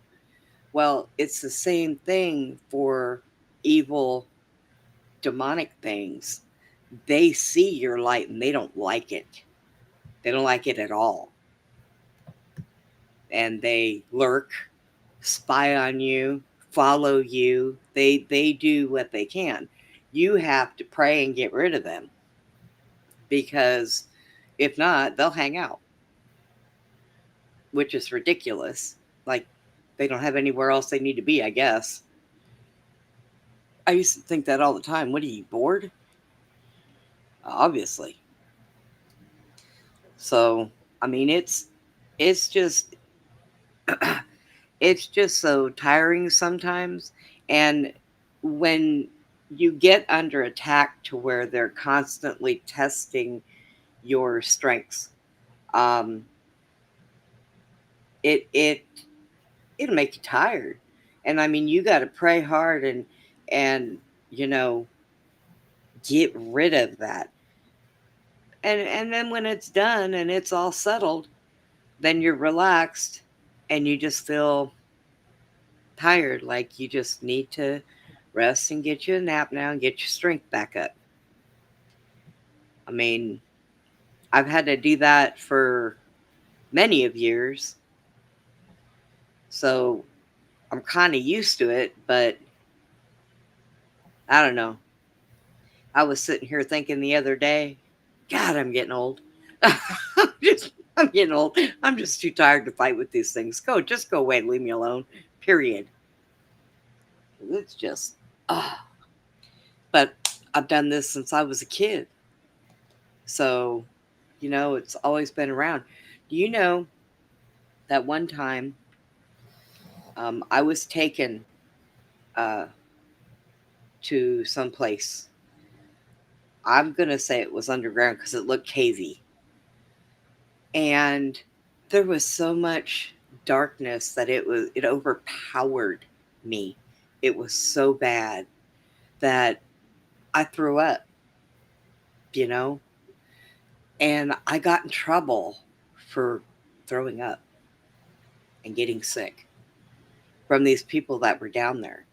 Which, when you get in trouble, you go through more torture.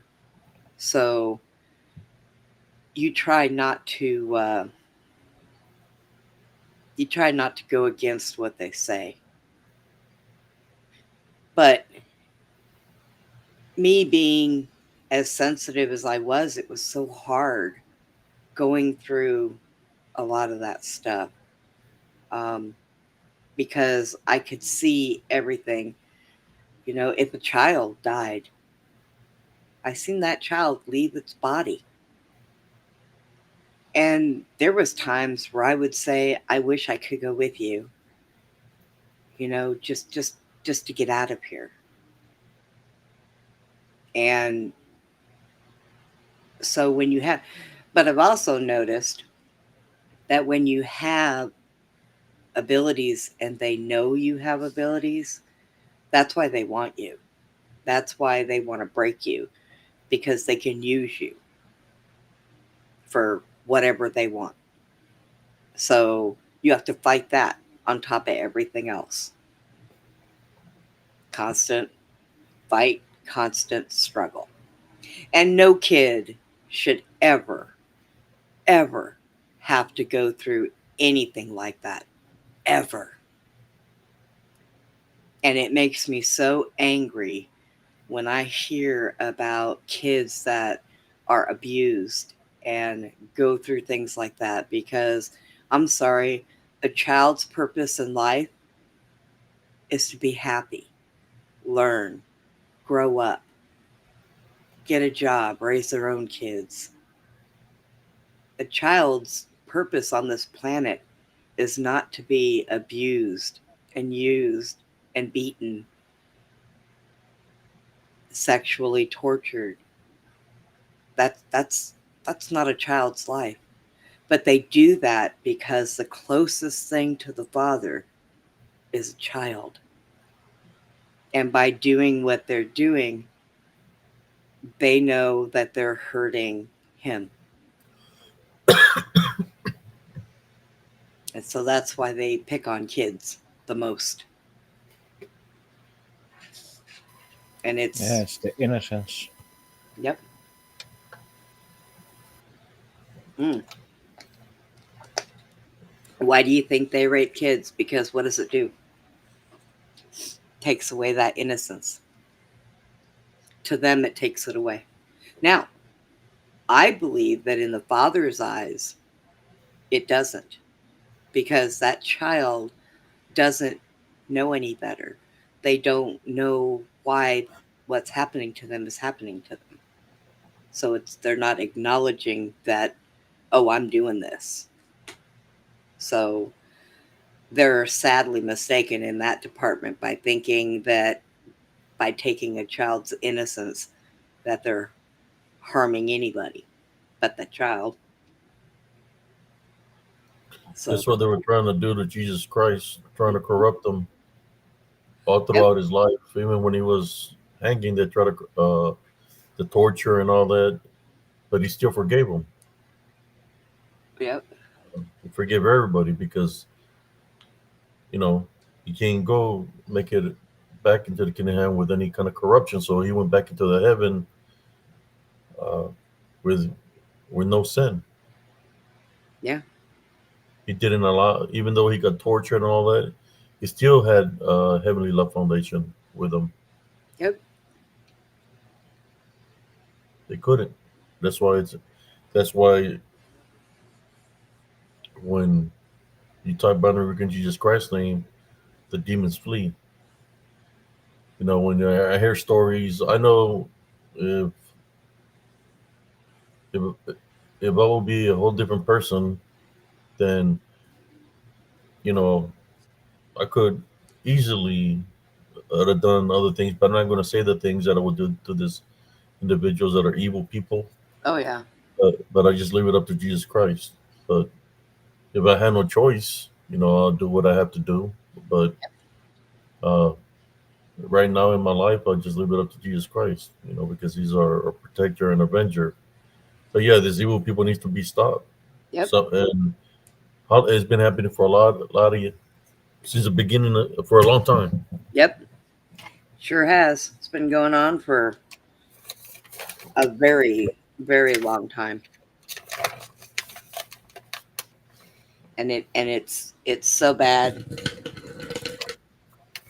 I mean, I can honestly tell you, I think that if I walked up on anybody doing anything like that to a kid in my presence, well, I would have free rent, 3 meals a day, roof over my head, because I would have to go to jail. And you know what? If it saved that child's life, it would be more than worth it. Because I went through it. I would not want to see any other child go through that. Yeah, and I mean, I think there's a difference between being good and being harmless. If you see somebody about to be assaulted, well, you're gonna step in. Be like, oh, hang on, that's it, not on my watch. Yeah. This is actually way worse to just stand there like, oh, I'm not doing anything. I'm a good person. Like, no, you're not. You're Yeah. just harmless. I Just give it upside the head, something like that. I hear about some of these people that work on these special forces and stuff, and they go into places where there's a lot of children that they have to save, and I've seen some of them do testimonies of what they saw, and they would just break down crying just finding these kids, grown tough Navy SEAL men.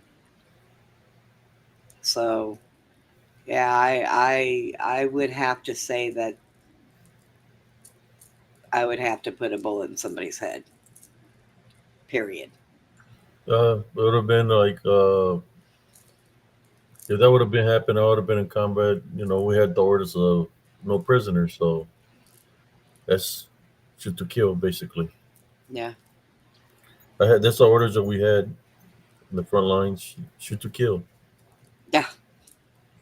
and no prisoners. That's shoot to kill means anything that's in front of you coming up against you, you eliminate. You know what? I didn't like, Abe, was I used to sit there and hear how the enemy would strap bombs on children and Hmm. send the children up to the soldiers, because here you're going to have this soldier, but you have to take out a child because of it. Yeah. And that's got to be something hard. I'm glad I never got to see that because I didn't. I was already out. But in the war I was in, we could have entered Iraq and destroyed everything, but that wasn't our job. Job was to liberate Kuwait. That's what we did. But where there's one dictator that falls, there's always going to be another. But it's just the Oh yeah. whole everything's crooked as hell. Oh yes. But if I were run into something like that, I would just I don't know what I would do. Yeah. Probably eliminate the threat Well, you'd have to. I mean, without a like I would have no choice. and yeah, that'd have been. My uncle used to tell me when I was younger that he wanted me to join the military, and I was like, nope, nope. And he says, why not? And I would say, well, I don't like authority.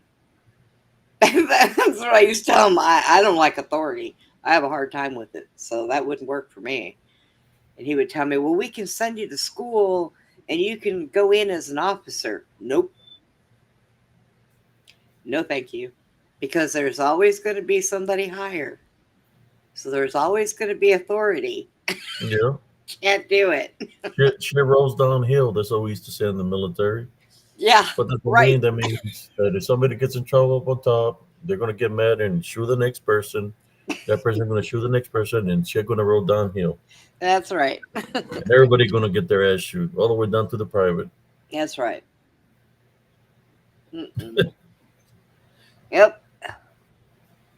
Oh, I grew up as a military brat and was married to the military twice. I don't know what happened. I just couldn't get away from him. And now I live right next to a military base. Uh,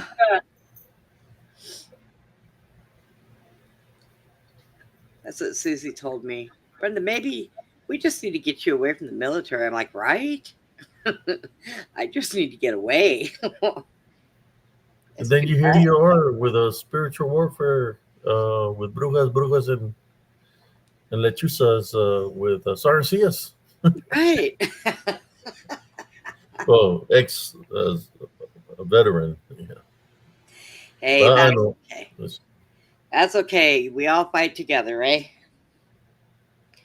That's what Yeah, happens. you got to do what you got to do in your situation. You know, it just depends on the threat, how it is. But yeah, I don't know what would happen if I run into something like that. You have a lot of Oh, military in your family, Ed?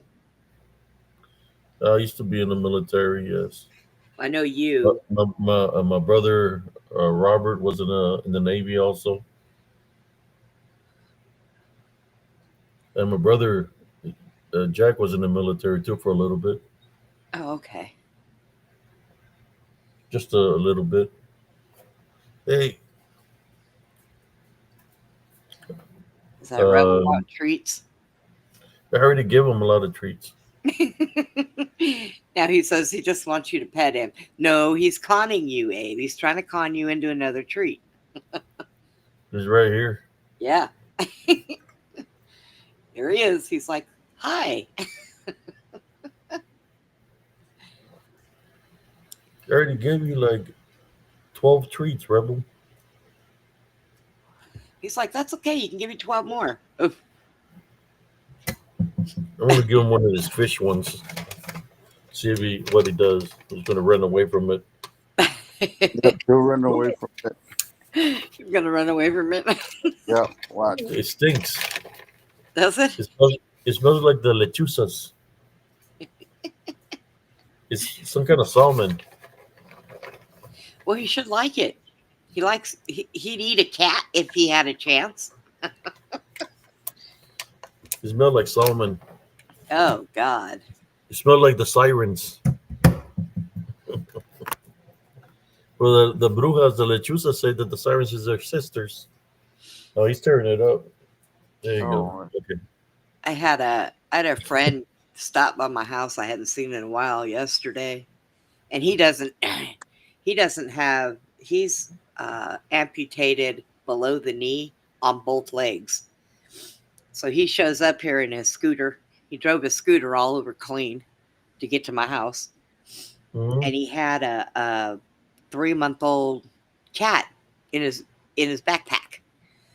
And I pulled him out of the backpack because the poor thing was in there just a sweating. I said, "What are you doing?" He said, "Well, how else do you travel with a cat?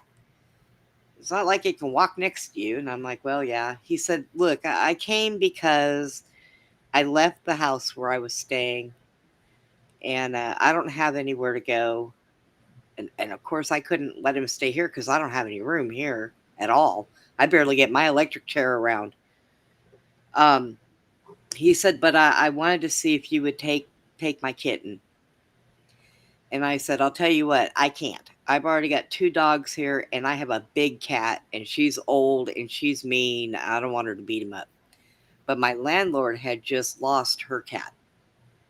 So I said, let's take him over there and see what she says. So I went over there and I said, "Hey, he's a little small to hang out outside with all the strays that she feeds because the male cats will beat him up." So she said, "Well, let me have him." So she took him in, she cooled him off, she gave him a bath, she dried him up, and then she left him down the house, gave him some food, showed him where the litter box was. She says, "Well, he can stay here." And I said, "Well, that's what I was planning on, but okay." So I told him, I said, "Now she's got, you know, she's got the cat. You don't have to worry about it." And so I said, "What are you going to do?" Because I could never imagine being homeless in being in a wheelchair. I mean, I'd probably get beat up and get robbed all the time. But so I said, "What are you going to do?" He said, "Well, I don't know yet." So I called my ex-husband, who is also friends with him, and he lives in Austin. And he said, "It's a little late at night for me to come and get him." He said, "Why don't I just put money on his card, send him to a hotel?" So as he's on his scooter going up to this hotel, he sees a cop on the side of the road. So he tells me on the phone, "My battery's dying. I'm not going to make it there. I'm going to be stuck on the side of the road in my scooter." So the cop sees him. So he asks the cop, "Hey, is there any way I can get a ride?" He goes, "I can't put you in the police car." He goes, "Well, what if I do something bad, like call you an asshole?" He goes, "I'm still not going to get your ride with me." He said, "But we'll call EMS. We'll have them come and get you and take you 1 mile down the road to the hotel." And he's like, "Will they do that?" He goes, "Yeah, they'll do it." So he helped him get there. My ex-husband gave him the money for a room for 2 days. And then I called his brother. So now we're trying to get him sent out to Spokane with his, no, I'm sorry, Seattle with his mom. But I couldn't believe he was riding around with this cat in his backpack in the middle of the day. It's hot outside. The backpack was black. And then he put a bowl of water inside the backpack. So not only was the cat hot, but it was soaking wet. And we couldn't Wow. figure out why. And he's like, "Well, maybe he peed." I said, "No, 'cause that's too much pee." So, but I'm glad the landlord took him because she just lost hers, and she was so upset when she lost hers. And then here I give her this, and he's one of those. He was all black, but he had white feet, and he had white whiskers, so he was real cute. And so she's like, "I'll call him Sylvester." I said, "Okay." So now she's happy. She's got her a new little kitten, and she needs one because she isn't doing too good. So She looks at me and says, "What am I going to do if anything happens to me? Now I got a new kitten." I said, "Well, now you have a reason you got to stick around, you old biddy." So, yeah, that poor cat. But, you know, I just couldn't I don't know, I couldn't imagine being homeless like this. That I told him, I said, "The next time you run away from home, you have to have a plan. People like us that are in wheelchairs, we can't just run away from home like we did when we were younger and jump in the car and leave. You have to have a plan." Yeah. I didn't think about it. I said, "Well, then you should have turned around and went back where you were until you had a plan." You could get rolling. Yeah, what he was doing. He was rolling all right. And then I said, "Well, Roll call. I said, if you're homeless, how are you going to charge your chair? How are you going to charge your phone? You got to have places to charge your chair, or you can't get around." He said, "Well, I've got those pad things for my knees. I can just jump down out of my chair and walk around." I said, "Oh my God." Okay. You got me. I got to give him an A for effort, though. You know, I mean, he did pretty good. But he says, "Well, I knew by bringing you the cat, if you couldn't take it, you would find a home for it." I said, and just then somebody down the way is yelling at his cat, "Fluffy, come back!" And he's running across the street trying to catch his own cat. And I'm like, "Well, he won't be going there." My God, I don't know. Life is just it's got some little bumps right now, but everybody just needs to hang on for the ride, and hopefully it'll all straighten itself out here soon. I mean, it's got to, because the way things are going now, this is ridiculous. Yeah. Yeah, it's. We're almost at the 5 hour mark. I think we'll Oh my. stop at the 5 hour mark. It's Oh, like, man, nobody's going to watch the replay if it's 5 hours long. oh, yeah, you'd be surprised. You would be surprised. Yeah. I know. I think my brother might be asleep over there. I'm Jack, you still fall asleep? I'm still stuck trying to catch up on all those other episodes I missed. Where? Well, Yeah, you were gone for a while. Where'd you go? I've been working. Mm, work's overrated there, Jack. Nobody, nobody's gonna pay my bills unless I win that Powerball lottery.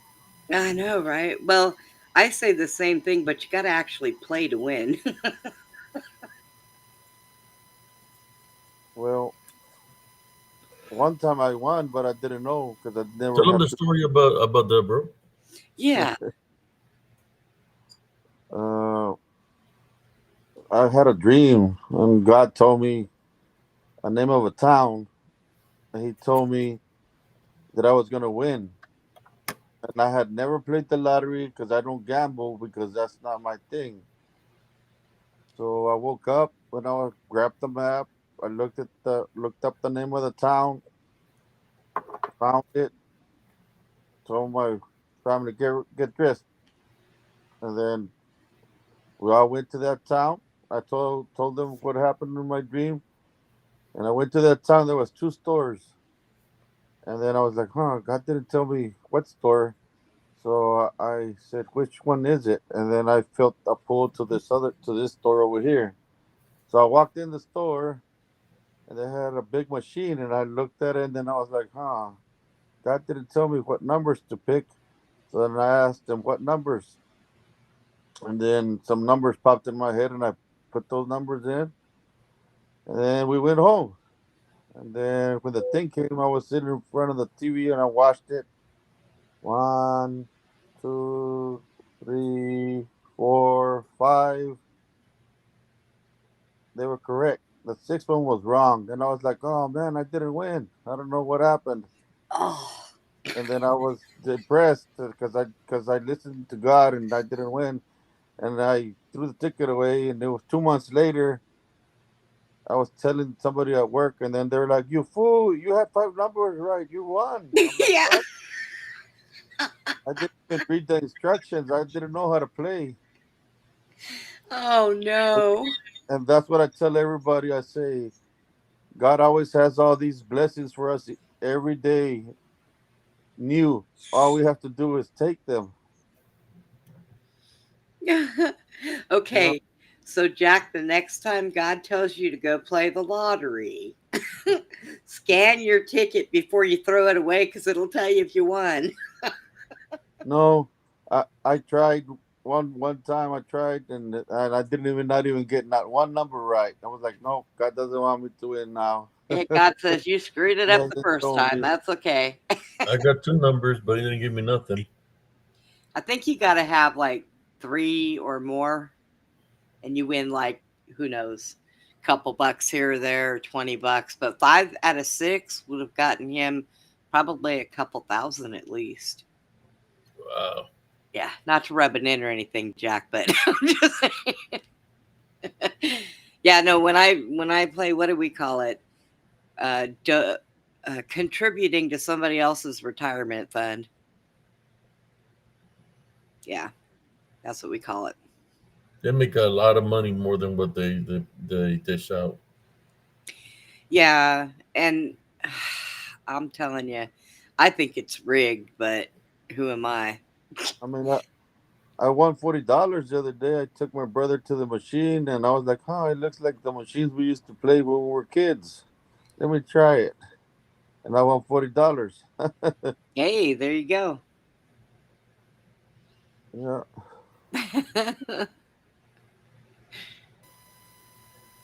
So let me Man, see. So Jack, can you can win the second prize or third prize? yeah, not anymore. I heard there was some usually people that win like the big Powerball or whatever they have, the millions of dollars. Mm-hmm. They're older people that already own big, beautiful houses that are paid off. I have never seen somebody that had nothing win the lottery. Never. They're usually already retirees that get a good chunk of money every month and they have nice, beautiful homes and I'm over here thinking, ah, give it to the people who need it. I mean, I would buy a big property and open an animal sanctuary. That's what I would do. And then I would make it to where kids can come and, learn how to ride horses and learn how to take care of baby animals and, you know, learn good things in life, about some country life.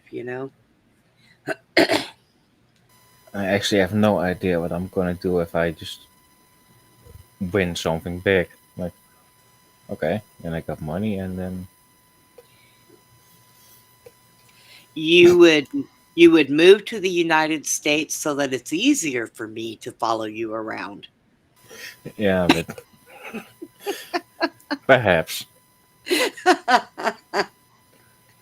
I like the mild climate here, so I'm good.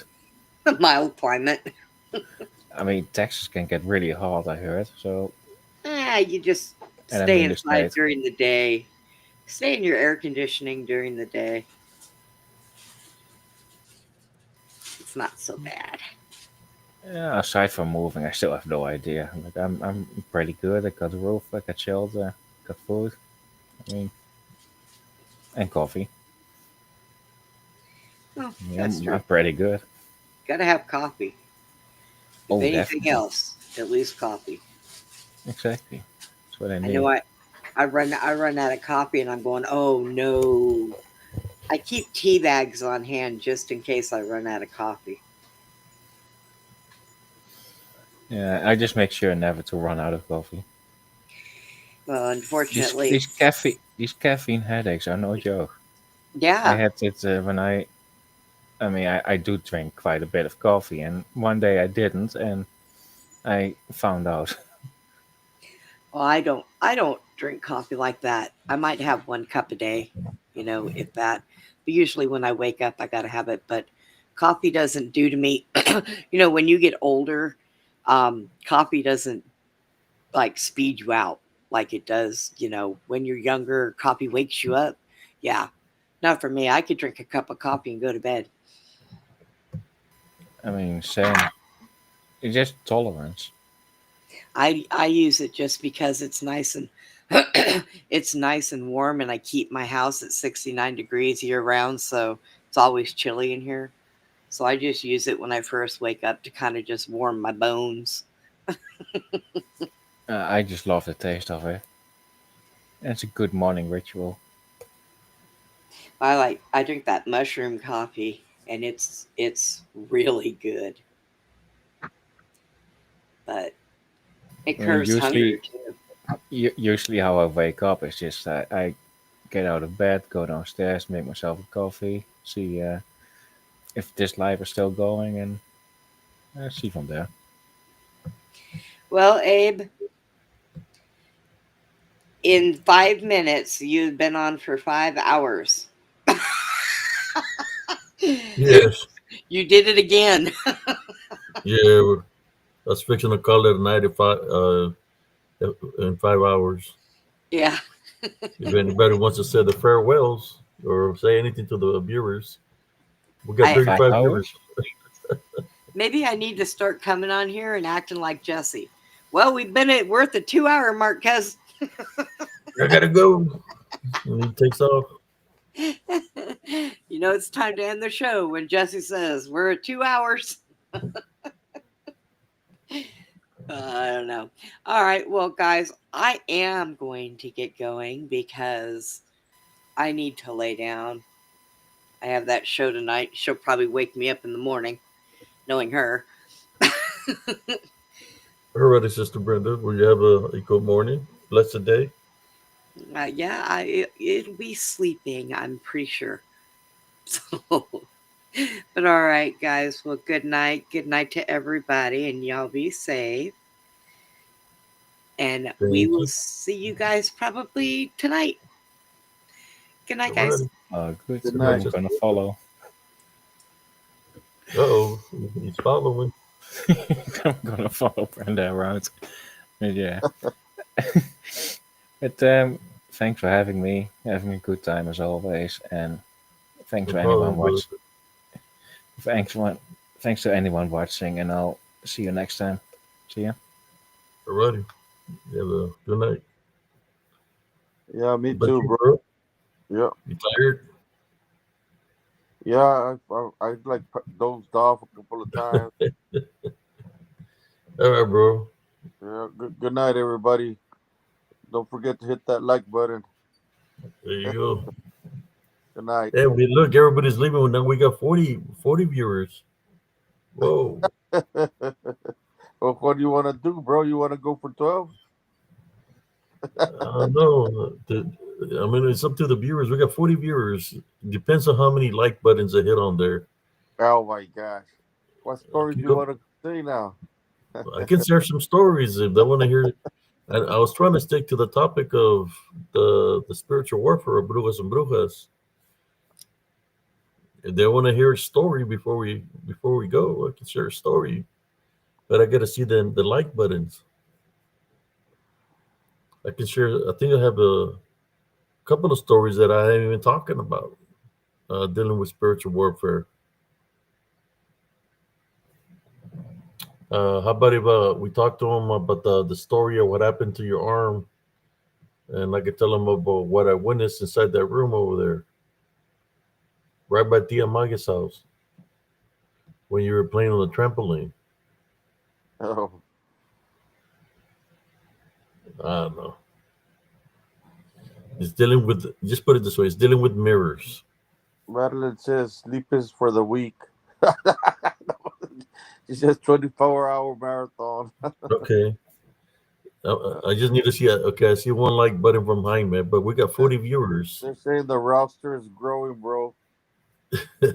If y'all want to hear this story of what happened, when we were, this happened when we were, let me see, I think we're between 8 and 9 years old, no, bro? I When it don't even happened, know. I remember they took us to their house, but I don't remember you're playing on the who they trampoline. were. Yeah, I went to the trampoline. I wanted to play on the Well, it trampoline. was a, it was a birthday party, and or it was the birthday party at the Moreno's house. Remember they had the trampoline I by don't Tia even know who Maya's those house? people were. I don't. I No, just Frank went to go play on Moreno the and them. trampoline. Oh, we got some more likes, bro. We got several likes, several thumbs up. So I was playing outside, but he was over there with where the adults were. But I wasn't there. I was outside with you. I seen my mother where the other females go into this. I guess it was a little room that was built outside, like an outside room, and they were there for a while, I guess. And then they come out of the room, and my mother looked kind of spooked, right? And she told me, she called me, and she told me, do not go, do not go in that room. And she went with the ladies back inside the main house, right? That's what she told us, not to go in there. And my brother was too busy jumping on the trampoline and told me to tell him. But me, I had to, how the saying is called, curiosity killed the cat. No, you don't tell a kid don't go into the room, because then that's telling the kid there's something that's in there that might interest you. Even though my mother, if she tells us something, the discipline will be pretty harsh, because this is in the 70s when there was discipline. So I looked at my brother. My brother's there jumping on the trampoline all crazy. I said, screw that. I tried to jump on there and I hit my head. And that's like, so I'm looking at the room. I'm looking at everybody. Everybody's busy jumping on the trampoline. So the adults already went into the house. So I go over there. It was a white room, or a room that had built outside. And I opened the door. I went inside the room. I went inside the room, and I could see a chair in the center. I think there was some kind of towel on the ground. Uh, and I could see nothing but mirrors. There was mirrors everywhere, brothers and sisters. There was mirrors on the walls. All the room had nothing but mirrors. There was mirrors even on the ceiling, right? There was mirrors everywhere.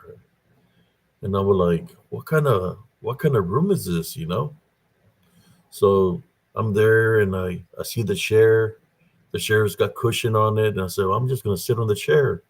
So I go and I sit in the chair, and I'm sitting there just looking at the room, like, there's just a chair here, and mirrors.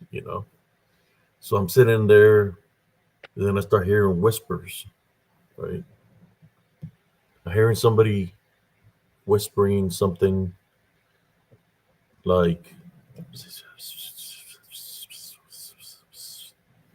and I'm looking like, what's making that noise? I'm not seeing nothing. And I'm like, hello, is anybody in here? And then I said, okay, it's nothing.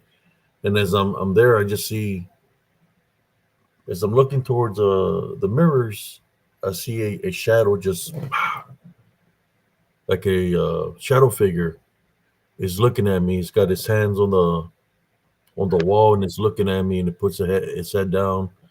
And then I start seeing these other shadow figures coming, like a lot of them, and there's shadow figures everywhere. And I start looking around me. There's I guess there's unclean spirits. They're all around me inside the mirrors, and they're looking at me, and they're all chanting something, and they're all looking at me. So I get up real slow, and they're trying to get me to go towards the mirror, and I get out of there, and I'm freaking out what I'm seeing. I get out there, and as soon as I open the door, something happens. As soon as I opened the door, got out of there, stepped out of the yard, something happens to my brother. So you could take it from there, brother. What happened to you? I was jumping on the trampoline, going real high, and then in one of those times that I jumped up real high, I went sideways in the air. I just went sideways, and then I landed on all the frame and the springs and messed up my arm. So my mom comes and they get my brother. They take him. I think he went to the doctor or something. Then they took him to the doctor where Yeah, his arm. they put me in a You know, sling. they put him in a sling. We went home. Then when we got home, I got sick. Right, I got sick. You know how? So I'm laying in the bed. I'm sick. I got a fever. Nobody knows what's going on. And then my mother asked me. She asked me a question because they try to heal me with the ojo. And what happened is in the egg, egg yolk, you could see like me in the egg yolk, and it was laughing, but uh, it looked like me, but it was laughing in the egg yolk. So my mom asked me a question, and she said, "Did did I go into their room?" And then I told her yes. So I think they brought more help. I don't remember. My brother remembers more because it was older. Do you remember what happened, bro? I think they took you to our great grandmother to and did something on you to get To that get off. rid Yeah, of the negative some attachment. kind of cleansing. Yeah, They had to cleanse me from what I witnessed. So basically, what I seen in the mirrors was they would take people there, sit them on the chair, and they would get rid of the negative attachments, like spirits or demons, and they will cast the demons and make them go into the mirrors, and that's what they will go to, and they will get trapped into the mirrors. That's why people say that about mirrors. What do they say about mirrors, brother? oh, that um, when somebody dies, you're supposed to cover them. On, you know, they've always said that The mirrors are you portals. could get Mirrors are trapped in there. portals. So anything that has a reflection could be a portal. Well, there's things that live in those mirrors that are portals that are on the other side. I think they've been showing videos where they place a mirror with another mirror, and that there's another possibly like a dimension, a portal that opens or something like that. I don't know how true that is, but I know what I witnessed, and I guess it must have helped a lot of people because there was a lot of unclean spirits in there. Some were black and some were brown, dark shadow figures and brown shadow figures trapped inside the mirrors. I don't even know if the room even exists anymore. But yes, that's a story that I wanted to share with you. The mirrors that I witnessed when I was a kid, and of course, I remember they made a movie called Mirrors that is dealing with mirrors, something in that nature. But when I seen the movie, it freaked me out because that's what I remember that was trapped in the mirrors was something unclean spirit. Apparently, I guess one of them escaped and it attached itself to me. Well, only God knows how many I had on me.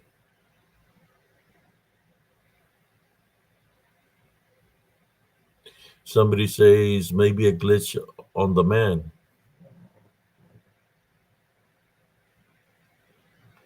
Matrix. You can see them the figures inside the mirrors, brothers and sisters.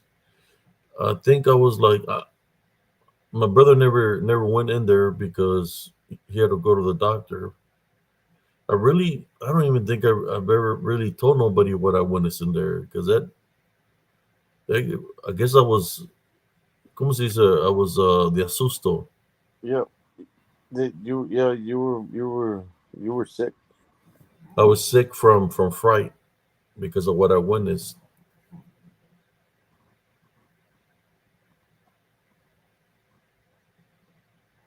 I mean, what would that be considered as, brother? Do you think that what they were doing was some kind of form of witchcraft, I don't or know. I don't remember who those people were. but if they were doing that, what do you think that is? I mean, what kind of who traps unclean spirits and stuff inside mirrors? I don't know. Do you think it's a form of cleansing people? I don't know, bro. I don't know who those people were. I don't know if they were related to us. I don't know.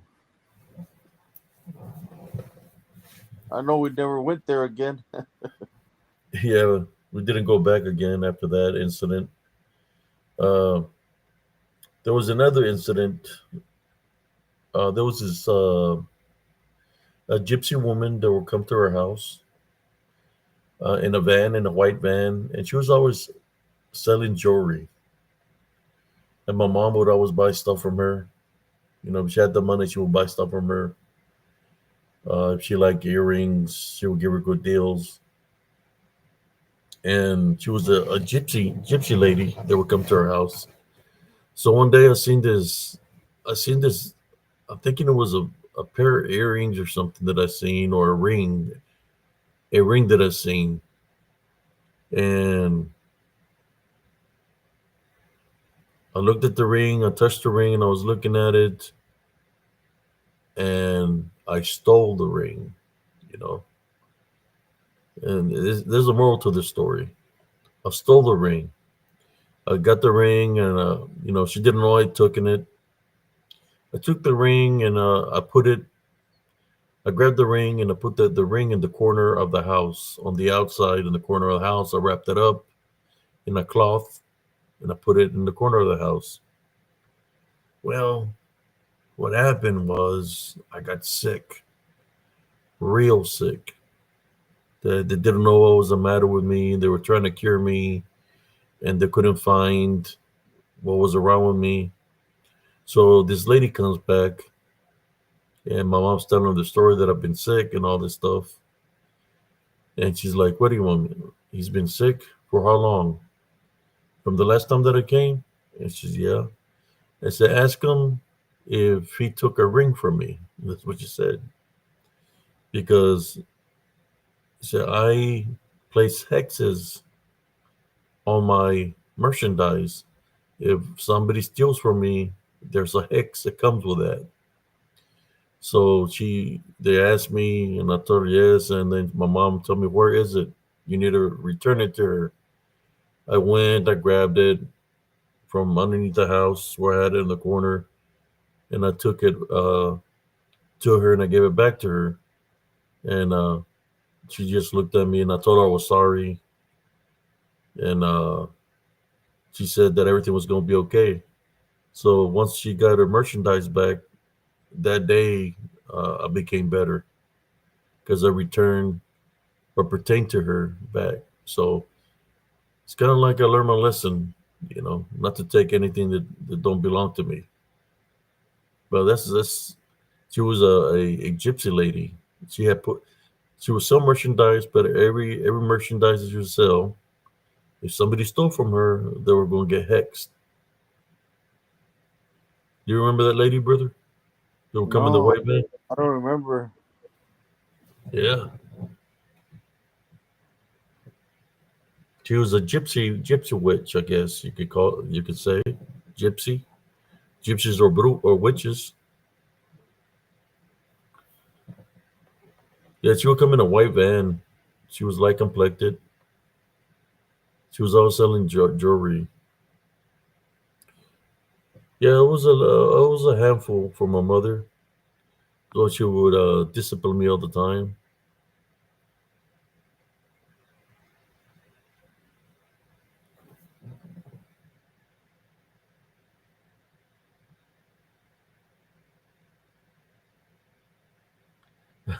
He said, Jaime says, "Andale."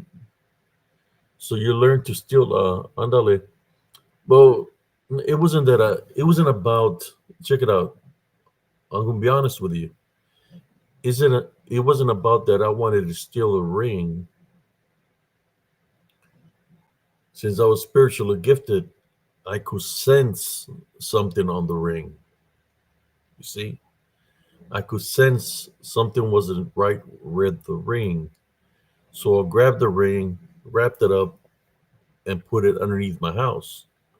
But spiritually, I could sense there was something wrong with it. I just didn't know what was wrong with it with the ring. Well, then I found out later on that the ring had a that she had put a spell on it.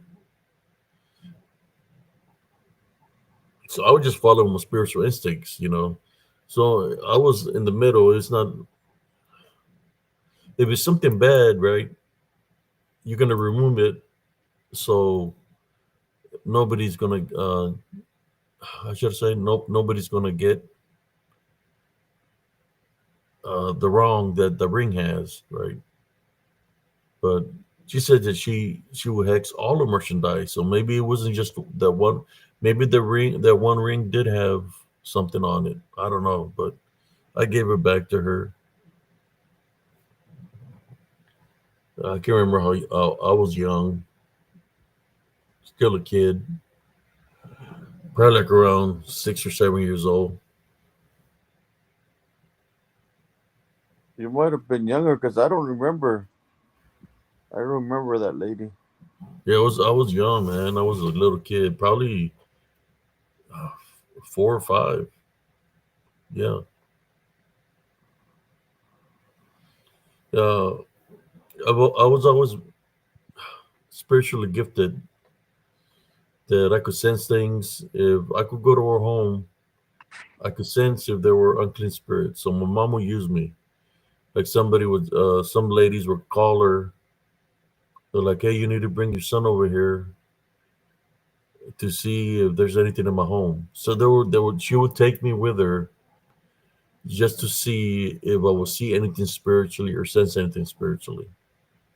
Or sometimes I would call her and they would say, "I need to borrow your son because I'm missing my jewelry. I lost my wedding band." So I would go to their house and I would follow my spiritual instinct. I think La Madrina had lost her ring. I was sensing spiritually, and then I went outside and I sensed something by the grass, and I went down to look in the grass, and I found a ring. She had dropped her wedding band outside in the yard, and I found it and gave it back to her, and she was all happy. So I've always been spiritually gifted like this. There was nothing that somebody would lose that I couldn't find, because I could find. But the only thing that I can do is get some numbers for the for the jackpot. What is it? How much is it? The Mega Million or Mega? But I was able to help out people in that manner spiritually, just like the works that I do here, help out people spiritually uh, and stuff like that. The spiritual gifts that I do, and just like I can find rings, I can go to a location. If there's something there that doesn't belong there, that's unclean, I can find it, right? If there's 10 of them, 20 of them, they're going to surface up because I have that ability. They would always call me to this house in front of in front of the Catholic Church. The lady would always say, "Tell your son to walk through my house to see if he senses anything." And sometimes I would see something. I said, "Where do you see it?" I said, "Right there. I see the shadow figure." And she would pray and take authority over it and tell it to leave and stuff like that. But I was always used in that way. Like I could sense things spiritually. My brother remembers. Oh boy. So yeah, I see all these people that the trackers and all this stuff. Uh, I'm not a this the titles like psychic, clairvoyant. Uh, People said they can astral project and all this stuff. I don't put titles like that on me because all the works that I do is through Jesus Christ. But I'm able to do a lot of things in that nature. I have the capabilities. My brother knows. Uh, I've been like this for a very long time. I've been different. Just put it this way. I've been different than most people. My mom was always telling me not to say this, not to do that. If I see something, not to say nothing. I could tell when somebody has a negative attachment. I try to tell people. Uh, yeah. What do you remember, brother? Yep. Just like when the witches would come, I wasn't afraid of them. No fear. Tell them the story about no fear, brother. What they said about no fear. That I had no fear. That's what our uncle told me. He said, "Tell your brother that he's not crazy. Tell him that he's like his grandfather."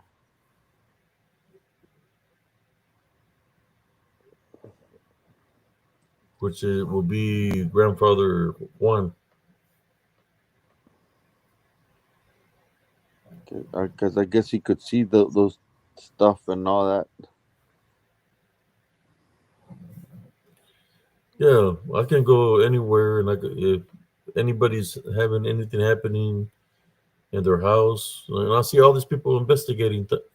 I tell you what, I bet you, I'll even put a wager on it that all these people that said they're finding Bigfoot, I bet you'll go to the areas where they go and they're investigating and say they're looking for Bigfoot, and I'll be able to capture an image or a manifestation of this demonic entities because if I go into that area where they're supposedly investigating, whatever's there is going to surface up.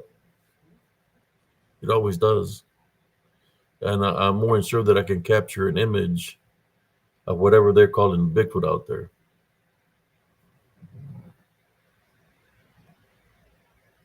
Use the missile production as cero miedo.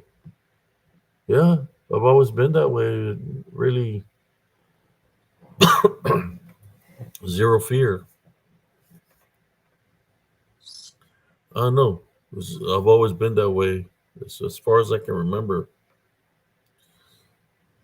See, my brother, yeah, cero miedo, zero fear. I mean, if you really think about it, that enemy, unseen enemy, can come up against you. You have no fear. If you're not fearing them, if you're fearing them, that's a spiritual opening. But the zero fear comes from me going through what I've gone through in my life, and I've learned from that. That you see something, no, but don't fear it, but put that spirit to the spiritual test.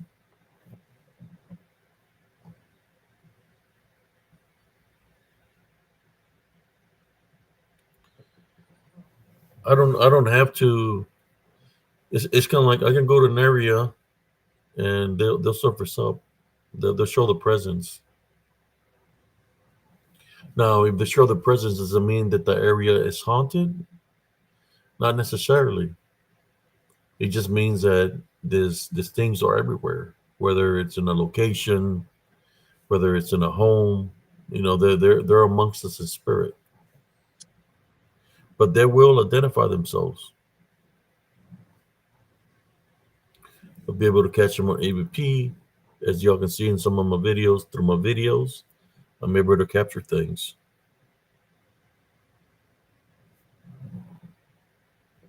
And I just don't understand why people in the cryptid community want to take out the spiritual aspect of things, because it is about the spiritual aspect of things. If you really think about it, it's about the balance.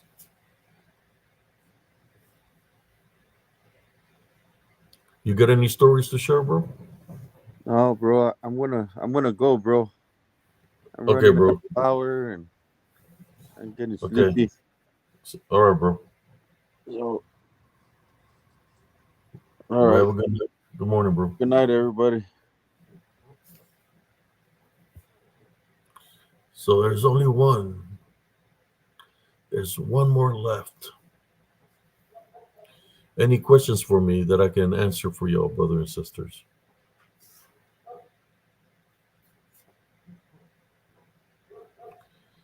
You see how those some people they want to put themselves in a high pedestal and they want to address themselves with all kinds of stuff and try to look important and stuff like that.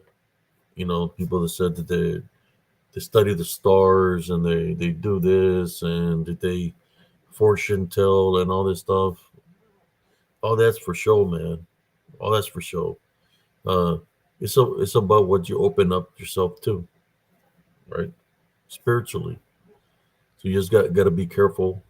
But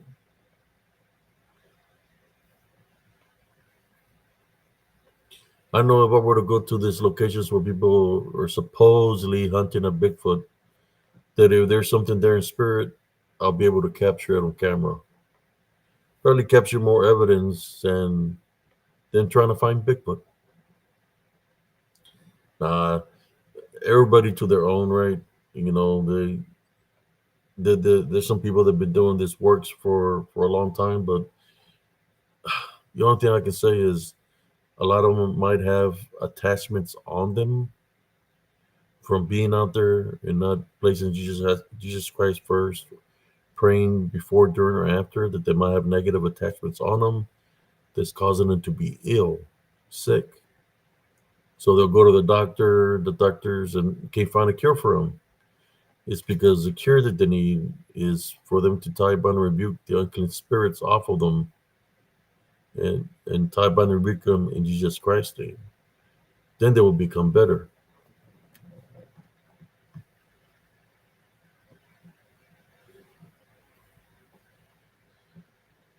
We got 34 viewers here. Lost my brother. He had to call it a night.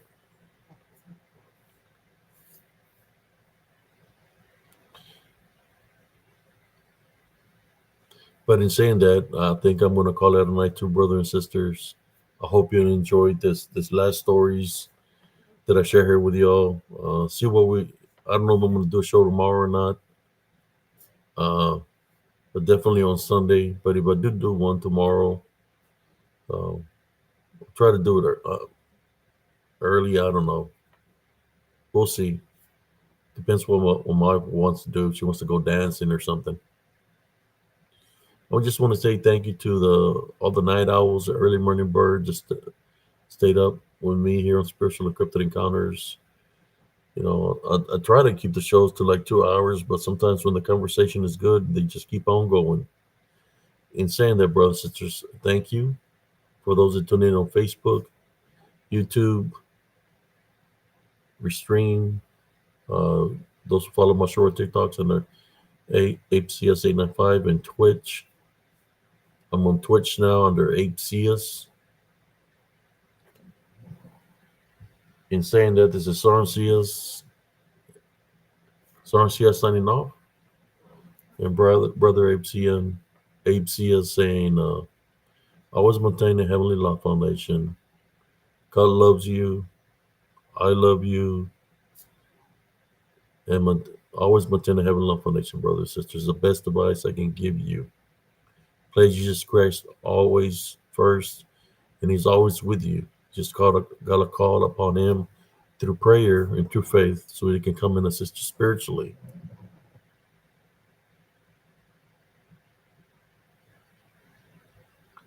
You're welcome, Sister Madeline. Thank you for moderating. Thank you, everybody. Hopefully, you can get your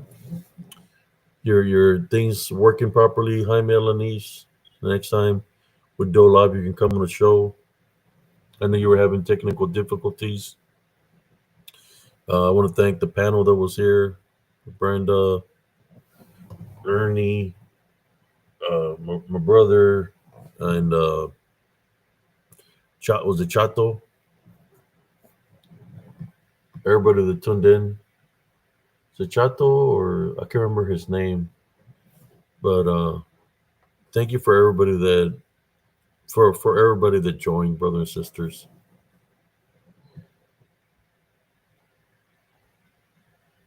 In saying that, God bless everybody. Love, light, and blessings to every single one of y'all. Peace out, everybody from Spiritual Encrypted Encounters.